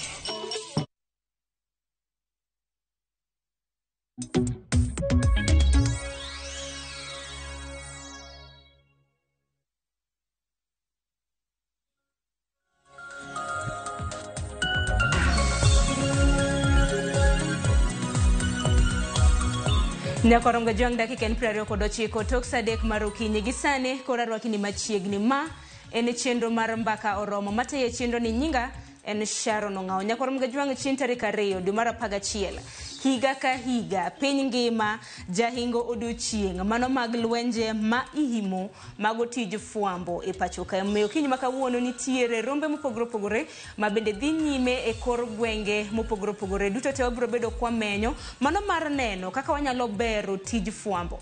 Wang'eni jofwambo osebedo ka kadhe achiedh nade mopogore opogore. Achiedh nade makamano gikadhe kuwuok kata mana kuomie lwet japiny, kuom josiasa, riwruoge mopogore opogore. Omiyo kiny ma kawuono wan bende kaka Ramogi TV wadwaro mar mondo mi wamenya nena lwenje mage mahimo tij fwambo e pacho ka kaka inyalo ked kodgi e kinde mamoko.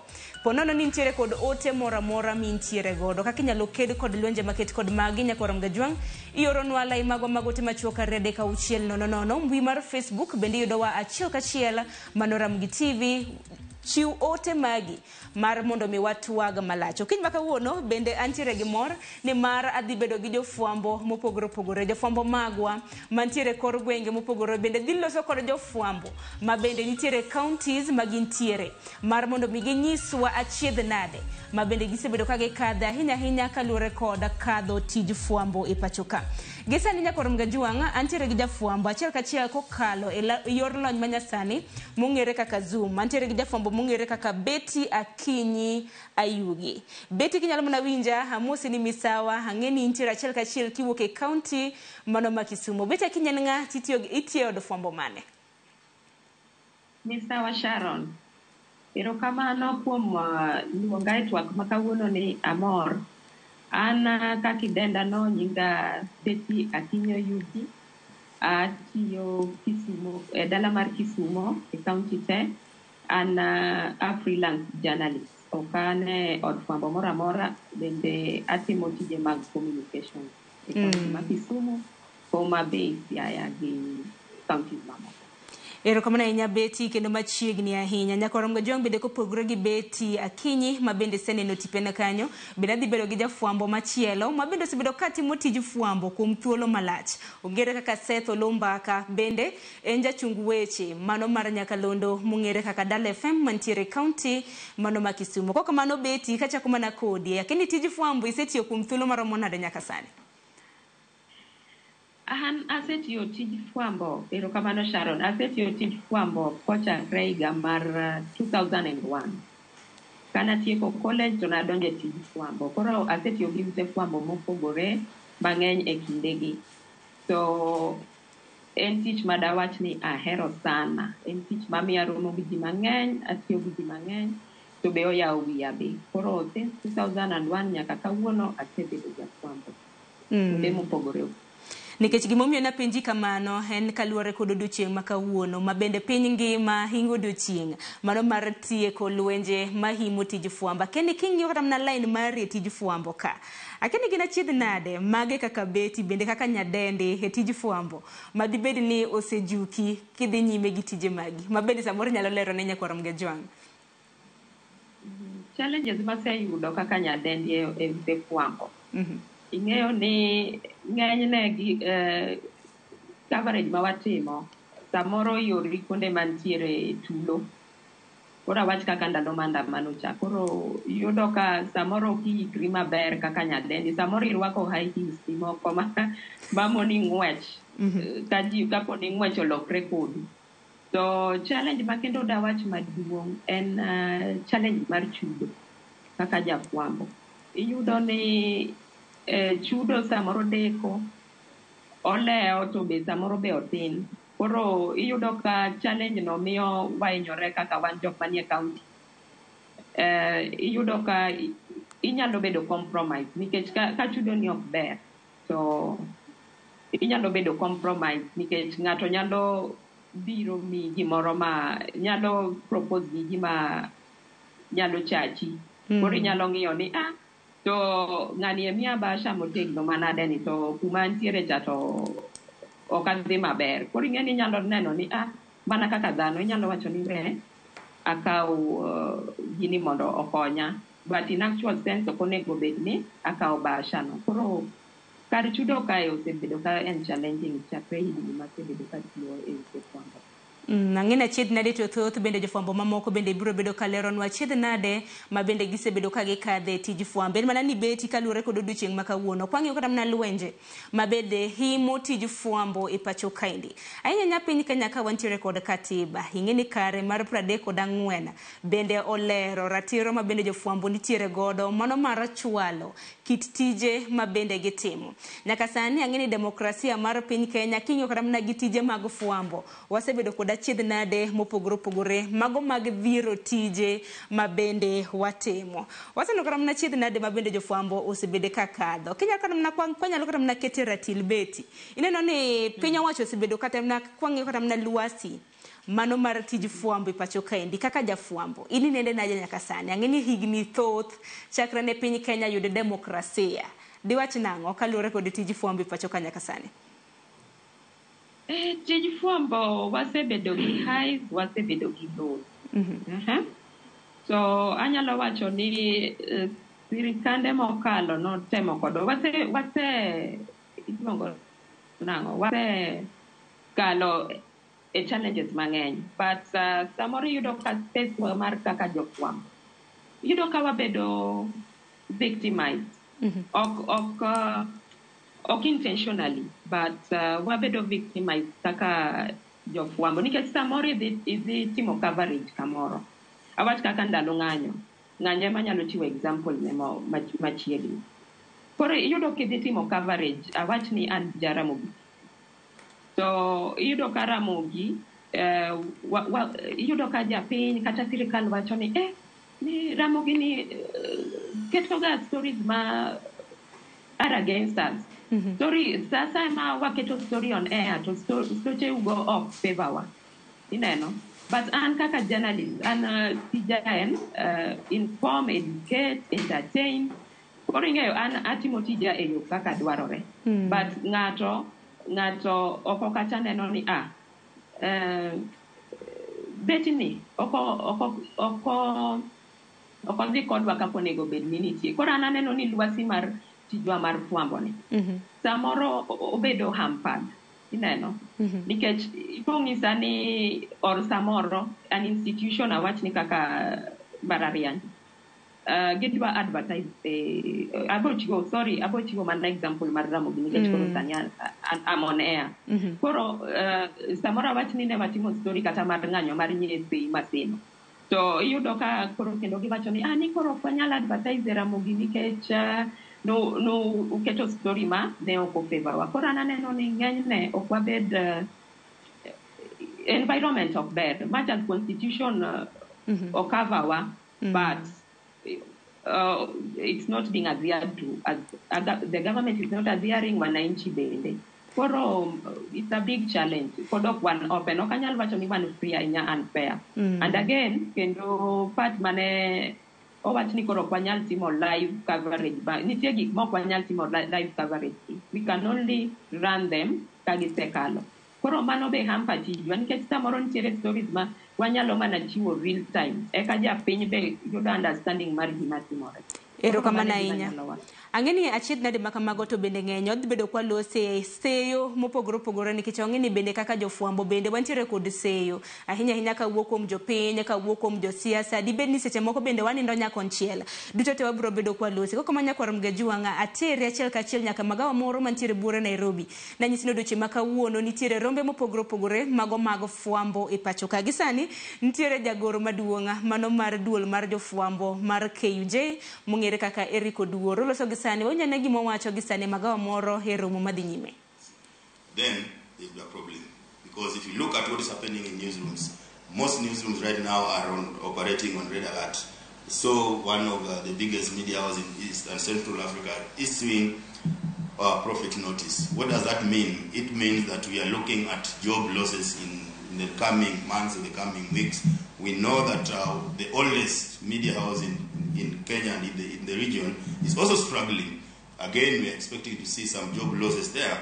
And if this is happening, it means that we may not have the media to talk about. So that's why we decided to probably deviate a bit with the support of Solidarity Center to look at the fresh attack that is now going for the heart and soul of journalism, which is the content, through misinformation and disinformation. And we have recommendations there that if all of us join hands and see how we can protect the heart and soul of media, which is content, then we'll have journalism talk about next year when we meet here. Ladies and gentlemen, thank you so much for listening to me, and I hope that we'll have a fruitful deliberations here after this. Thank you. That's not enough for a whole Secretary General. Please. Now, tell your neighbor, do something to protect the journalist.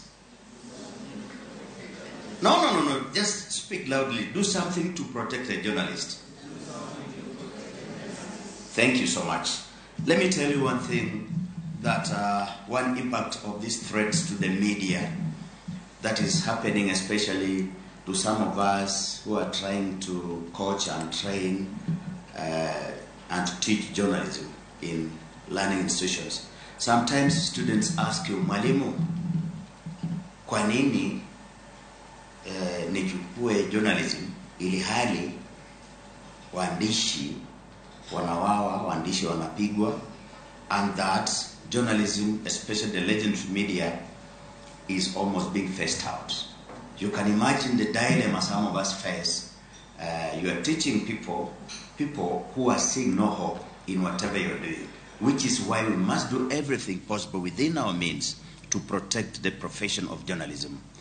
We are observing this day against the backdrop of some unfortunate cases where journalists have been killed in this country, and the findings have not been made clear.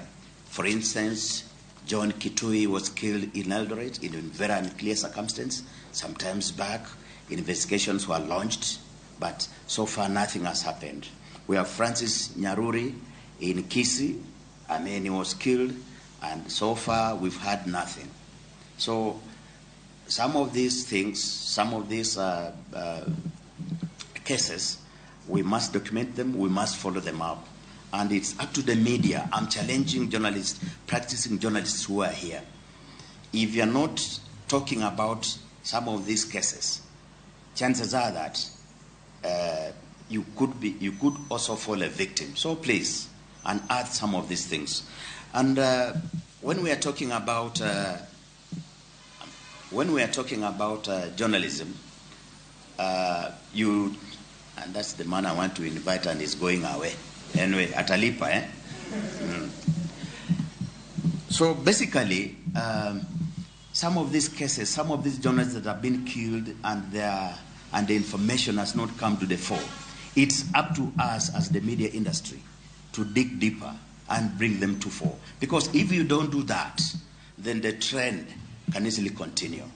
To be honest with you, some of us, my brother here, Eric Shmoli, my sister Jen, and many of you who operated during the Moi era will understand that even during that time, it wasn't as bad as it's likely to be in this regime. Fine, Moi could issue those threats, but you could hardly hear of a journalist being killed. And when you flash back in May and March, during those opposition demonstrations where somebody was aiming even at journalists, that's very scary. So we must do everything to protect that journalist, which is why I insist. Tell your neighbor, do something to protect that journalist. Hello, tell your neighbor. Please. And now we want to listen to the next speaker. And the Kenya Editors Guild brings together very professional current editors in the newsroom and those of us who left newsroom sometimes back. And one of our key pillars was none other than Churchill Otieno. And Churchill Otieno is the immediate president of the Kenya Editors Guild. And we want to listen to him. We want to listen to him to tell us in his opening remarks, I mean, how the situation is. So, where's Churchill? Churchill? Hello, Churchill? Yes. Yes, SG. Yes, as Churchill comes to the podium, I just wanted also to acknowledge, because you mentioned the Kenya Editors Guild, and I've just been reminded that I may not leave this place and get to my home. Maybe my car could also petrol bombed, because I did not acknowledge that Kenya Editors Guild were also part of the planning and to make this event successful. And also just to mention that we also have a similar activity going on in Kisumu. That does not mean that there's a parallel activity, but we are targeting every journalist. And even in this sitting, Media Council of Kenya is represented by Nyongesa, who is also amongst us here. So the Kenya media fraternity is united. It's only that we have to reach out in all corners of the country. We're having this celebration here in Nairobi, and there's another one going on in Kisumu, which I'm also represented the same way. The organizers of Kisumu event is also represented here. That is the Kenya Media Council. Okay. Thank you. So let's listen to Churchill Otieno. Churchill Otieno, the immediate former president of the Kenya Editors Guild. Let's listen to his wisdom, and you must pay a price. Was calling you, na unaenda huko. Okay, let's put our hands together for Churchill. Karibu sana, Churchill.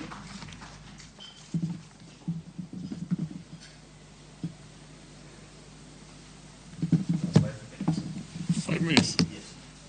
Are you serious?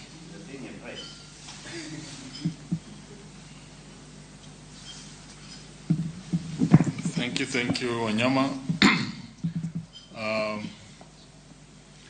Colleagues, leaders of the industry, and friends of media, good morning.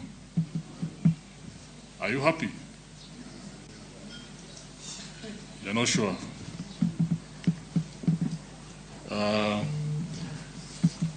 I stand before you today wearing a different hat, the hat of a researcher.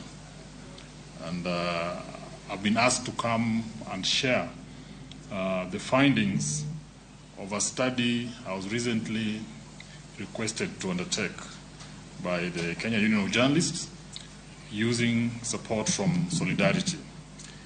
And we did embark on this work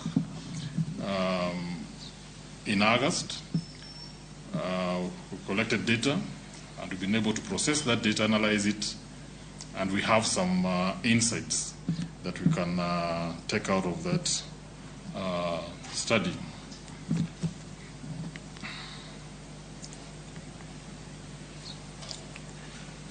As I hope the slide is visible, and as you can see, the study title was to find out the impact of disinformation and misinformation on media and democracy in Kenya.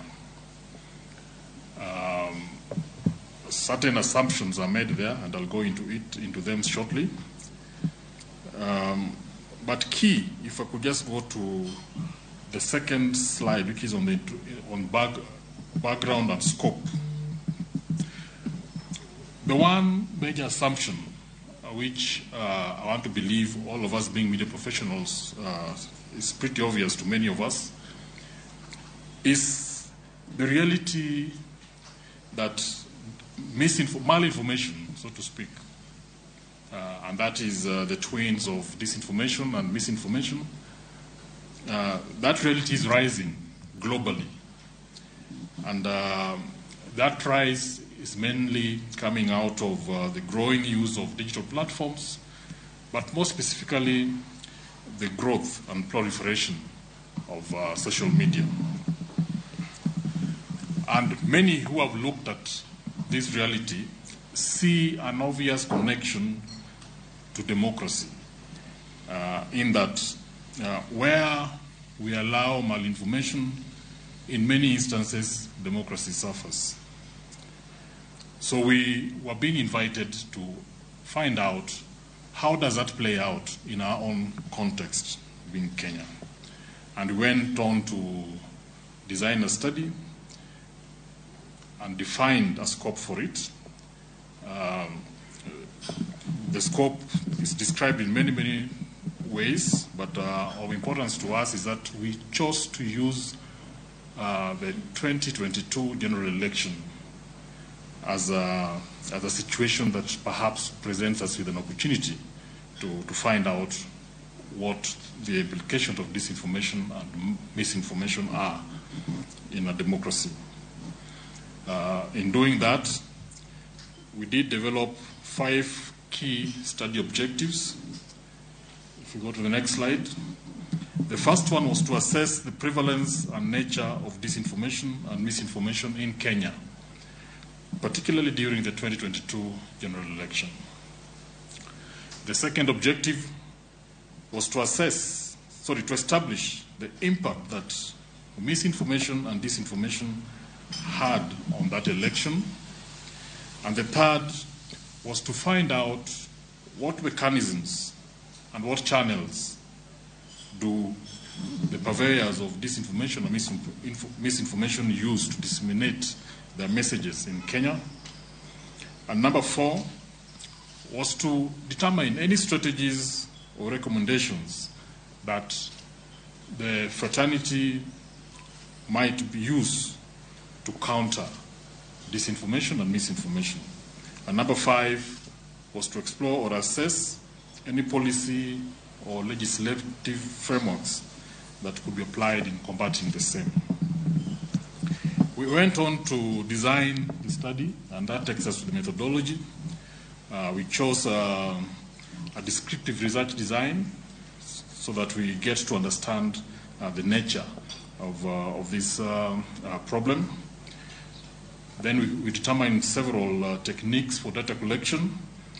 The first one was we chose to go with purposive random sampling, so that what that allows us to do is to identify people who, by nature of their work or by nature of their access to the electoral theater, so to speak, have in many ways a front seat to see how information plays out in such a situation, because we thought they have useful information. And we did determine various categories of individuals who we thought had that kind of front seat. If you look at the strata as defined there, it sort of outlines who some of these people were. Some of them were journalists, media development workers, electoral observers, politicians, and even some CSOs. We also, for practical reasons, chose to do this in Nairobi, given that the time we had, we couldn't go all over Kenya, but also that a lot of electoral decisions, electoral happenings in our country happen in Nairobi. So we thought that having a deep dive into Nairobi should give us a fairly accurate sense of that reality. When we looked at our sampling frame, using that strata, we were able to come up with a sample size of 181 respondents. So we did send out 181 questionnaires, which gave us a response rate of 60%. And those who do this kind of work say that 60% is an okay level to go by. And we went out to the field on August 3rd to 16th and collected both quantitative and qualitative data. And we're able to then come back and analyze those using descriptive statistics and thematic analysis. So what did that then give us? And the first set of findings, and I'm sure the main report will be shared so that you get these findings in detail, but just to take out some big, broad brushes from what we found out. In terms of prevalence of disinformation and misinformation in the last election, this cohort did tell us that at least 75% of them felt that the spread was very high, and about 12% felt it was just moderate, and only 5.6% thought it was low. So that gives us a sense. But in terms of the nature of disinformation, we find that that cohort felt that elections provide the biggest opportunity for disinformation to happen, or told differently, that it seems that it's during elections that malinformation takes a center stage, so to speak. 44.4% of them felt that way. Another 28.7% felt they saw more of this during health pandemics, like recently we had the coronavirus. Then 17.6% linked it more with the security situations, for instance, during terrorism attacks. 9.3% said they didn't know. So given that nearly half saw elections as the opportunity that the purveyors of malinformation use more, we did try to break that down some more. And we saw that even within the electoral cycle, the malinformation plays differently during different situations. A lot of it happens in the campaign period prior to the election day. Then it goes down during voting, but then it rises a little bit when the results start getting transmitted. And then not so much during the dispute resolution phase of that election. What is important here to note is that the more the political contest gets heated, it seems, the more these purveyors find reason to also get busy. When you go to the next slide, you look at the impact this has had on the media, the mechanisms that the purveyors use, and we also explore some countermeasures. When you look at the impact, looking at that table, we see that of all the factors that we had disaggregated and presented to the respondents felt all those factors were present. Nearly half of the respondents felt that way, to a very large extent.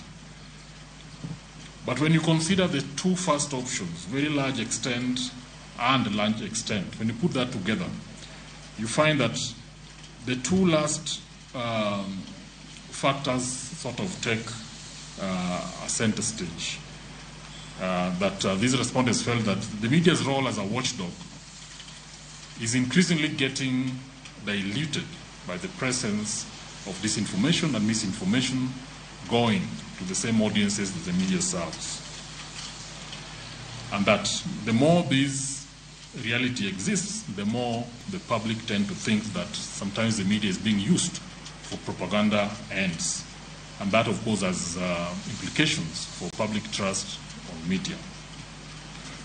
When it comes to mechanisms, we look at which sort of channels in which sort of channels we tend to find more of this disinformation. And this cohort felt that a lot of the disinformation is happening on social media. 54.8% of them felt that way. This was then followed by radio at 19.3%, then TV at 8.3%, and print media at 3.7%. Word of mouth coming at 13.9%. So in terms, that perhaps might guide any interventions, but I also need to caution those of you who know about the two-step theory of media would know that it might present, for example, that print media or television for that matter has very low incidence, but we also know that a lot of the chatter, a lot of the conversations that happen on social media often spring from mainstream media. So there's still relevance in terms of importance there.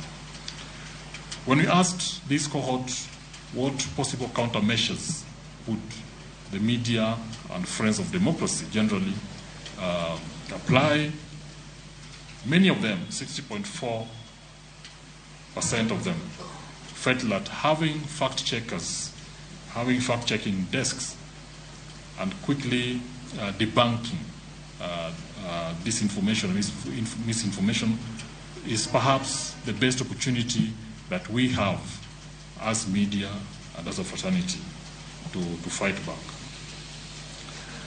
20.8% of them felt that there should be some investigative responses to disinformation so that the agencies whose job is to fight crime actually need to follow up on some of these issues and bring to book the perpetrators.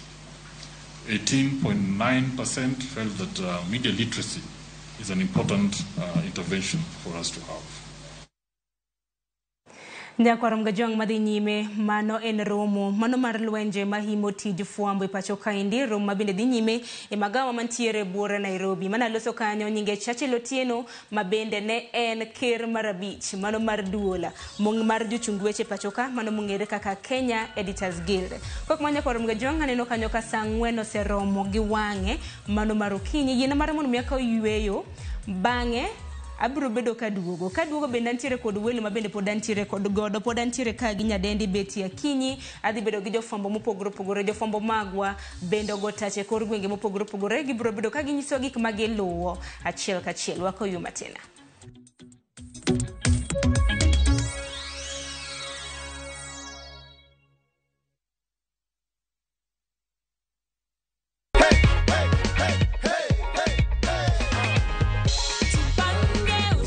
Unaona ni how much iko hapo tu? 1,100. Furaha kuu. View sasa ni ukweli. Uliparticipate aje? *487. Then they gave the pay bill number 724-177. Then nikalipa. Na ndio hiyo matokeo.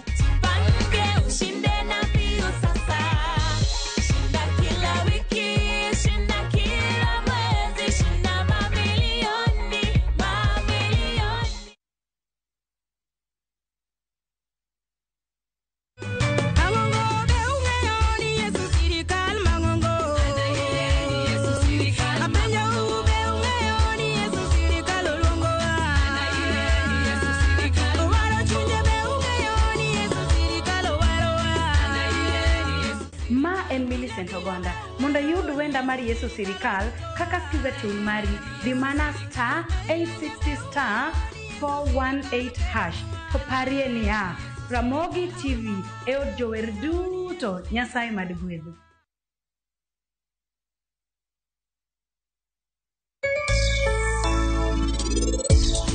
Halatek nyakibed gi weak skin. An gi mokonya skills man godo. Natimo communication and public relations koro ange wuoyo gi ji, ange kaka ngato nyalo timo marketing.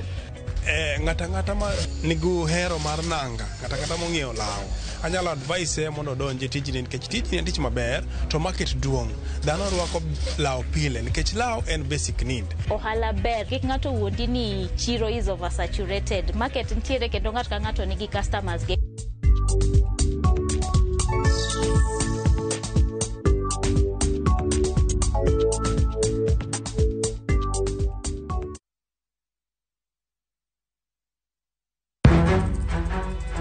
Samoro hera biro gi lit kod kuyo. Akwai ni monde ng'wonna. Samoro hera biro kod luoro kata mana mirima. Ketoga singo mag mriambo kende. We ang'isi adier Sarabjit Singin. Hango na gimora mora ka. To pende ini wacho miriambo. To samoro hera fwenyore kuom nyathi matin maonge ketho. Jogi paro ni pifo param ofua ahinya. To paronwa ni ok rach hero ng'ato kendo. Ok wachak wadhaw kendo. Mokwongo param dwaro ranyisi mar adier. Joot rito kendo joot nyalo kelo lit. Kaka nene chal ni podi iyo wang' koda. Dibed ni in podi paro gima an natimoni. Kata kamano, joot pod gin joot. Sarpanch ji. Dawe an madhi kuongo tugo. Asewacho ni an ema dhi kuongo tugo. Choti Sardani. Wuok tich nyaka ngeso saa 2:15 otieno. Mana e Ramogi TV.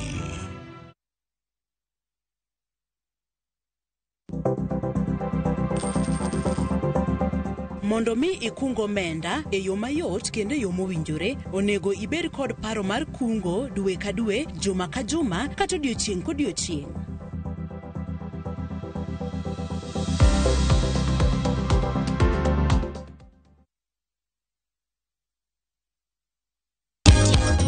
Wang jowi mari ma ihero kendo igeno. Ramogi TV yango higni 2 e yamo. Kuom mano, wan kod chenro mar arieya mar duoko erokamano kendo riwore kod johera magwa e kaunti ma Siaya kod Homa Bay. Nikech e Ramogi TV kae, wan gi adiera ni ngima en mwandu. Wabo bedo kod nyasi mar chiwo thieth ne joneno magwa. Kendo wabiro bako budho mar atipo. Kaeto, watieko kod alam mar go erokamano ni Nyasaye kuom tayowa e higni gi duto. Jolendo magwa muhero kaka Lynn Ramogi, Stella Brenda Nyathi Ochieng, DJ Kolo, DJ Vic, Ninja the Entertainer, Min Jake, Ruth Nyajemo, to kod mamoko biro bedo kodwa e wuodhni. To mondo nyasi odhi makare, ka wakelo mor kod ilo ne jonenowa. Ka in jawala, riwruok mok mar piny owacho, kata kar tiegruok, inyalo riwri kodwa ka ioro ote ramogisales@royalmedia.co.ke. Bi wariwre kanyakla ka wakelo ber, mor, to kod puonj ne oganda luo.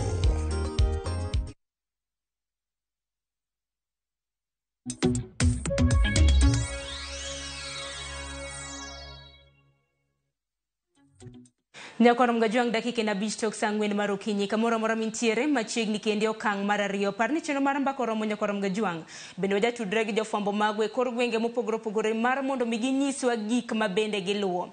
Gisani hinyisa ni ntiere ng'anyo mabende obagi gi jotije mag posta mane kaunti ma Kisumo ka bende giywak matamre gi nono kaluwore kod deko mano mar osara margi. Wawinja nina kaka giloso e kaunti ma Kisumo gisane.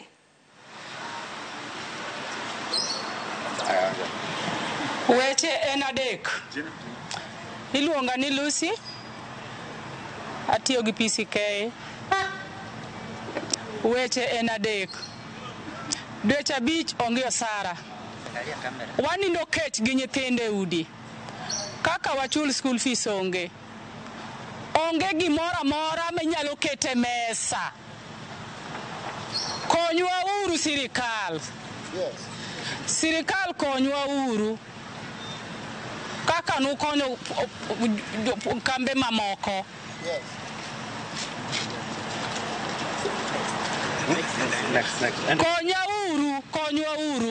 Konywa uru sirikal.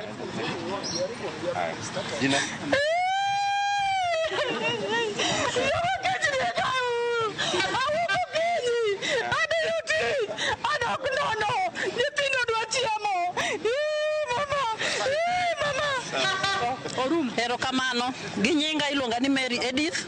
Ng'eny ji ong'eya kaka Mary Pondo. Atiyo e kambi mar posta. Posta ni osebedo kambi maber kabisa. Osebedo kaka mama wa kendo osebedo kaka baba wa. Oserito wa higni kiduto maber kendo wasetimo gigo miwuoro. To kuom seche makoro bet magiko kokoni. Wan matek. Ang'o momiyo wan matek? Ikanonwa msara dweche 5 to wan be wang'e kano pesa. To jogi oketo ni gine magikano na pesa. To ka gimiyowa, to gimiyowa dwe achiel. Dwe achiel no komiyowa wachulo gowi. Wan matek. An kama chung'eni. An ng'ano mochung' kuom Kristo. Kata sadaka ok anyal chulo.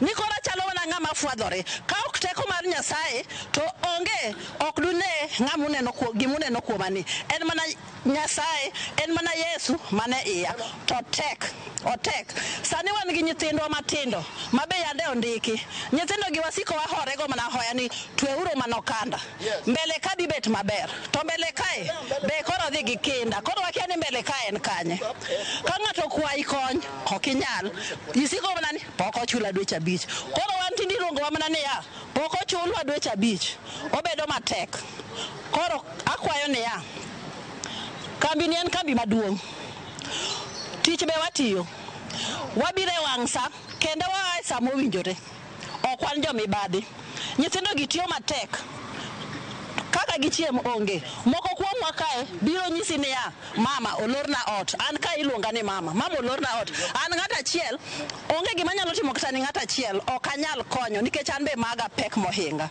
awinjo ka ol nikech onge gima nyalo timo maber ne oganda mamoko ka ok kamano ok wang'eyo ni en Yesu ema biro konyowa kose en ng'ama nade ero kamano.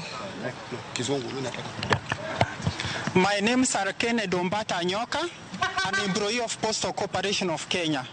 Today is a very sad day for us because Postal Corporation of Kenya management has gone 5 months without paying us. That amount to 150 days. Sincerely, what we are doing is called gainful employment, but it has lost the meaning of becoming gainful. Gainful is when you can enter into the bank and borrow. We are all listed with CRB, the Credit Reference Bureau. Number 2, banks are on our necks. We finished paying our loans long time ago, but they keep on calling us for non-remittance of our loan deduction to the banks. Pensions, when we retire, our money is not there. The Postal Corporation is not remitting our statutory deductions to the banks. Number last. Our children have even delayed to join colleges. I'm urging the head of state to come to the rescue of Postal Corporation of Kenya. This is because during the general election held last year, we delivered ballot papers throughout the country. And since that time, the government of Kenya through IEBC has not paid us over 1.1 billion. Please, Mr. President, help us because this, what you call state capture is real. Some of our businesses has been taken by competitors through the cutters of management. Rescue us from the state capture. Thank you. Thank you. Hello. It is unfortunate what I'm called Karela Sugola Muga. What PCK is doing to employees is a serious economic embargo, because you cannot work for a period of 150 days without anything. And this is a problem which started in 2016 and it is still going on to date. It is quite unfortunate, and we are requesting our able government to come up and see what it can do for PCK employees. Things are not right. People are sleeping in offices. People have been chased in houses because they cannot pay rent. It is quite unfortunate, and we are kindly requesting the government to see what to do. This thing was even discussed in Parliament. It was discussed at the Senate level. It has been discussed everywhere, but nothing has been done. We are requesting His Excellency, the President, to do something about it, because we are a state corporation like any other state corporation. I don't know why post office cannot be given money, cannot be bailed out. We should be equally bailed out so that we move towards the right direction. Thank you.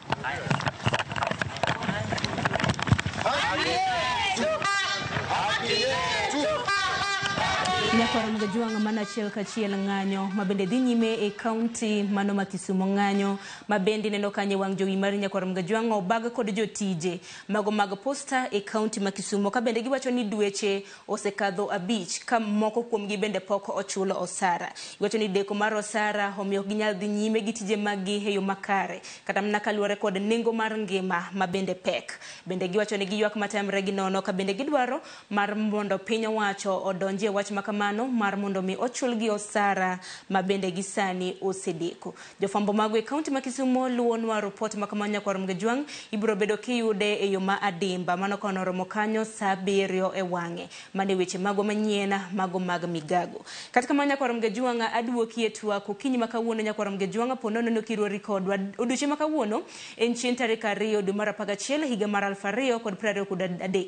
Odiochieng' makama higa ka higa piny ngima hingo odiochieng' mano mar ng'iyo lwenje mabende himo tij jofwambo e pacho ka kanyakla kod pinje mangima. Okinyi makawuono naseloso kanyo gi nyadendi mabende pod wantiere godo Beti Akinyi mabende njafwambo mabende riwore kodwa yor Zoom achiel kachiel gisanya kwa Ramogi ben nasingo ni antiere kod wendo machielo antiere ka gi jafwambo matuklo mabenda ng'eni e kinde mosekalo bende nisebedo kiwinje e Nyakalondo koka mano ma e kinde mabkare mabende kora dwaro rwako jafwambo mano mung'ere kaka Seth Olomba kapok ariwore kod nyakwa Ramogi adhi ane nyaka e kaunti mano ma Homa Bay kaming'isa ni jafwambo marwa Alia Beach oseikre makare mar loso kod Okinyi makawuono entiere gi jafwambo e kaunti ma Homa Bay mabende dwa poro godo wacha hinya duchi makawuono kabende ihingo lwenje mabende jofwambo osebedo kakadhe abich kenyal mna winja amusi ni misawa kaunti ma Homa Bay ochio nade papen mari.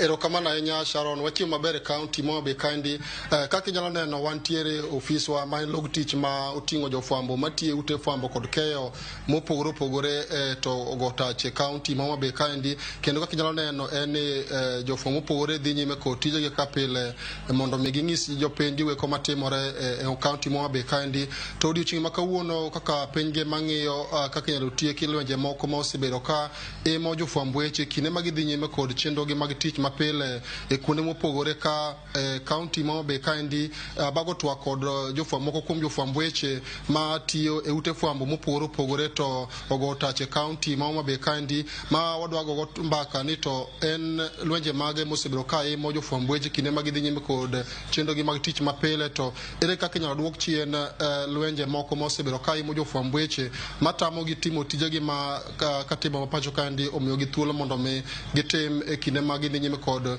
tijegi mar miyo jopiny gigweko matimore kuonde ma gintiere.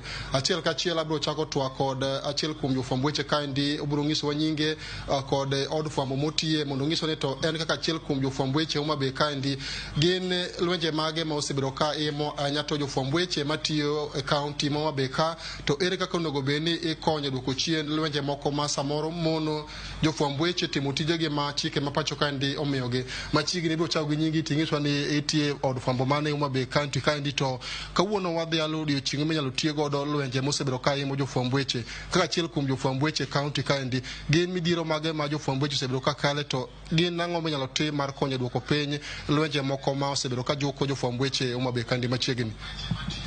Erokamano Alia Beach gi Ramogi TV wantiere achiel kachiel e boma ma Homa Bay kendo kaka unyalo neno jofwambo weche nitiere tijegi ma odiochieng' kodiochieng'. Nikech piny mangima dhialo nyasi mar neno ni ratich jofwambo weche chalo nade e piny mangima. Wan kaka jofwambo weche wasebedo ka wakale midhiero mopogore opogore and midhiero maduong' moloyo en sand kata midhiero mar tungo wi jofwambo weche ma samoro ikelo gi jogo ma watimone gimiluongo ni coverage. Kech ibiro yudo ni seche ma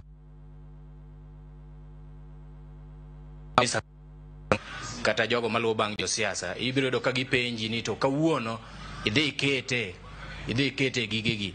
Seche moko apenjora ni bende ng'ato nyalo dhi e skul ma penj japuonj ni kawuono idhi puonje gigegi kata bende ng'ato nyalo dhi hotel ma penj jalno masavo kata jalno matedo ni kawuono idhi itede gigegi. Koro magi achiel kuom midhiero ma jofwambo weche osebedo ka kale. Midhiero machielo bende en yudo kata access to information, yudo gigo ma wadwani mondo mi wami jopiny. Seche moko Alia Beach ing'eya ni gima kama to timore kama to mondo mi nikech in kaka jafwambo weche ok inyal wuoye matut ka ok iyudo ng'atno manyigo gi kukune. Koro mondo mi iyud ni ng'ani dwa bedo thuolo kodi mondo mi onyisi ni gini kama otimore kama obedo ga midhiero. Koro magi achiel kuom midhiero ma bende wakale. Midhiero maduong' bende en sand ma wayudo e lwet obila. inyalo paro kinde mokalo kane ntiere ng'anyo mane timore e kaunti Homa Bay, kit kaka jofwamb weche e kaunti Homa Bay noyudo sand ma nochuno koro wapondo e bwo mesa. Koro magi gin midhiero mapek ma jofwamb weche kale.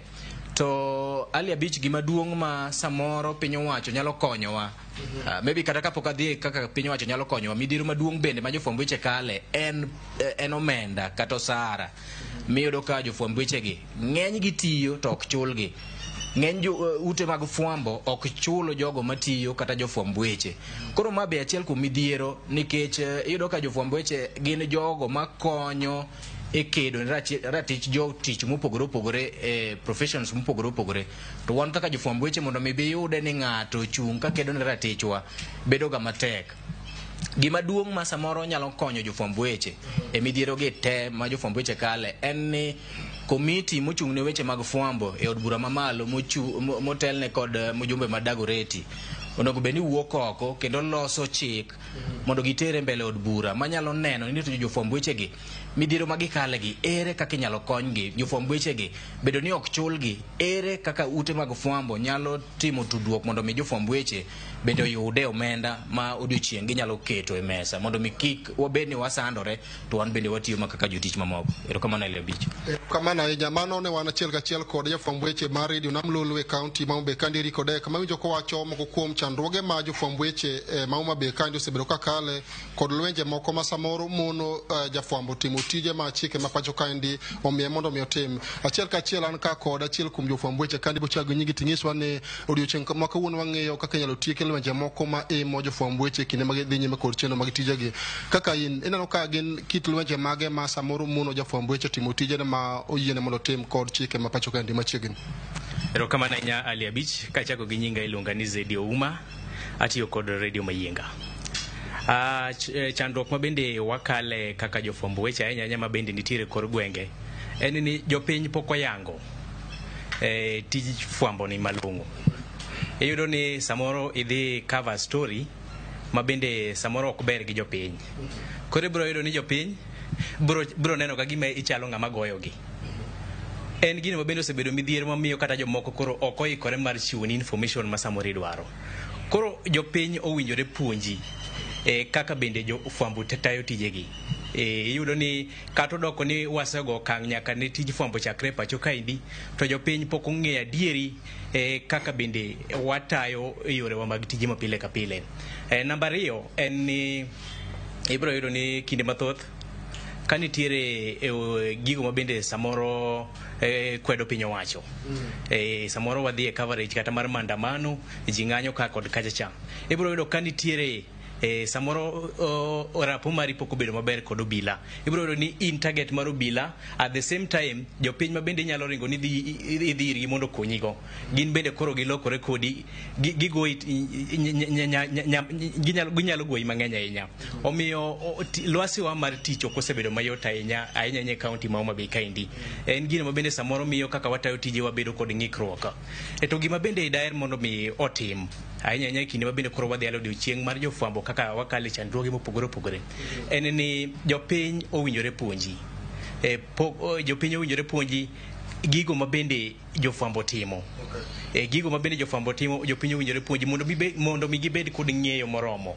Gibed kod gigo ma bende gibed ka ging'eyo gigo ma bende jofwambo timo, nikech pile ka pile ok wabi nyiso story maber. Kaka mondo mi lokruok obedi, nitiere gigo ma bende nyaka wameny ne jopiny mamoko ok nyal bedo ma positive ahinya ne government kata ne bede migepe mamoko mag piny owacho. Mogik katieko en ni nitiere sangwenya ma bende donjo e fwambo kaendi. Ibiro yudo ni ng'ato ok ong'eyo ethics mag fwambo, to en bende koro odonjo otayo yorege mag fwambo. Koro ibiro yudo ni samoro uriwo kamoro achiel, to nekech ok en jagono ma bende olony kod yorege mag tich, iyudo ni gigo ma bende onyiso miyo ling'any legacy ma bende jofwambo ni godo dok piny. Omiyo wakwayo ni duol ma bende ochung' ne kedo ne ratich jofwambo gidonjre jogo ma bende iluongo ni bloggers, gitiek wach mar bloggers ni, nikech gine ma bende koro ginyo fwambo kaendi mang'eny mokalo. Erokamano ahinya Ali. Erokamano ahinya Zedi. Bende Sharon an ka kod achiel kuom nyadende ma bende en jafwamb weche e kaunti ma mobe kandi bicho gi nyigi tingiswa ni tiyo okalo ko twak modhi go nyime kwang'iyo lwenje moko mosebedo ka imo jofwamb weche ahinya to kinde magidhi nyime kod timo tijegi e pacho kandi. Erokamano ahinya Ali, nyinga Lavendo Kech, atiyo gi nyakalondo mar Radio Rice. Kaluwore kod twak makawuono waketo piny makawuono en ni wan koka jofwambo mamine wakale midhiero mathoth. Iyudo ka jafwambo mamiyo kata manyako owuok ni odhi kao story kata koko mobiro mondo kete wang' jowi kata mokete nyakalondo. To kar mondo mi oyud story no koko nyalo yude tek nikech iyudo ka ng'ama oningo bed ni mi story ni odwaro ni samoro ubed kode kanyakla achiel e weche mag hera e koko yud story makamae. To obedo ga matek nikech kaka jafwambo imbe in ga gi gik matai koko ningo bed ni tiyo. Koro mondo mi yud story ni dhi chulo ni mondo iwe story ni okitime idhi mondo idog maonge story mitimo. Koro ing'eni jofwambo mamine jogi okaw ga ni jogie kaka iwuoyo gi jafwambo mamiyo opogore gi koka samoro sources wuoyo gi jafwambo ma dichuo. Kar mondo mi story ikaw gidwaro ni mondo giket ere kindi kod in kode gi jafwambo to mano be biro katek ahinya ne wan jofwambo mamine. Omiyo mae temo kela kawacho niya sasa ma jafwambo mamiyo kata jafwambo ma nyako kodhi ni dwaro story en gi rights mag yudo story kaka jafwambo ma dichuo bende yudo story mage. Kopogore koda mano wan kendo gi midhiero mar weche mag bloggers mana kaka jawadwa nosewacho. Ochopo sama koro ji oningo ng'e niya blogging to kod fwambo en gima opogore. Jafwambo en ng'ama odhi e skul osomo weche mag fwambo nyaka ang' odhiyo odhi ir source mone ni source ni ginie omiya kamae en gima otimore e ground. To blogger en ng'ama awach ni ka nitiere jasiasa moro mokete blogger chuno nyaka jasiasa ni emodhi bedo godo kanyakla achiel nyaka oket gik ma positive ewi blogger ni. Koro iyudo ka sama ang' iketo news motimore ewi jasiasa moro ikete mbele kanyo iyudo ko bedo matek nikech blogger makocha nyalo neno ni ok idwar ng'atgi ng'ani be neno ni ok idwar ng'atgi koro tek ochopo sama koro jopiny nyaka ng'e ni tich mar fwambo to gi blogging opogore ahinya. Sharon erokamano ahinya mano wabaga twak achiel kachiel kod jofwamb weche ma tiyo ute fwambo kod keyo mopogore Homabay County kandi ka winjo ka giwacho achiel kachiel mokuom chandruoge magikale anya to lweny ma thoro jofwamb weche ka gidhi nyime kod timo tijegi mabende omigi kod chike ma pacho kandi ka ok aketho sa Sharon abiro duogo achiel kachiel e studio mara mondo idhi nyime kod twak ka in kod wendwa kata jofwamb weche matene mabiro dhi nyime kod twak ka wato wadhi biro dhi nyime kod luwo weche manyien mamoko mabende wantiere go e county Homabay kandi mobiro nyiso joneno mag Ramogi TV kochopo e weche manyien mabiro mbele kanyo endo Sharon. Erokamano ahinya Ali Abich wawinji e yo makare. Erokamano ahinya kuom dhiro twak e kaunti ma Homabay gi jofwambo mabende ne intiere godo. Ne korom ga juang ko ke kaunti ma Homabay kura tiri nyaka e kaunti mano ma Kisumu anyisi nyaka sani aneno ka pod wantiere gi thuolo dakika 25 tok saa 4 mar okinyi. Kaunti ma Kisumu nyaka korom ga juang bende ntiere achiel kuom jofwambo matuklu e pacho ka mabende osebede tij fwambo kuom thuolo malach. En bende obiro bedo kwa winjo sigande okinyi makawuono ponono ne osebedo gi lwenje mamoko kata mana chiedh nade mabende oseyudo e pap kata mana tij fwambo e pacho ka. Ne korom ga juang gi sani hadhi loso gi Seth Olombaka hang'eni kinja hera mar nyakalondo samoro ma e duol kata mana jala mabende ing'eyo. Seth amusi ni misawa kaunti ma Kisumu chionade. Oyawra inya Sharon. Kaunti ma Kisumu ber wachiew makare. Aneno ka gimora mora ni kako winjore. Kendo wadhi nyime e nyasi ma kawuono mar yango pek ma jofwambo osebedo ka yudo e kuonde mopogore opogore e piny mangima. Mido thuolo mar bedo kodwa okinyi makawuono achiel kachiel kintiere kaunti mano ma Kisumu. Ng'eni kaunti ma Kisumu kaka jofwambo bende untiere kod romo ma bende dhi nyime e magawa moro e kaunti ma Kisumu. Kaka mano Seth ino jafwambo mana kana sewacho jafwambo matuklu ma bende osebede pauni kuom thuolo malach. Odiochieng' makawuono ka bende piny ngima hingo odiochieng' mano mar lwenje mahimo tij jofwambo. Kaka jafwambo nyalo mana nyiso Seth sigandi mana matin ni chako fwambo e higa mane nyaka sani lwenje mage mabende sekade. Erokamano Sharon. Chenro kata yore mag fwambo na chako e higa mar 2005 masani achiegni chomo higa mar 20 e weche mag fwambo. kaluwore kod pek ma jofwambo kadhe e okenge kata yore mag tich. Kapok awacho mara owuon, tabro wacho ko oriwo jofwambo ngima e kidienje mopogore opogore, obed jondik gazede, obed jogo eko malendo e TV kata jogo malendo e radio. Thoth pek ma jofwambo kadhe wuok e kidienje adek. Nitiere chandruok mag monj manyalo wuok kuom piny owacho, nitiere chandruok kod monj manyalo wuok kuom josiasa, kendo nitiere chandruok kaachiel kod monj manyalo wuok kuom jopiny giwegi kata oganda mantiere kuma jofwambo tiye, kuonde ma jofwambo dake, kata kuonde ma jofwambo wuothe odiochieng' kod odiochieng'. Pek mabedo ahinya ka wuok kuom piny owacho bedo kaluwore kod okenge mikawo gi piny owacho e yore mag chike kata e yore mag paro ma piny owacho nyalo bedo godo. Inyalo yango ni ka ok wadhi mabor e kinde mag yiero, ahinya ahinya kwachako kata e higa mar 2013, 2017 gi 2022, iyudo ni piny owacho kawo okenge mag loso chike mopogore opogore, mathothgi iyudo ni gin chike mang'waso kata ng'wano thuolo mag jofwambo e piny Kenya. Kwang'iyo e higa mar 2014, chik manolosi miluongo ni Security Amendment Act mar 2014 nomedo thuolo mag obadho mathoth moket ne jofwambo, ma iyudo ni jofwambo ketnegi okenge mag gik ma ka gitimo tinyalo kawnegi okang' mar kum e nyim doho, kendo inyalo kawnegi okang' mar kum e yore mopogore opogore ma ginyalo bedo penalized kata ginyalo bedo fined kaluwore kod chike monoketi e higa mar 2014 mar Security Amendment Act. Mago gin achiel kuom gigo ma piny owacho nyalo miyo kata nyalo keto ne jochandruok pek e yore mag tich.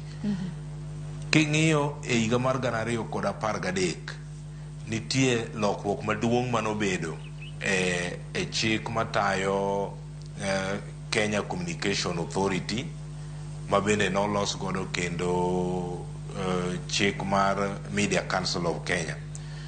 E Kenya Communication Authority Amendment Act 2013, iyudo ni piny owacho nokawo okang' mar chako loso weche mag ohala obedo e migawo achiel, ma mano en achiel kuom gigo eko ma miyo piny owacho ok chiw thuolo mag ohala makare ne ute mag fwambo weche. Sama ohala makare onge ute mag fwanjo weche, nyiso ni nweng'o thin, kendo ute mag fwambo weche bedo kod pek kaachiel kod chandruok kaka ginyalo bedo gi jofwambo ma gindiko mondo otim 1, 2, 3 e yore mag tich. Koro mano en achiel kuom obadho kata mana chandruok ma jofwambo nyalo yudo kawuok kuom piny owacho. Mopogore gi mano, akoni ni kidieny mar ariyo en mano chandruok mawuok kuom josiasa ma pacho kaendi. Ahinya ahinya e kinde mag yiero, iyudo ni jofwambo bedo kod chandruok, kendo tok yiero jofwambo bedo kod chandruok. Kinyalo paro maler, e yiero mar 2022 nitiere thoth josiasa mano wacho ni ute mag fwambo kaachiel kod jofwambo ne gin cartels ma ok ginyal tiyo godo. Omiyo kamoro amora ma jofwambo nodhiye mondo mi otim tijegi ma odiochieng' kodiochieng', giyudo pek nikech josiasa madito osekawogi kaka wasigu. Wach mar josiasa ni miyo jok moko kata jofwambo 1, 2, 3 inyalo kwan ni ok gin jok idwaro e kweth mar siasa makama. Omiyo ka jafwambo wuok nodhi timo tich e kama osewache ni en wasigu mar jasiasa, to inyalo goye, inyalo monje, inyalo yanye, kendo inyalo maye gigege mag tich makethi. Omiyo ma endi en pek ma jafwambo nyalo yudo kendo osebedo ka yudo e piny mar Kenya kawuok e lwet mar josiasa. Pek machielo ma jafwambo nyalo yudo kata oseyudo wuok kuom jopiny giwegi. E ndalo machon ka ute mag fwambo ne pod thin, ne wan kod od fwambo maduong' mar piny owacho. To kaluwore kod lokruok manobedo chakre higa mar 1991 e pacho kaendi, ute mag fwambo nobedo kod thuolo malach kendo yarore, ma iyudo ni nitiere ute mag fwambo mag ji giwegi matie pacho kaendi, nitie matie kor gwenge, nitiere matie kidienje mopogore opogore. To ka jasiasa oseyango kata okete kidieny ni od fwambo makama ok en od fwambo man kodwa achiel kaluwore kod dwaro mare, to japiny kamoro amora ma entiere ahinya ahinya motudore gi jasiasa makamano biro kawo thuolo mar monjo jafwambo matie od fwambo makamano. Omiyo chandruok mar jafwambo nyalo wuok kuom japiny kaluwore kod sigu makoro wuok e kind jopiny gi jofwambo nikech okenge mokaw e yore goeko mag siasa. Omiyo maendi osekelo monj mathoth ne jofwambo e kinde mag yiero kendo kata e kinde mag referendum e pacho kaendi. Koro Sharon, katieko e yo machuok anyalo wacho ni chandruok ma jofwambo romo godo e pacho kaendi wuok e dienje adek goeko. Nyalo wuok e piny owacho, nyalo wuok e josiasa, kendo nyalo wuok e lwet oganda ma gin jogweng', gin jopiny. Nyaka sani nyaka wapar ni kaluwore kod medruok mag ute mag fwambo, thoth jofwambo odak kodwa e kor gwenge, thoth jofwambo odak gi josiasa e kor gwenge. Omiyo gin jok mong'e, gin jok mineno odiochieng' kodiochieng', kendo gin jok mwadak kodo mana kaka inyalo dak gi ng'at machielo kata jok matiyo kuonde mamoko. Koro mago e kidienje ma jofwambo osebedo ka yudo e pacho kaendi, Sharon. Erokamano ahinya Sethuolo, ilere kanyo e yo makare. En mana ni samoro bende japiny nyalo wacho ni bende jofwambo kata bende ni waseyo samoro josiasa, jopiny kanyakla kata mana kod piny owacho mana kaka ikete. Samoro seyo bende biro ne jofwambo. Akia ni in iwuon Seth kaka in, ang'eni kaka isebedo tij fwambo chakre higa mar 2005 nyaka sani, higni madirom 18. Ibiro bedo bende kinyisowa moko kuom achiedh nade ma bende isekadhe nyaka sani. Koka mano yino mar mondo mi wakaw yo matin waduogo kodi mar mondo mi lernwa sigandi kanyakla kod chenro ma bende untiere godo e kaunti ma Kisumu odiochieng' ma kawuono. Koka manya korom ga jong wakaw yo matin waduogi mathoth.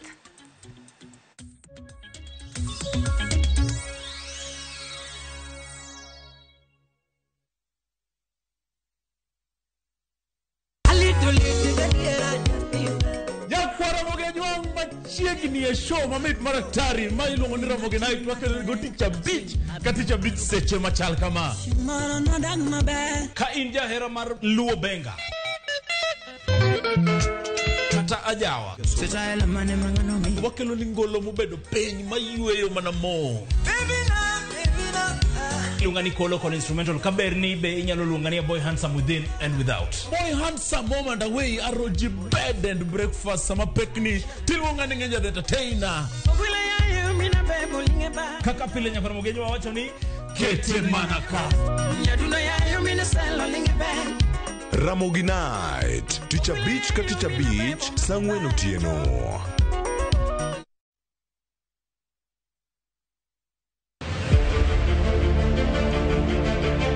Ikrine sinema mapok ni neno. Kinyono kon tanyono koni. Owinjore kendo disore. Ene ot achiel moting'o tuke mawuok Kaluo. Wan kod gigi duto. Mitarigo dhako amula mana matin. But mule matin no is violence. Sigana mamoro chunyi kama kawaida. Dongo chama chai manum. Sukara ore, ngich beno ngich. Mopong kod nyiero. Habari. Siari nyathima wuyudo die siari. Drama. Abo chwenjra kod nyathini ang'ara chu. Hera. Lokri. Yawa nyathi to nayudo yawa. Tugo ka tugo. En sigana marito mondo onyise. Winam Cinema. Jumapil, saa 2:15 otieno kod saa 4 otieno mane Ramogi TV. Book your festive holiday Navview Travel. 3 days Masai Mara from 15,000 Kenya shillings. 3 days Amboseli, Samburu, Sava from 30,000 Kenya shillings. Coast Self-Drive from 14,000 Kenya shillings. 5 days Coast SGR from 45,000 shillings. 5 days Coast Flying from 72,000 shillings. 5 days Dubai from 800 USD. 5 days Zanzibar from 940 USD. 5 days Thailand from 1,550 USD. 8 days Singapore and Malaysia from 2,450 USD. Book a group and travel free. Call 0703-254-254 or book online www.viewtravel.com.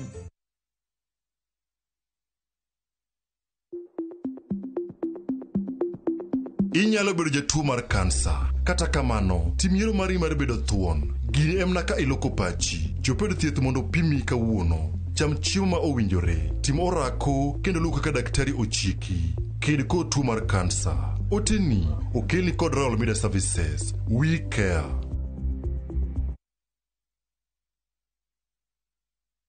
Jipange na View sasa iko hapa sasa.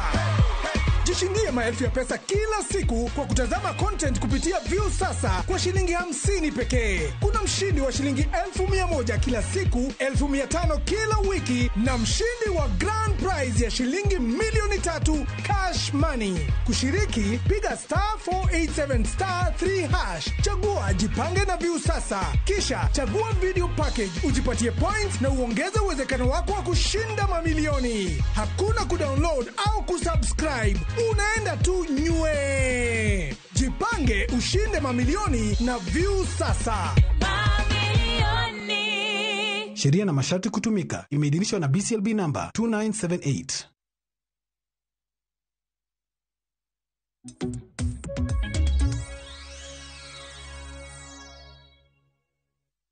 Nyakwarom gajwang machiegni kendo meno kang mogik mabende pod wadhi nyime gi chendo mar mbaka oromo. Aneno kanyo kwadong gi matin dakika 20 mar mondo mi watiek chendo maka onoromo kanyo saa 5 mar onyango. E kinde mabende piny ngima odiochieng' makawuono nyakwarom gajwang ahingo odiochieng' mano mag lwenje mahimo jofuambo e pacho ka. Wanyane jofuambo e kaunti ma Siaya ginto giwacho nang'o kaluwore koda thor wach mar odiochieng' makawuono. Jofuambo ma Siaya no dadhogi kod jafuambo mar kaunti ma Siaya mong'ere kaka Mulindi. Wanyane kana gilo Itie midhiero mang'eny ma jofuambo kale ma mono gi timo tijgi e yo makare.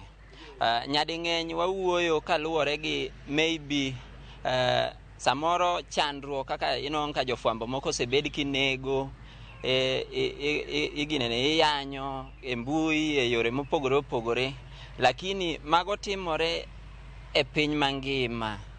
En mana ni nitiere wanyalo contextualize ngeni shida ma jofuambo kale bende medo lokore. Kaka kawuono ka waloso an kaka Josaya anyalo wacho ni jofuambo ma Kenya nitie gimoro no biro ni digital disruption. Mamano no biro mostly e ndalo ma corona. Inwang'o ka ute mag fuambo ok los pesa yo moromo kaluwore gi wach digital. Ji mang'eny sani inwang'o ka nyaka ng'at moko somo fuambo man gi smartphone nyalo timo gimoro to kete mbui. Tinwang'o ka gini at the end of the day o interfere gi kaka jofuambo mosomo ichulo. Kuom mano nitie ute fuambo mang'eny e pacho kae mok chul jofuambo kaluwore gi ma. To kawuono sama waloso ni ang'eyo ni nitiere jogo miluongo ni media owners magimbe kawuono giromo kuonde mopogore opogore ka giingo odiochieng' ni ka giwacho ni jofuambi sando itimo ang'o. Gine monego beni gikwong gigol log mane wang' gi no. Jofuambo osebedo ka kale masira midhiero mopogore opogore ahinya lweto bila. E kinde ng'anyo jofuambo osebed kigoyo kendo osebed kisandogi.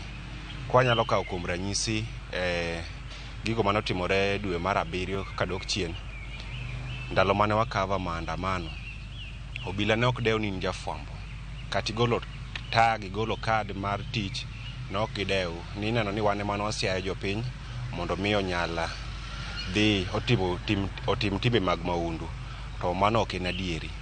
Koro miyo ka nyalo kwayo piny owacho ka nyalo ng'iyo kaka inyalo puonjo obila kotendo koda weche goendi mag wuoyo gi jofwambo kata ng'iyo kaka ginyalo konyo jofwambo weche kinde ma bende gitayo tijegi ahinya nyete kinde ng'anyo te ber mondo bi nyal ng'i mano. An kaka jafwambo pek ma aseneno ke yorena mar tija kaka ripota en mana gero moro kata nyalo luongo gi dho ngere ni harassment ma iyudo kata ka seche mutiyo tiju ma une pap ma umanyo kata habari mondo mi ukene jopiny tiyudo ka jomoko biro to kela monj moko ma ok osebedo maber korka kora kendo kaka ng'ama miyo. Koro kaka waingo odiochieng' ma kawuono kwayo madabedgo en ni media council kata migepe mopogore opogore nyalo bedo gi okenge moko ma ginyalo geng'o godo tulo kata midhiero manyalo bedo ne jofwambo koni kod kocha. Nyakorom gajwang' mago gin moko kuom jofwambo e kaunti ma Siaya ma bende jafwambo marwa Karim Mulindi noloso godo kiny ma kawuono ahinya kaluwore kod odiochieng' maket kod ma bende ihingo kata mana piny ngima hingo lwenje mago mahimo jofwambo. Kawuok e kaunti ma Siaya adog nyaka e kaunti mano ma Kisumo kama nitiere gi jafwambo Jeff Olombaka ma bende en jachung weche mane Nyakalondo mong'ere kaka Dala FM. Jeff Seth kinyalo mana winja mana kanyalo mana penji ni nyaka sani e kinde ma bende seyo ang'eni jofwambo waseyo migepe mopogore opogore waseyo piny owacho jopiny kaluwore kod achiedh nade ma bende samoro gikelo kaluwore kod kit tich mwatimo. Bende paro ni kata mana ni wan jofwambo wuon nego bende waketre ratila kaluwore kod tijwa ma bende watimo samoro kata mana monj mamoko kuom osebedo ka wayudo samoro en kaluwore kod kata mana tich ma samoro ok watimo yo makare. Diwach nang'o? Erokamano Sharon. Yango kanyo migepe adek ma chandruok mag jofwambo osebedo ka wuoke e lwet piny owacho, e lwet josiasa kendo lwet oganda kata jopiny giwegi. Mar piny owacho nawacho ni wuok ahinya kaluwore kod chike molosi. King'iyo chik manochuogo Communications Authority of Kenya, king'iyo chik manochuogo Media Council kaachiel kod Security Amendment Act mar 2014. Kawaweyo mano kaluwore kod penjo mi ipenja, jofwambo giwegi bende nitiere kod both magisebedo godo. Iwacho ni ichao gwang', icha gweno. Kaka jafwambo ma Siaya wacho, iyudo ni ute mag fwambo medore kendo jofwambo bo medore. Nitiere jofwambo ma samoro ok ti kaluwore kod chik monego beni gayo kendo tayo yore mag fwambo e pachoka.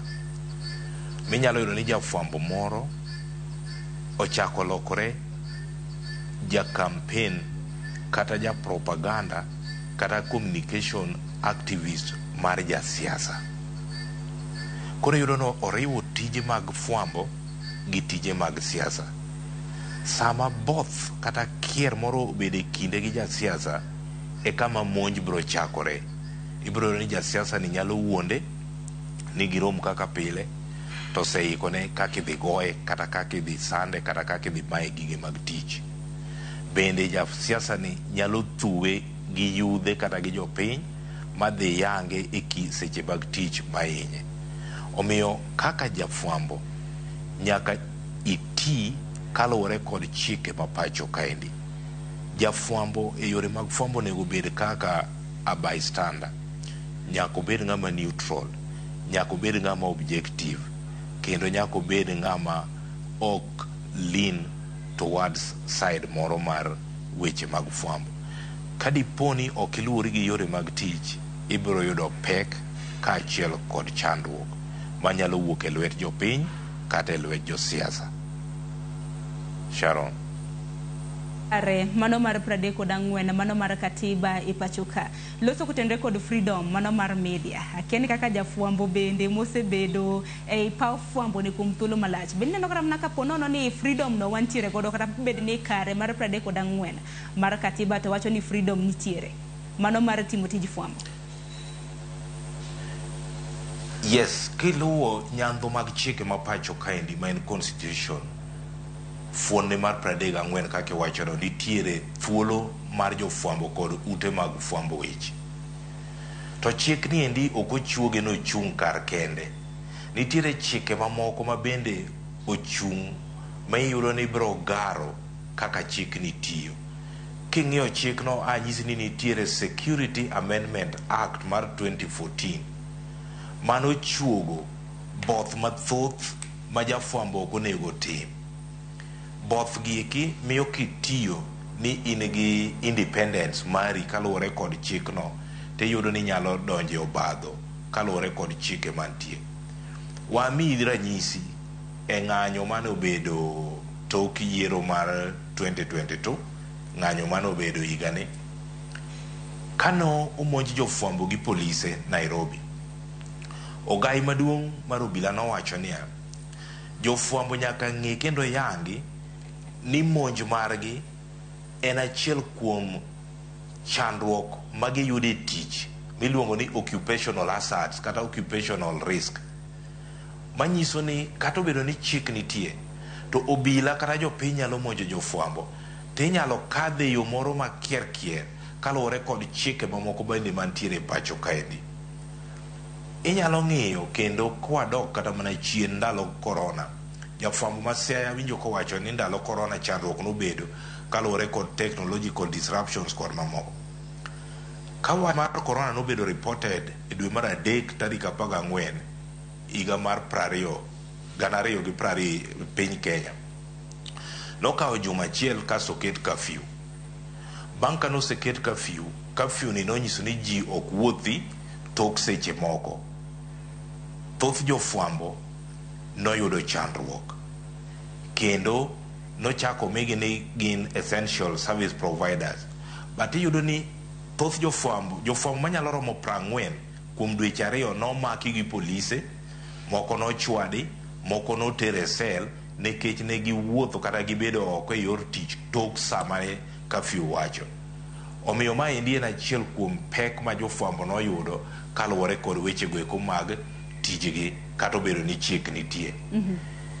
Tok mano ne nitiere wach mibadhi maduong' manowuok e seche mag Covid, kendo ka jofwambo ne temo yango mondo mi ginyis jopiny kaka ichando ji kaluwore kod weche mag curfew, te kaka polise ne medo chandogi, polise ne medo gogi kendo mayogi gigegi mag tich. Omiyo kata obedo ni chik nitie pacho kaendi, jofwambo pod nitiere kod chandruok mathoth ma giromo godo e seche mag tich. Erokamano ahinya. Aneno ka sa dhi ng'adowa kaka pok wadhi e kaunti ma Kisii. Kokamano Thaguni, erokamano ahinya. Ayudo kata mana ikawo thuolo mogik mano mar wacho wachni mogik ahinya ahinya ne jofwambo odiochieng' ma kawuono ma bende hingo odiochieng' maket kod ma wachni nyalo bedo ne piny owacho, ne josiasa kata ne jopiny ma bende samoro thiero tich ma bende watimo. Erokamano, odiochieng' ma kawuono yango chandruok ma jofwambo osebedo ka yudo kaluwore kod declaration mar United Nations. Pek mantie en kaka wanyalo tieko chandruok ma kama. To ne jofwambo wetega anyalo nyisogi ni wati e yo mowinjore kod chik kendo wati e yo mowinjore kod profession kata professionalism marwa mondo mi kik obadho mamoko wanyalo geng'o makwa.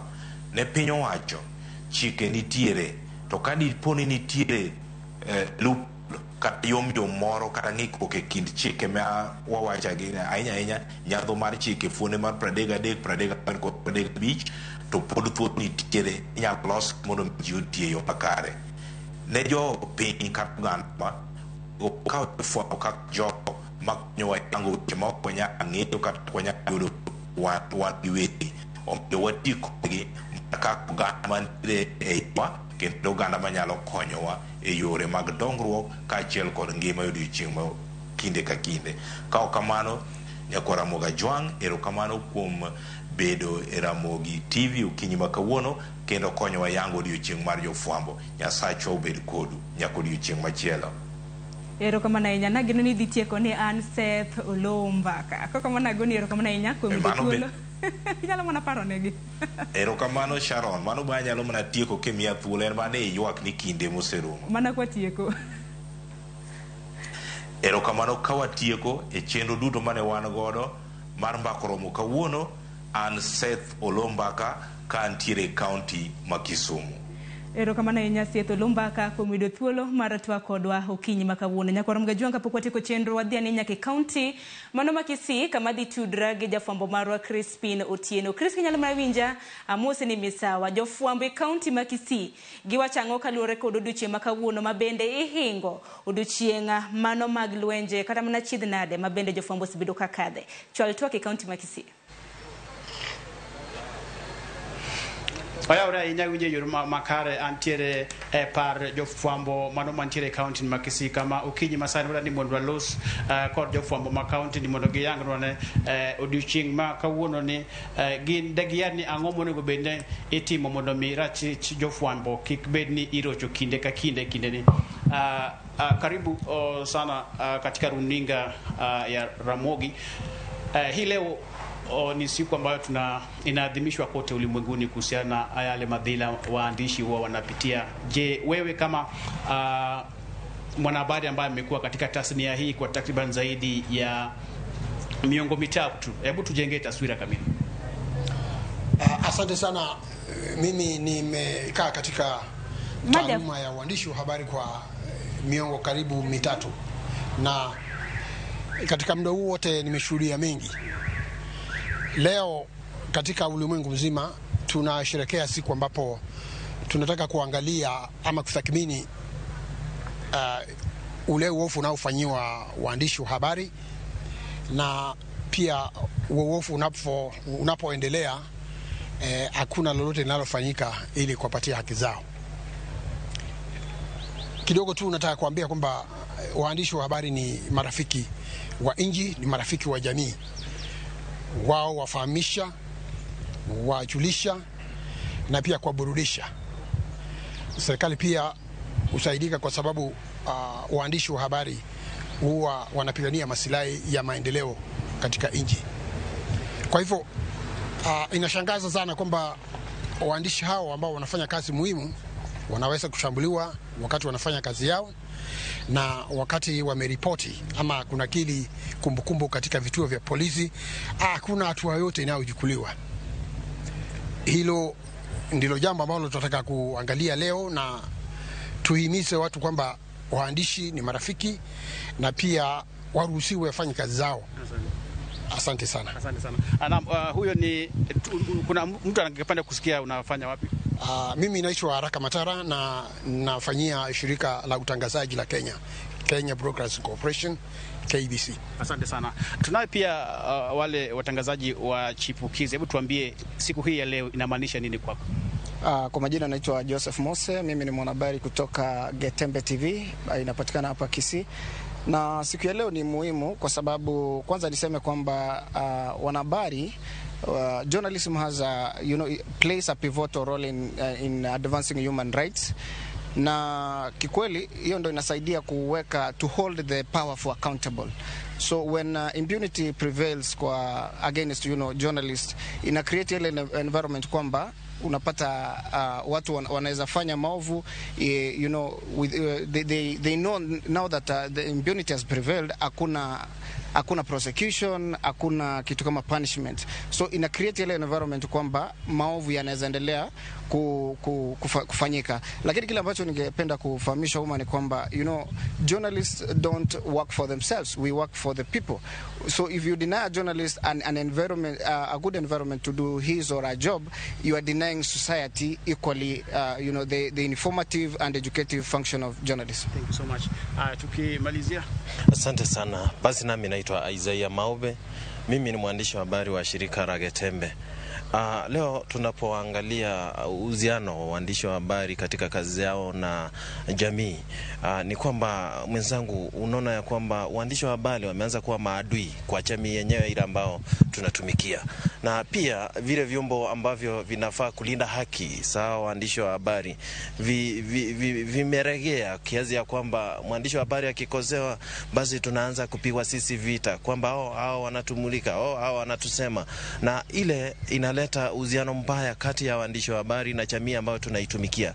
Kitu kingine pia, mwandishi wa habari yeye ako pale kuelimiza na kumwambia jamii kwamba hiki na kile kinafaa kuwa hivi, kimekuwa hivi. Lakini sasa katika ile kumwambia, mimi naonekana mbaya, manake si mimi nilitenda kile kitendo, mimi nimekileta tu watu wakione, lakini naanza kulaumiwa baadaye.